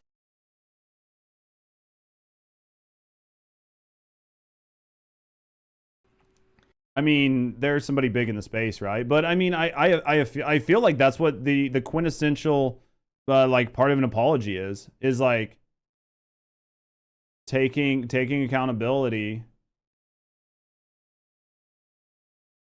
Then you have Rain here saying, by the way, this is the guy who claims that he was involved with her with sexting and stuff while she was in a relationship with Red years ago. Well, she confirmed it earlier in the document that, yes, she was in fact cheating on her secret boyfriend. You forced me to watch an ad. I do what I can for you, Zifu. Sorry you felt that way. Sometimes comes off to shifting the blame rather than saying, I'm sorry I made you feel this way. I can see that as a sort of like difference in language, right? And because I've been picking apart language so intensely in the video, I feel like that is a fair assessment, Benji. Spite's another VTuber who thought that Sinder steals outfits from her and shows it off 3 or 4 months later with her own version. I could see that. Never apologize, but you're a different animal. Why does Rev even get involved? Rev covers news. These are like news. So like Rev, it's like watching like Asmongold, Tectone, Rev, Mugen, Who's the white ghost-looking guy? Rev's way might not be yours. Yeah. Everyone apologizes different. Rev's way may not be your way. Exactly. And I think when you try to pick apart somebody's apology, it can be very tough because they're so subjective. Right? Like I think that I think that when you try to pick apart someone's apology, it can be very challenging. That's like where I'm sitting here trying to say like how you could have phrased things better. It's not to diminish it, but it's to say that I could see where it could be perceived wrong. Cheaters are the worst kind of people. They need to go to jail for life. I mean, we had this conversation earlier, and I don't really want to relitigate it because it's such an emotionally charged issue. But I think like discussing that Sinder cheated on Red with Rain without any other context doesn't really do the conversation any good. And all of this conversation up to this point has been about Sinder and the way that her manager and her conduct business. And I think that that conversation is very far separated from Sinder cheating on Red. It shows how bad of a person she is. Horrible, disgusting. Again, I'm not going to relitigate this because you are only seeing one side of a conversation. It's emotional manipulation. It's emotionally manipulating the viewer's opinion. It is. I think that you are trying to use emotion to like drum up another emotion from the viewer to help them side with your side of a conversation. I'm surprised Redding said nothing about the cheating part. Is he a cuck? What if he is a cuck? What if he was okay with it? What if they were in an open relationship? What if they're fucking like polyamorous? What if they were polyamorous at the time? Like, there's so many things. What if Red was like emotionally abusing Sinder at the time, and somebody showed Sinder like a monochrome of like humanity, and then led Sinder on, or like asked Sinder for these things. Like you're seeing a part of a conversation. I'm not white knighting Sinder.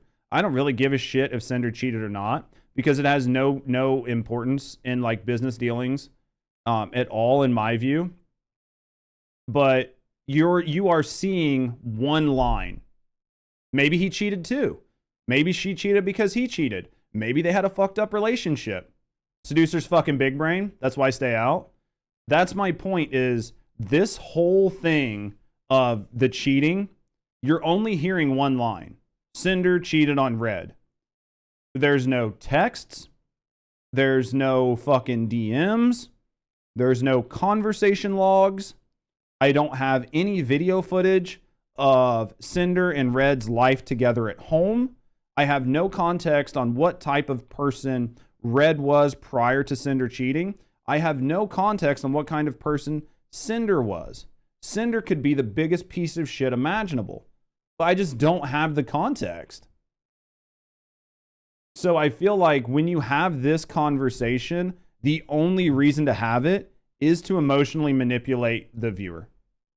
What up, Chips?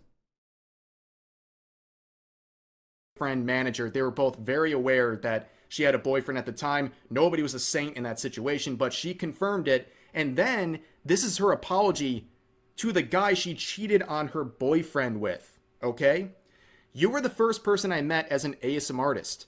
During a time where I was immature and vulnerable, I ended up being consumed by the content I was making, and it led me to making awful decisions I still think about and regret. I was not in a good spot at the time. I've hated myself for this kind of behavior, and it took a long time for me to move on from what happened. I had no excuses. I'm sorry you were dragged into my drama, and I'm sorry how I made you feel after I just wanted to close the book on things. I don't understand why you have to apologize to Rain. Is Rain a consenting adult? Was Rain a consenting adult that participated in something? Was Sinder a consenting adult that participated in something? If you had two consenting adults that participated in this activity, knowing with full awareness of the situation, then you don't owe that person an apology. Yeah, they're both fucked. Yeah, there's that should not even be on here. You shouldn't even be addressing this. This should not even be addressed. I think Miss Chips bought them all. I cannot believe the apology to the guy she cheated on her boyfriend with is more legitimate and more heartfelt than pretty much everyone else. The reason it's more legitimate, like quote unquote legitimate and quote unquote heartfelt, is because it's trying to get people to emotionally side with her on the situation. And it's something that just shouldn't even be like, it's not a conversation that should be happening. In this scenario. It just shouldn't be happening. It's wild if you think about it. But this is the last stop on the... I don't think it's wild. I don't think it should have happened at all. The apology tour here to her community. I'm sorry to my pyro pups and my mods for expecting me to lead a better example than this. I'm sorry to the VTuber community for always looking at me as someone to aspire to. I'm sorry to Kaiser, who's put his heart and soul into everything he's ever done with me and not even talking to you about how I felt. I'm sorry to the dozens of artists that have put their hard work into me, and I'm sorry to the rest of my friends who I've let down. I've led a bad example, and I don't expect forgiveness. I've made many mistakes over the 5 years on the internet. I'm only one person living the one life I get for the first time and only time, like everyone else. As I said at the start, I ended up developing an extremely unhealthy work-life balance, and the harm Red has caused with the way he viewed things is irreparable. Even in her apology to her community, she's just you're getting there, seducer. She was doing pretty good. I would honestly think that this last block could have been the entire apology, and you wouldn't have had to apologize for anybody else or to anything else. I think that she could have just like said she developed, unhealthy work-life balances. Like she could have said she developed an extremely unhealthy work-life balance and very predatory business tactics. And developed very predatory business tactics with her manager Red. And it would have just been fine. I don't like for the the immature and vulnerable line needs to be nixed. That's another, like, you need to stand there with shit on your face. The other apologies were participation trophies. Basically, she needs to stand there with shit on her face. She needs to have some level of accountability. And deflecting accountability doesn't do it. But making some of these comments doesn't deflects accountability in a bad way. I think you can take accountability for what happened while still placing adequate blame for other people in the sphere. But I think if all you're doing is deflecting blame, people are not going to view it as a genuine response, like a genuine apology, and they're going to be mad. Some of this giveaway, but like it's just how I am. Defense either, yeah. Only sociopaths deflect accountability. I think there's a level of just not knowing your own accountability. I think there's a level of trying to salvage what's left of your business. Because there's a big difference between somebody being personally accountable and somebody trying to salvage their way of life. And I think that trying to balance an adequate apology while not losing an entire business is a pretty sound thing to do. I don't necessarily think it's like a sociopath thing to do by trying to like deflect some level of accountability, because at the end of the day, this isn't like personal. Like it is purely business. If it was purely business, yeah, I think that this whole apology is fucked because mixed personal, yeah. And I think that I think that was a fuck up, Atora.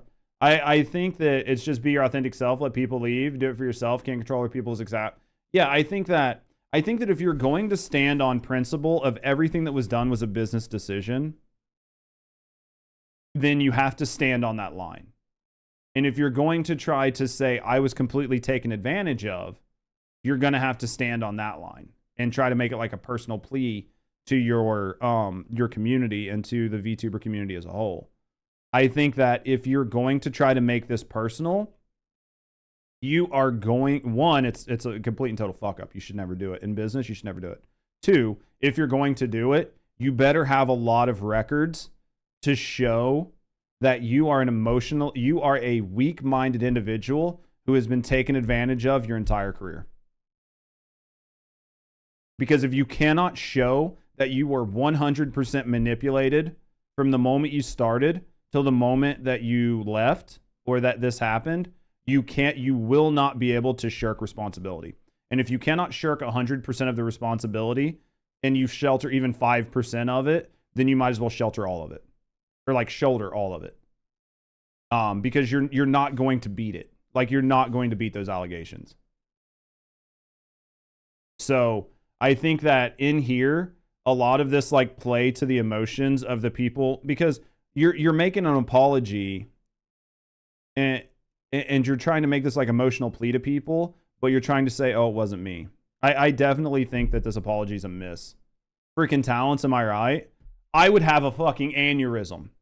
If I was like, say it was me, and I was her talent manager or her sales rep or whatever, and I saw this email, like on Twitter, or I saw this post on Twitter, I would have had a fucking heart attack.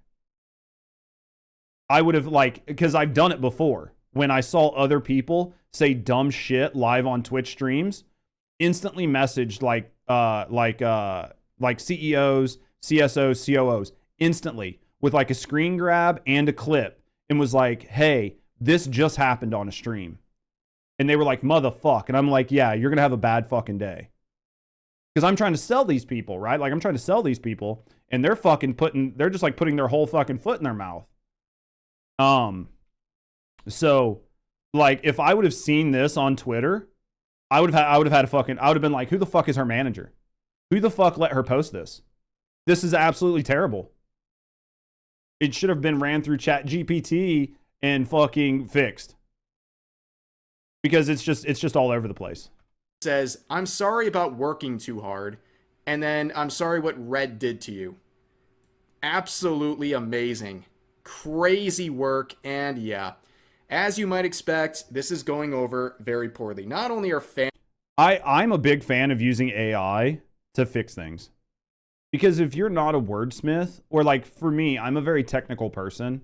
Like I'm very like fact of the matter. And I know that I can say things that are very abrasive. Because I try to look at things without emotion when I can. And if I know that I have to have like a very like interesting business conversation with somebody, I know that I need help like smoothing out the edges. Because I will say things, or like I'll have to write it and then walk away and come back and reread it when I'm in a different frame of mind.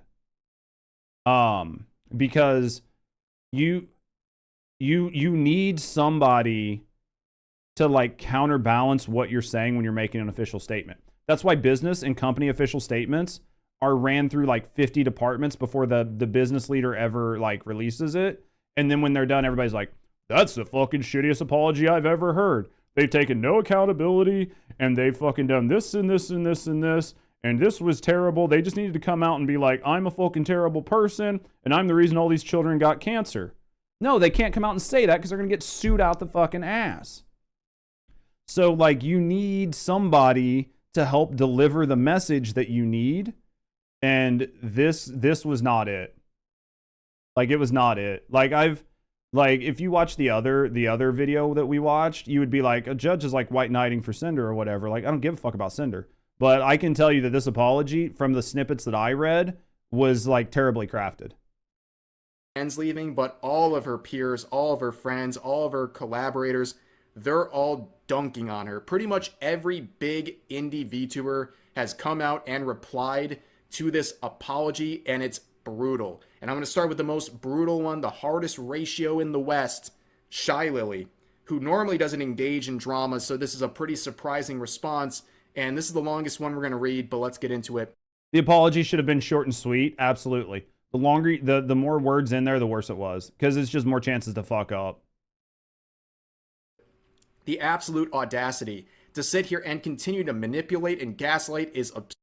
A lot of issues can be resolved with hush money. Oh yeah, no. That in real business, that's the truth. In real business, it's all fixed with money.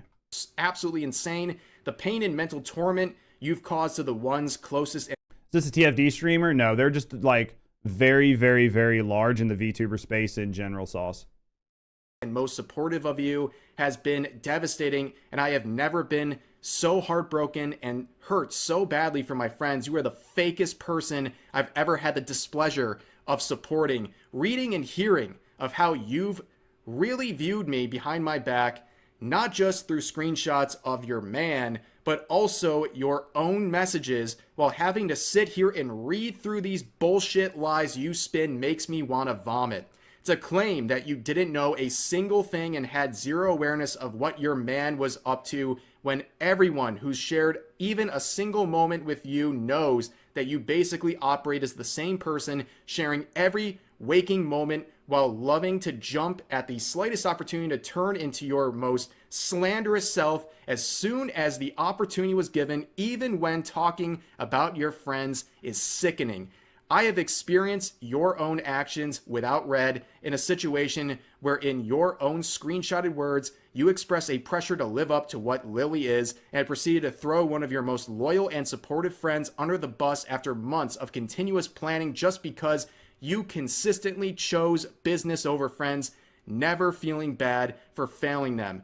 Just to earn the bag and compete with me over a V-Card collab that you rescheduled to be on the exact date your friend needed you to keep an important promise. You actively lied about it to them, instead blaming me for a collab you rescheduled, adding me to the pool of excuses to save your ass when you realized you were being a bad friend. Why blame me for choosing to miss an obligation you agreed to on one of the most important days in your friend's career? Everything you do is out of competition through your constant need to one-up the people who are the sole reason you even have these opportunities and platforms to earn from to begin with. You're welcome, by the way. You claim that it's just business. Well, in the business world, there has to be accountability, and all you've done is try to shove it away and admit to nothing. In true narcissistic fashion, you're only feeling sorry about yourself and your own consequences and your career, and try to salvage it. So I'm going to jump in here because it's almost to the end. There's a lot going on here. I'm not going to go into all of it. But I think down at the bottom, you claim that it's just business. It's just business. Well, in a business world, there has to be accountability. And all you've done is tried to shove it away and admit nothing. I think that is the problem for Sinder's apology. We obviously didn't read all 7 pages, but the snippets that we read, there was a clear. They clearly tried to shirk responsibility as much as possible, and as we've maintained numerous times, they need to be seen to have some level of accountability. And I think the fact that they're seen as not taking any accountability is going to be the part that sort of hurts them. And I think a lot of that comes from leading credence to the drama, right? And a lot of it comes from just not doing it. And as we talked before, I think that you probably should have just tried to get by with doing the least amount possible here, and saying the least amount, accepting culpability to certain things, leading credence to certain things, responding to everything. I think there was a level of stuff that they could have just not responded to because it wasn't relevant to the sort of like argument they had. I think the only thing they should have engaged with was what Rev had done when it came to the negotiations to try to get Nano on an exclusivity contract. Short of that, there was not really much else that needed to be discussed. The conversations between Shiloh's manager and Red didn't need to be discussed. The conversations between was it Shiloh? No, it was Silver. Between Silver. The conversation between Silver's manager and Red didn't need to be discussed. The conversation between Silver and Cinder didn't need to be discussed. Cinder cheating on her boyfriend didn't need to be discussed. So there were a lot of missteps here where things were talked about that did nothing but hurt them in the conversation. I'm sorry for everyone who looked up to you as an inspiration, and I'm especially... He would tank the blame, hoping it would save her career. Maybe. I don't know him. Maybe. But I think if that was the case, then Red would have had to have put out statements of accountability.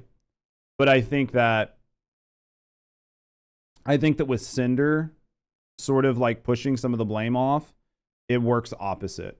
I think if Red would have came out and said, hey, I did all of this. Like, I handled these business negotiations. I handled these conversations. And it was all me that did it. And then if people were like, well, there's no possible way. There's no possible way. The Cinder didn't know. You're just trying to protect her. Blah, blah, blah. He could have been like, well, that's not the case.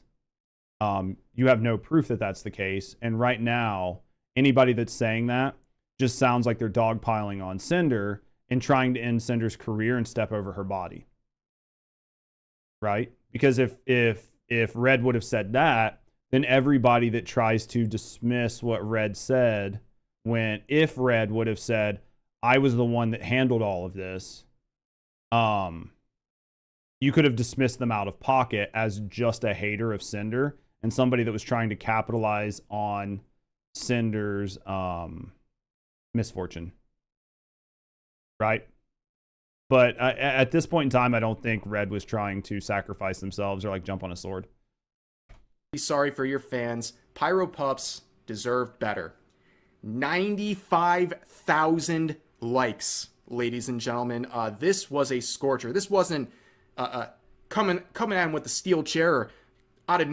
But the editor was one that came out first, so it just fucks them both over. But what prompted the editor to come out?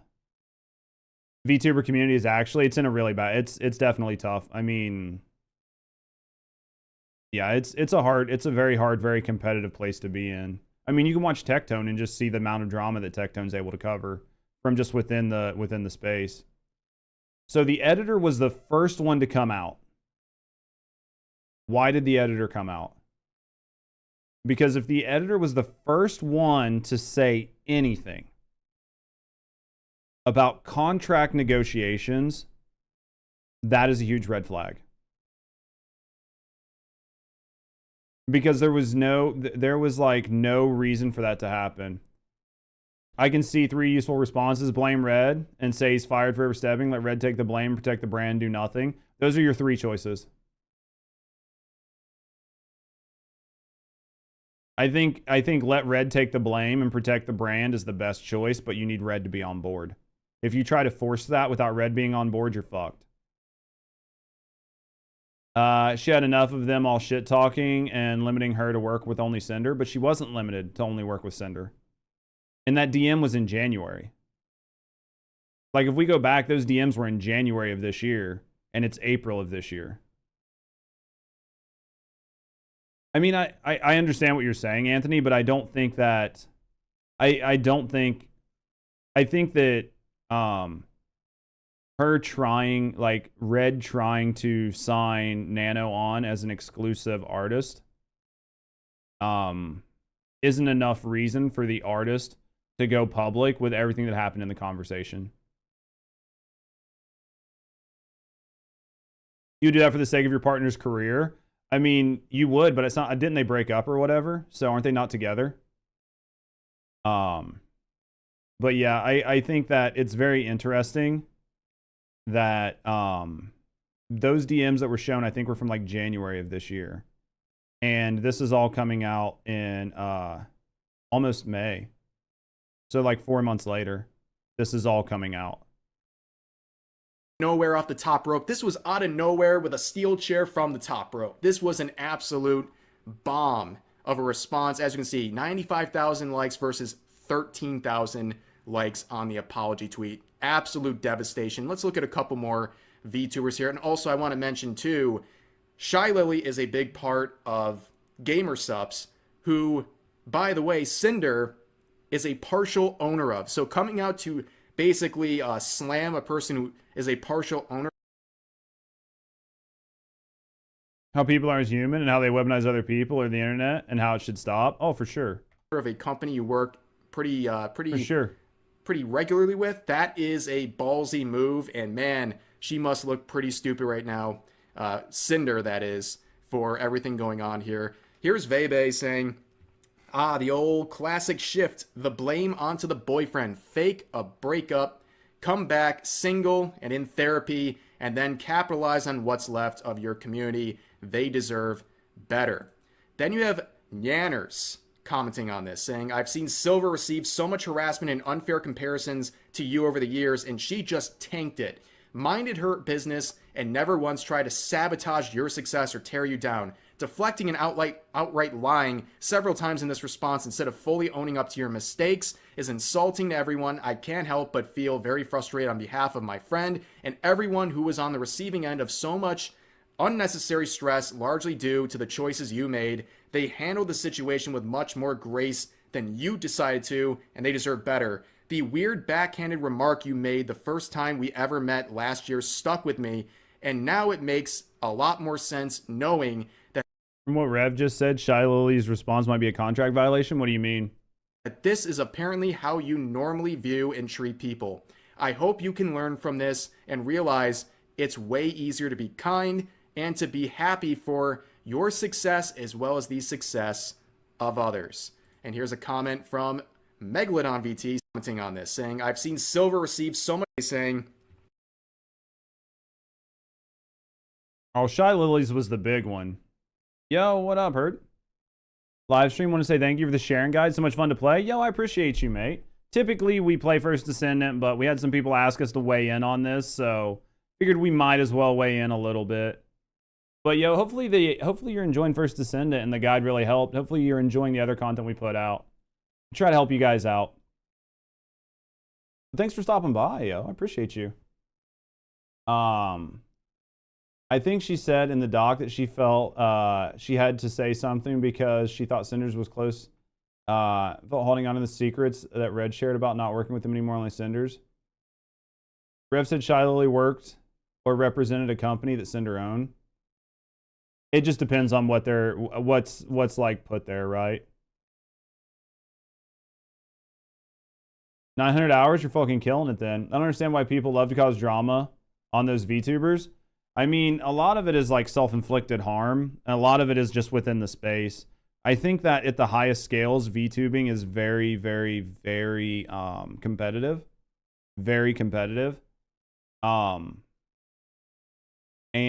that because it's so competitive, a lot of very interesting business tactics are employed, and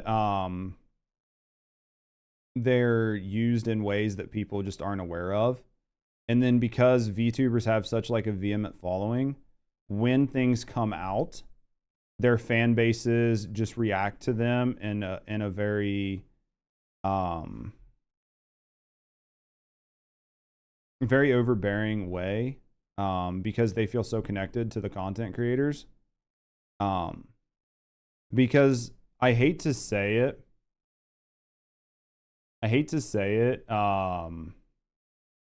but there's nothing in here that's happened that has surprised me. There's nothing that's been surprising in any of this. And it's not even surprising to see other people's reactions, because other people are reacting in the way that I would expect them to do to try to capitalize on a bad situation. So I'm not really surprised. They're both co-owners. Are they both co-owners of Gamer Subs? This is bad PR. Should be forced to step down or remove the negative anything not that violates. Yeah, for sure. I think if something was said in a way that negatively hurts Gamer Subs, then it should be removed. As a spokesperson for Gamer Subs. Would it surprise me? Who was it? Vidal? I mean, to be like fair, all of the Vidal. It was Vidal. Yeah, that makes sense. Because Vidal would know. Vidal would know because Vidal is part of Mythic as well. All these guys are part of Mythic. They all know each other. They all have the same talent managers. Not surprised it's AI. Well, Vidal's different. Like Vidal and Neurosama are different than like standard AI. But yeah. I think that a lot of this was happening in the background, and it's impossible that it wasn't, because all the last messages we saw were from January and everything came out in May. Like end of April, early May. Did he predict all of it? Like, can see and read DMs of those VTubers freely? I mean, it depends, but I mean, because all of this happened on the backside, right? Because this is months after everything happened. So it's not impossible to think that you could predict it. You watch Iron Mouse? I know a lot of people really like Iron Mouse, bar for bar. I mean, I'm not very in tune with the VTuber community at all. I can tell you from a business perspective what I think, but what I think and what happens in the VTuber community is two completely different things. Tries to hold them certain benchmark. Oh yeah. Oh yeah. No, they definitely do. No, they definitely do. Like, especially when you start dealing with like V-Shoujo and shit. That's the thing, like watching these very large independent VTubers like self-explode on each other is just very rough. But I think if you were more well-versed in the space, you could probably predict this. But the biggest issue I have is I'm not a very emotional person. Like I don't normally let my emotions lead conversations. And everything that I've seen in the last two videos is very emotion-filled and emotion-led. So for me to predict it would have been very hard because it's so far out of the scope of what I would assume a rational person, a rational multi-millionaire owner of a mega company would do. Because I have dealt with like multi-millionaire owners of companies before, and in no world would any of them ever made these decisions. In no world. Well, one world, but I don't want to talk about that one world. But in all of the other world, and the only reason I say that is because it was in a company that was in the space. Outside of that, this would have never happened. This would never have happened. You would have shut this shit down so fast. It's so that, yeah, they're just all emo about this. It's so interesting. Now I'm gonna have to go back and see what like Vidal said.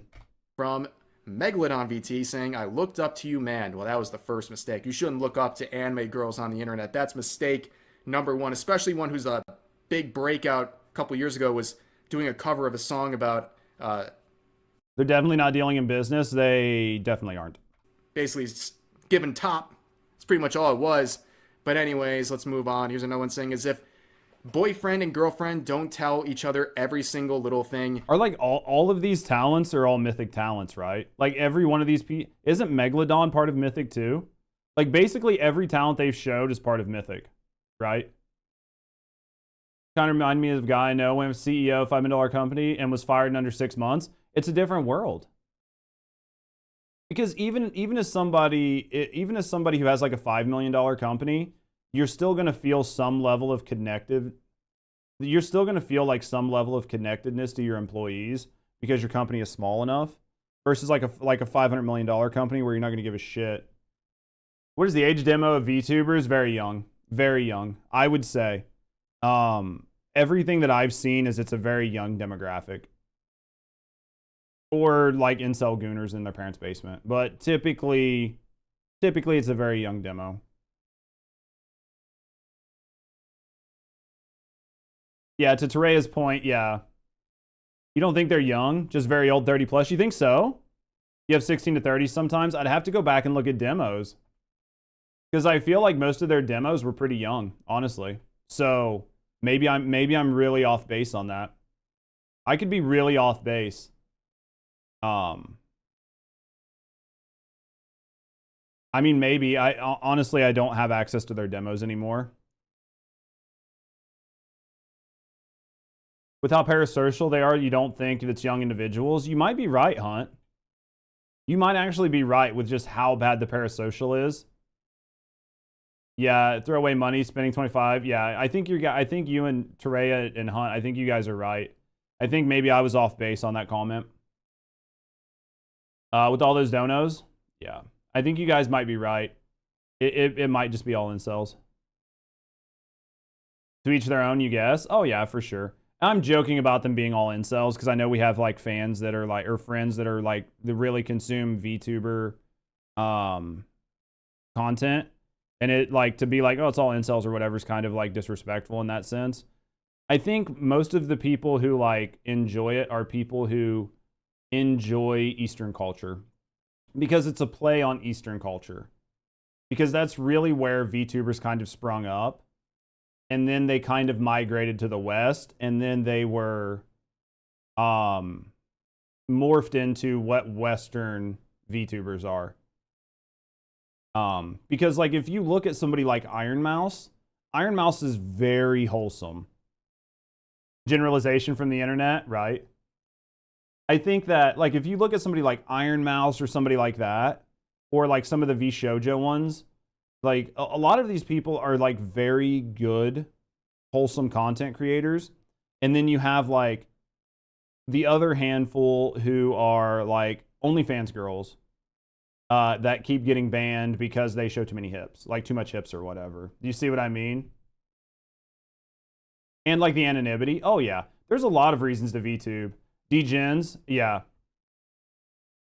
Yeah, like there's like such a big, yeah, people just use it to make cash. There's such a wide like berth of how many like of the types of VTubers there are, just as it is like face cammers or face tubers or like flesh tubers, whatever you want to call them. And that's what makes them so appealing, and that's what makes the crossover so appealing, right, to a lot of people. So like while it's easy to meme that like it's all just fucking degen incels, like at the end of the day, this is a very large market. It's actually probably a larger market than any of the other streaming. Unrealistic with VTuber, like streamers, were already not tangible, yeah. Because I honestly think that there are more people that watch VTubers than watch normal streamers. Excluding, like, if you take, like, Kai Cenat, Queso, Speed, Hassan, and Asman out, like the top 5 streamers, and look at everybody else, VTubers blow them out of the fucking water. Like, because you have to look at the audience worldwide and not just on Twitch. And if you look at the worldwide audience, you can leave those guys in there and they're still going to get blown out of the water. Yeah, they're a product and they have a wide range of followers. That's why I feel like when people say like I'm a VTuber, but I don't view myself as like a product or as like a business.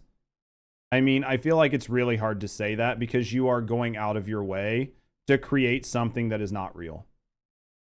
Right? Like, by and large, the act of VTubing is putting on a show, which in and of itself, it's not like disingenuous, but you are creating a product and you are selling something that isn't real. Like, your entertainment is not real.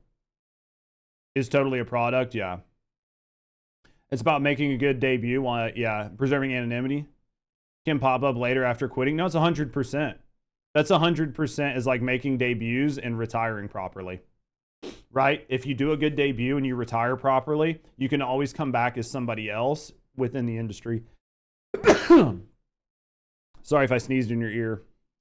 Same with OF though. Oh yeah. It's definitely a lot harder to do when you're like like me. Like if I tried to just come back as somebody different, it would be very easy to tell it was me.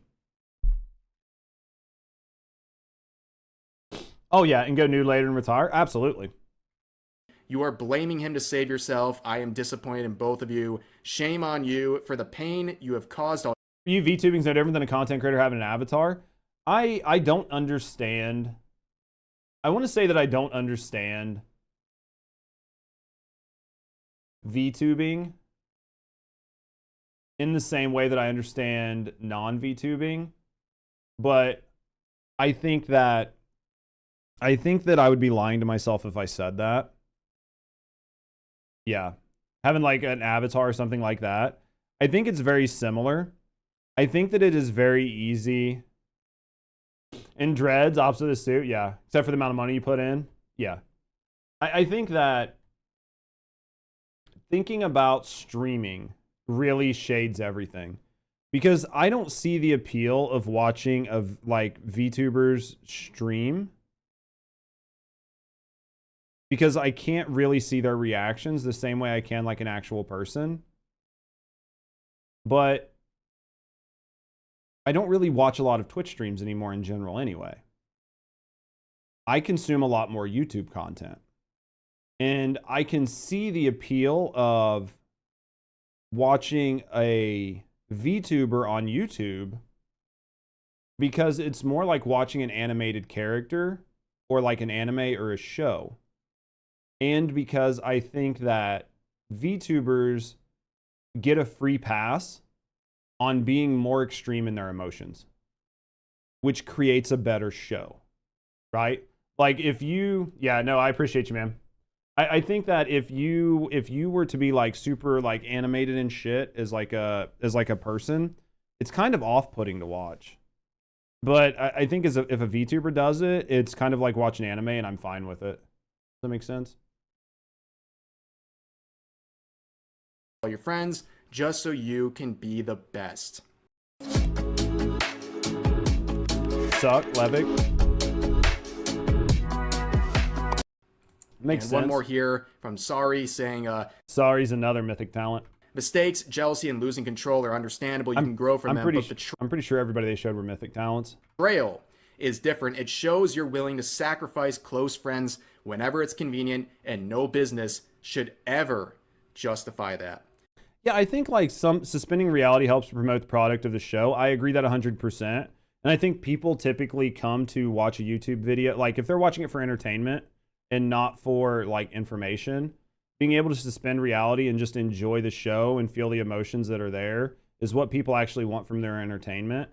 And that's why like I think a lot of people like fail so hard on Twitch is because they drag real life into their stream too much and they bitch about their real life problems. Hell, I'm bad about doing it. I try to be good, but every once in a while I'm a human and it slips through and it breaks the immersion, and people just don't want to hear you bitch about how bad your life is when you're playing video games. People are there to watch like whatever it is for the entertainment value. So there's that. Kind of like a maid cafe, anime that works. Yeah. Brutal, but very true. Now, a lot of people have been making memes, okay? A little more lighthearted notion here. There's some very good memes coming out of this situation. Let's start with this one. Okay, I confess. SpongeBob killed him. His profile picture, this is the real profile picture of the manager boyfriend. It's just perfect for everything going on. And you have Rima here doing an AI crossover with the ukulele apology. Unfortunately, it doesn't look like she's playing the ukulele here, but anyways, we have this one with Rick and Morty. Hey, I found a ticket. Wow, you are just, ladies and gentlemen, the Jackie Chan of human shielding. Who takes the time to get this good at this? Beautiful. Here's another one. What people often miss about streaming is both sides of the screen is having to suspend reality. No, that's true. I think you as a streamer, you have to be really good at it. And I think that you as a consumer have to be really good at it. And it's easier to do that when the person in front of you isn't a person, which is another reason why I think VTubing is so popular. Google Docky. Everyone's saying Google Docky because of the chicken jockey thing. You get it? You get it? Here's another one where someone said, at Grok, explain this doc like a shy anime girl using common Japanese words mixed in. How far the future has come, ladies and gentlemen. This is absolute gold. Also, people are making some statements that I think are pretty odd, too. Like, the reaction's very pessimistic, I would say. This person said, if y'all think Sinder is the only VTuber that does this, y'all are insane. I can guarantee that 90% of VTubers do this. You have no friends in this industry. That's just facts. Also, not exclusive to VTubers. It's just more women run in these circles. Oops. Yeah, I get that, like, this happens among content creators. There's always drama and backstabbing, but to think 90% of VTubers are gonna backstab you and they're not your friend, it's all fake, like, that seems like projection. Like, you're... So I feel like Ellie, I don't personally know Ellie. I know she spends time in the First Descendant directory. I've seen her in a couple different places. I know she's not part of Mythic, where a lot of the other content creators were. And I feel like what she's expressing here is something that a lot of independent VTubers do see, which is if you're not on the inside, you're on the outside. And I think that she's bringing like a really interesting perspective based on what she's seen. And I don't think that it's fair for Rev to wholesale discount Ellie's opinion here and say that it's not factually accurate, but then to like side with everybody else when they say that it's factually accurate. I think you should be like, you should be fair and balanced on this. Surrounding yourself with the wrong people. I definitely recommend being very careful with who you share anything with or try to form a bond with, because yeah, it is a business for a lot of people, but it's a business for everyone. This for Rev to say it's a business for a lot of people. This is a business for everyone. If you're doing this and you're making money, it's a business. It's not a business for some people in a friendship circle to sing Kumbaya when you're making hundreds of millions of dollars. Right? Like you're making tons of fucking money. And unless you're giving all of it away to charity and living destitute, then it's a business and you're making a living. It's a living for a lot of people. I wouldn't be so pessimistic about everything. There's plenty of people who are good in the VTubing scene and in content creation generally. But where do we go from here? I don't know. Can Sinder salvage any? People hate to be told the truth. People hate when they're like, their bubble's broken. Yeah. This, I'm sure she can come back at a very limited capacity. There's going to be people who just don't care about this sort of stuff, but yeah, she's actually pretty cooked. I would say a lot of people are not going to care. I would say the people that are going to care are the people that are in a shared audience who are being told that Cinder's a bad person. I'm surprised it's had as much backlash as it has.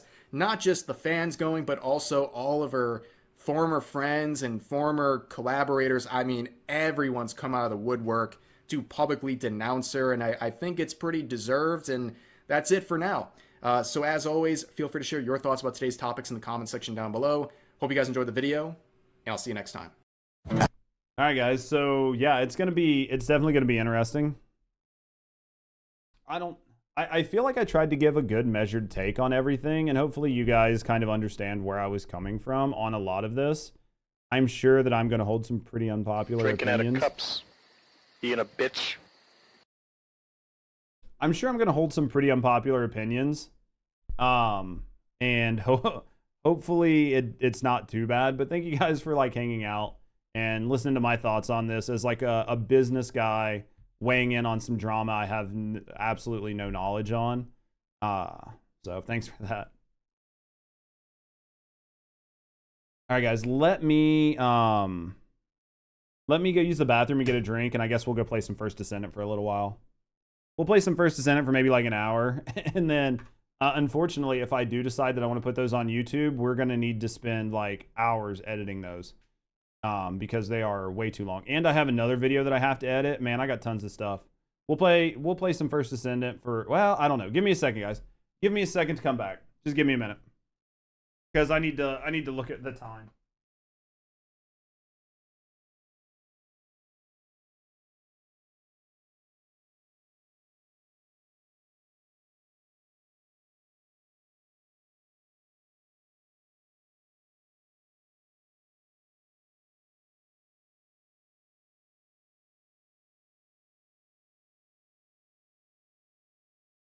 Playing fuck around, eh?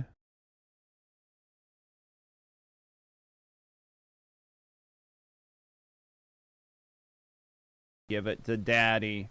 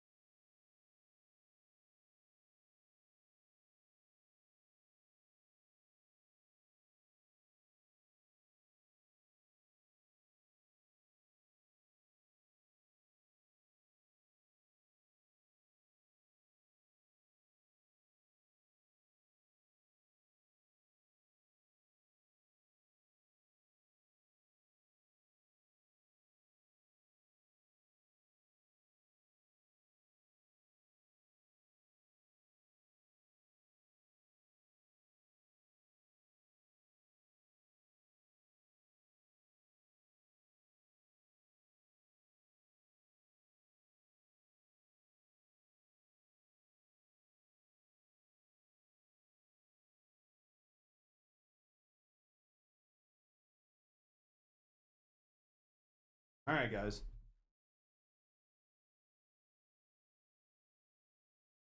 What happened?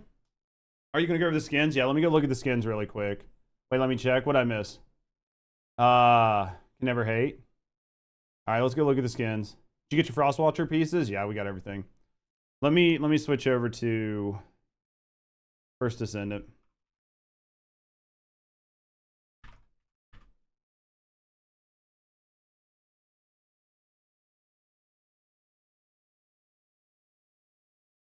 Let's go back over to First Descendant for a second. We'll spend a couple minutes. We'll spend a couple minutes going over the skins, and then I think I got, dude, I've got videos to edit, man. I've still got the video where I talked about like the most recent, like the dev AMA.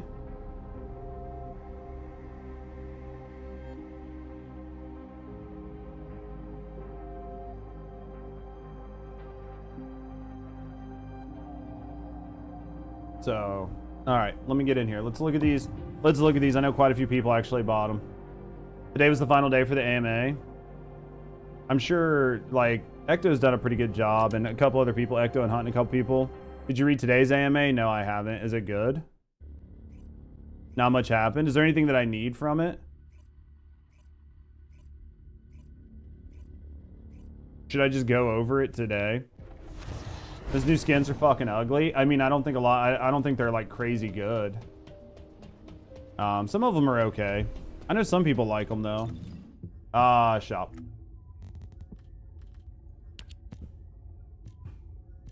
You like 3 of them? I think a couple of them are nice, but skirts are cute. Well, I mean, the idea is it's supposed to...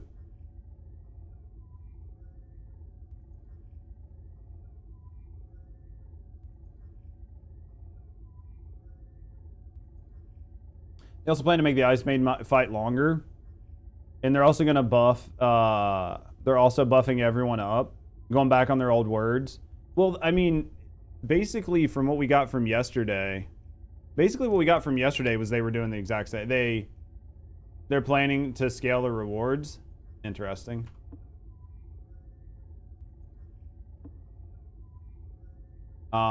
This is Bunny. I kind of like this. I kind of like the stockings on this. I mean, I think it's a miss by gluing the skirts down, but...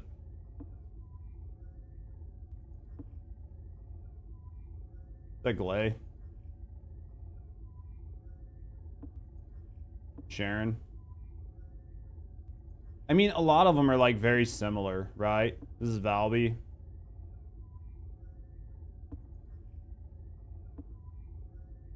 This is Luna. Like the choker on Luna. Oh, this? Yeah, I could see that. It'd be a lot nicer if it was on the head.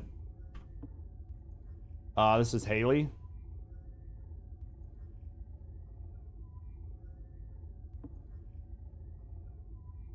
Oh, this is Sharon. This is Inez. Jesus. And this is Serena.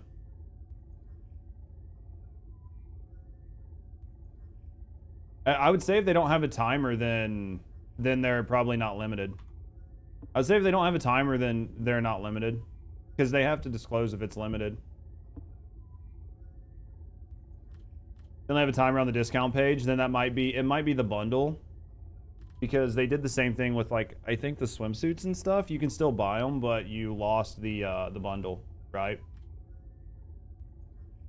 Even the emotes, meh. Yeah, it's not anything, like, fucking good. Let me turn this shit down, because it's way too loud. Alright, there we go. I don't know why I'm getting some static. I'll have to deal with that later. Could be my keyboard. Maybe. I don't know. I'll have to look. I need to sneeze, though.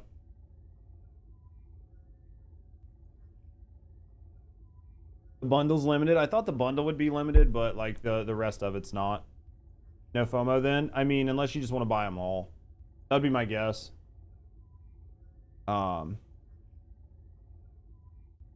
Could you? I mean, I guess you could. You probably could, Zifu.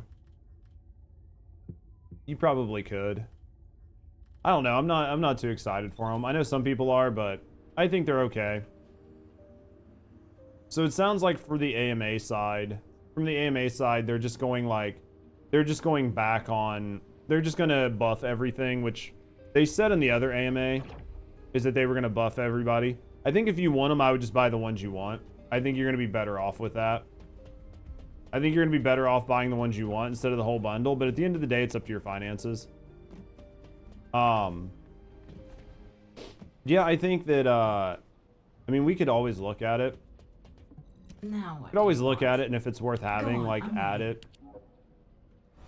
Right? Add it to the other one, but I feel like the, I think that was my last sniper, maybe. I don't know. I feel like they kind of had mentioned that they were going to buff everybody up to Freyna and Inez's level. So, essentially, everybody's going to be buffed up to, like, Freyna and Inez's level. I don't know if they give, like, a timeline of when they're going to do it, or if they're just saying it's going to happen. And then, like, the Ice Maiden being a longer fight, we'll just have to see how that plays out. The only way I could see them doing it is by buffing its health to some insane number. And then it's only going to make certain play styles viable, right? That's the only way it'll work. Because I don't understand, like, how you're going to make the fight longer unless you put health gates in it. If you put health gates and mechanics that you have to be able to do, then that's a possible alternative. But right now, you have to make it ATAMS proof, right? Like, you would have to make the gun ATAM. You would have to make them ATAMS proof, which means they would need to be able to withstand what, 3 shots, 6 shots, 9 shots from ATAMs. And those shots can, what, range into the hundreds of millions of damage. Like, I don't know how they're going to do it. I'll be curious to see. I'm going to assume that they're going to put some sort of damage mitt on it, or they're going to put mechanics that you have to do, or else it won't work. Because if they're just going to try to make it to where you can't, like, destroy it with ATAMs, you're going to have a hard time doing that, right? That's the only way I could see that happening. They could just nerf ATAMs. I don't think they're going to nerf anything. I think the nerf to Inez was a one-time deal. And as it stands right now, I don't think they're going to nerf anything in the sandbox. Either that or do like what Once Human does, where you force mechanics after a certain amount of damage. I mean, I think like Destiny does that. Quite a few games do that. I don't think that's necessarily a bad thing. It kind of feels booty because games end up, once they implement it, they use it for everything, and it kind of makes it suck. We'll have to see what they do. 1% damage reflection would kill you if you one shot on any weapon. I mean, it's possible. I don't know. I think that they're going to have a hard time. I think they're going to have a hard time. I'm curious to see how they do it. So we'll have to deal with that. But I have the AMA video from yesterday. Let's go to the AMA really quick. Let's go here. AMA director, like from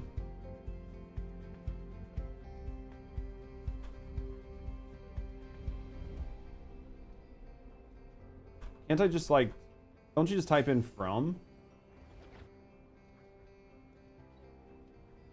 I thought you just typed in from.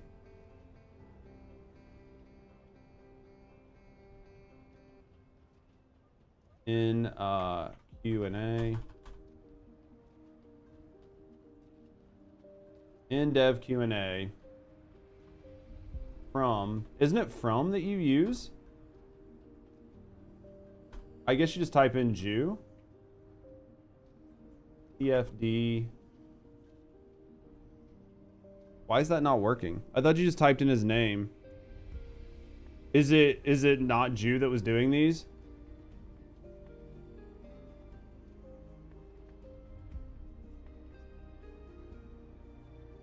Why can't I find this guy's name?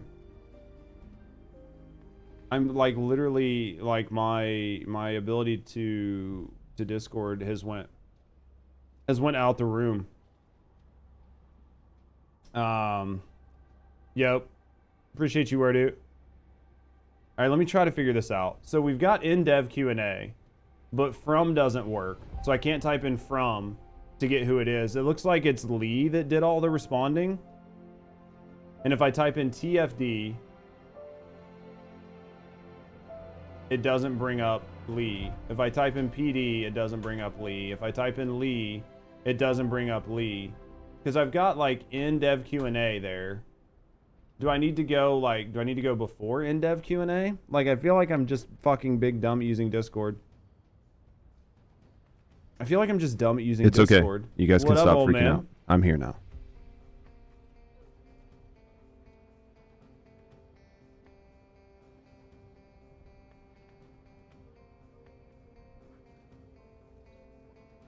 I guess I could just scroll through it, but because some of it's from fucking Lee.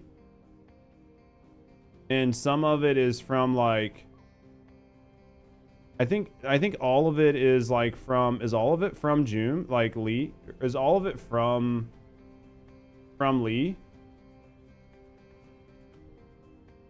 What up, old man? I think all of it is from I think all of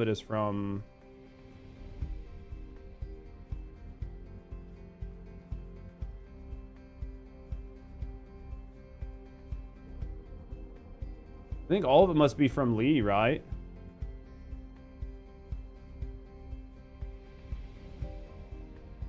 We'll just put it up. We'll just bring it over the way it is. Because all I have right here is like in dev Q&A. I was gonna try to get more people, but cancel. So I guess we'll just go through these because these are here.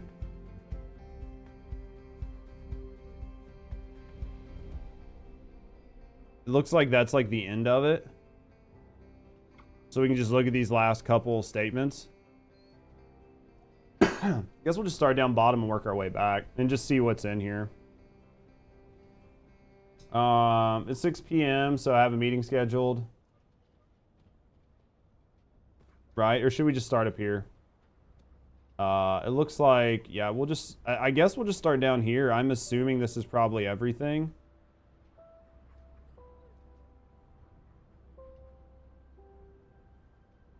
I'm just going to go through these couple. I just want to see what they say. All right, let's look. I can't read this as in Korean. Over the past few days, we've been collecting die-related issues. Don't really care. Yeah, this is definitely just like them responding to these last couple things, right? Unless there's more up here.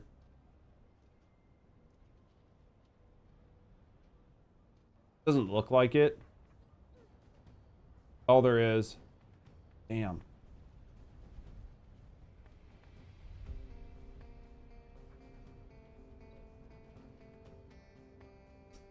Oh well.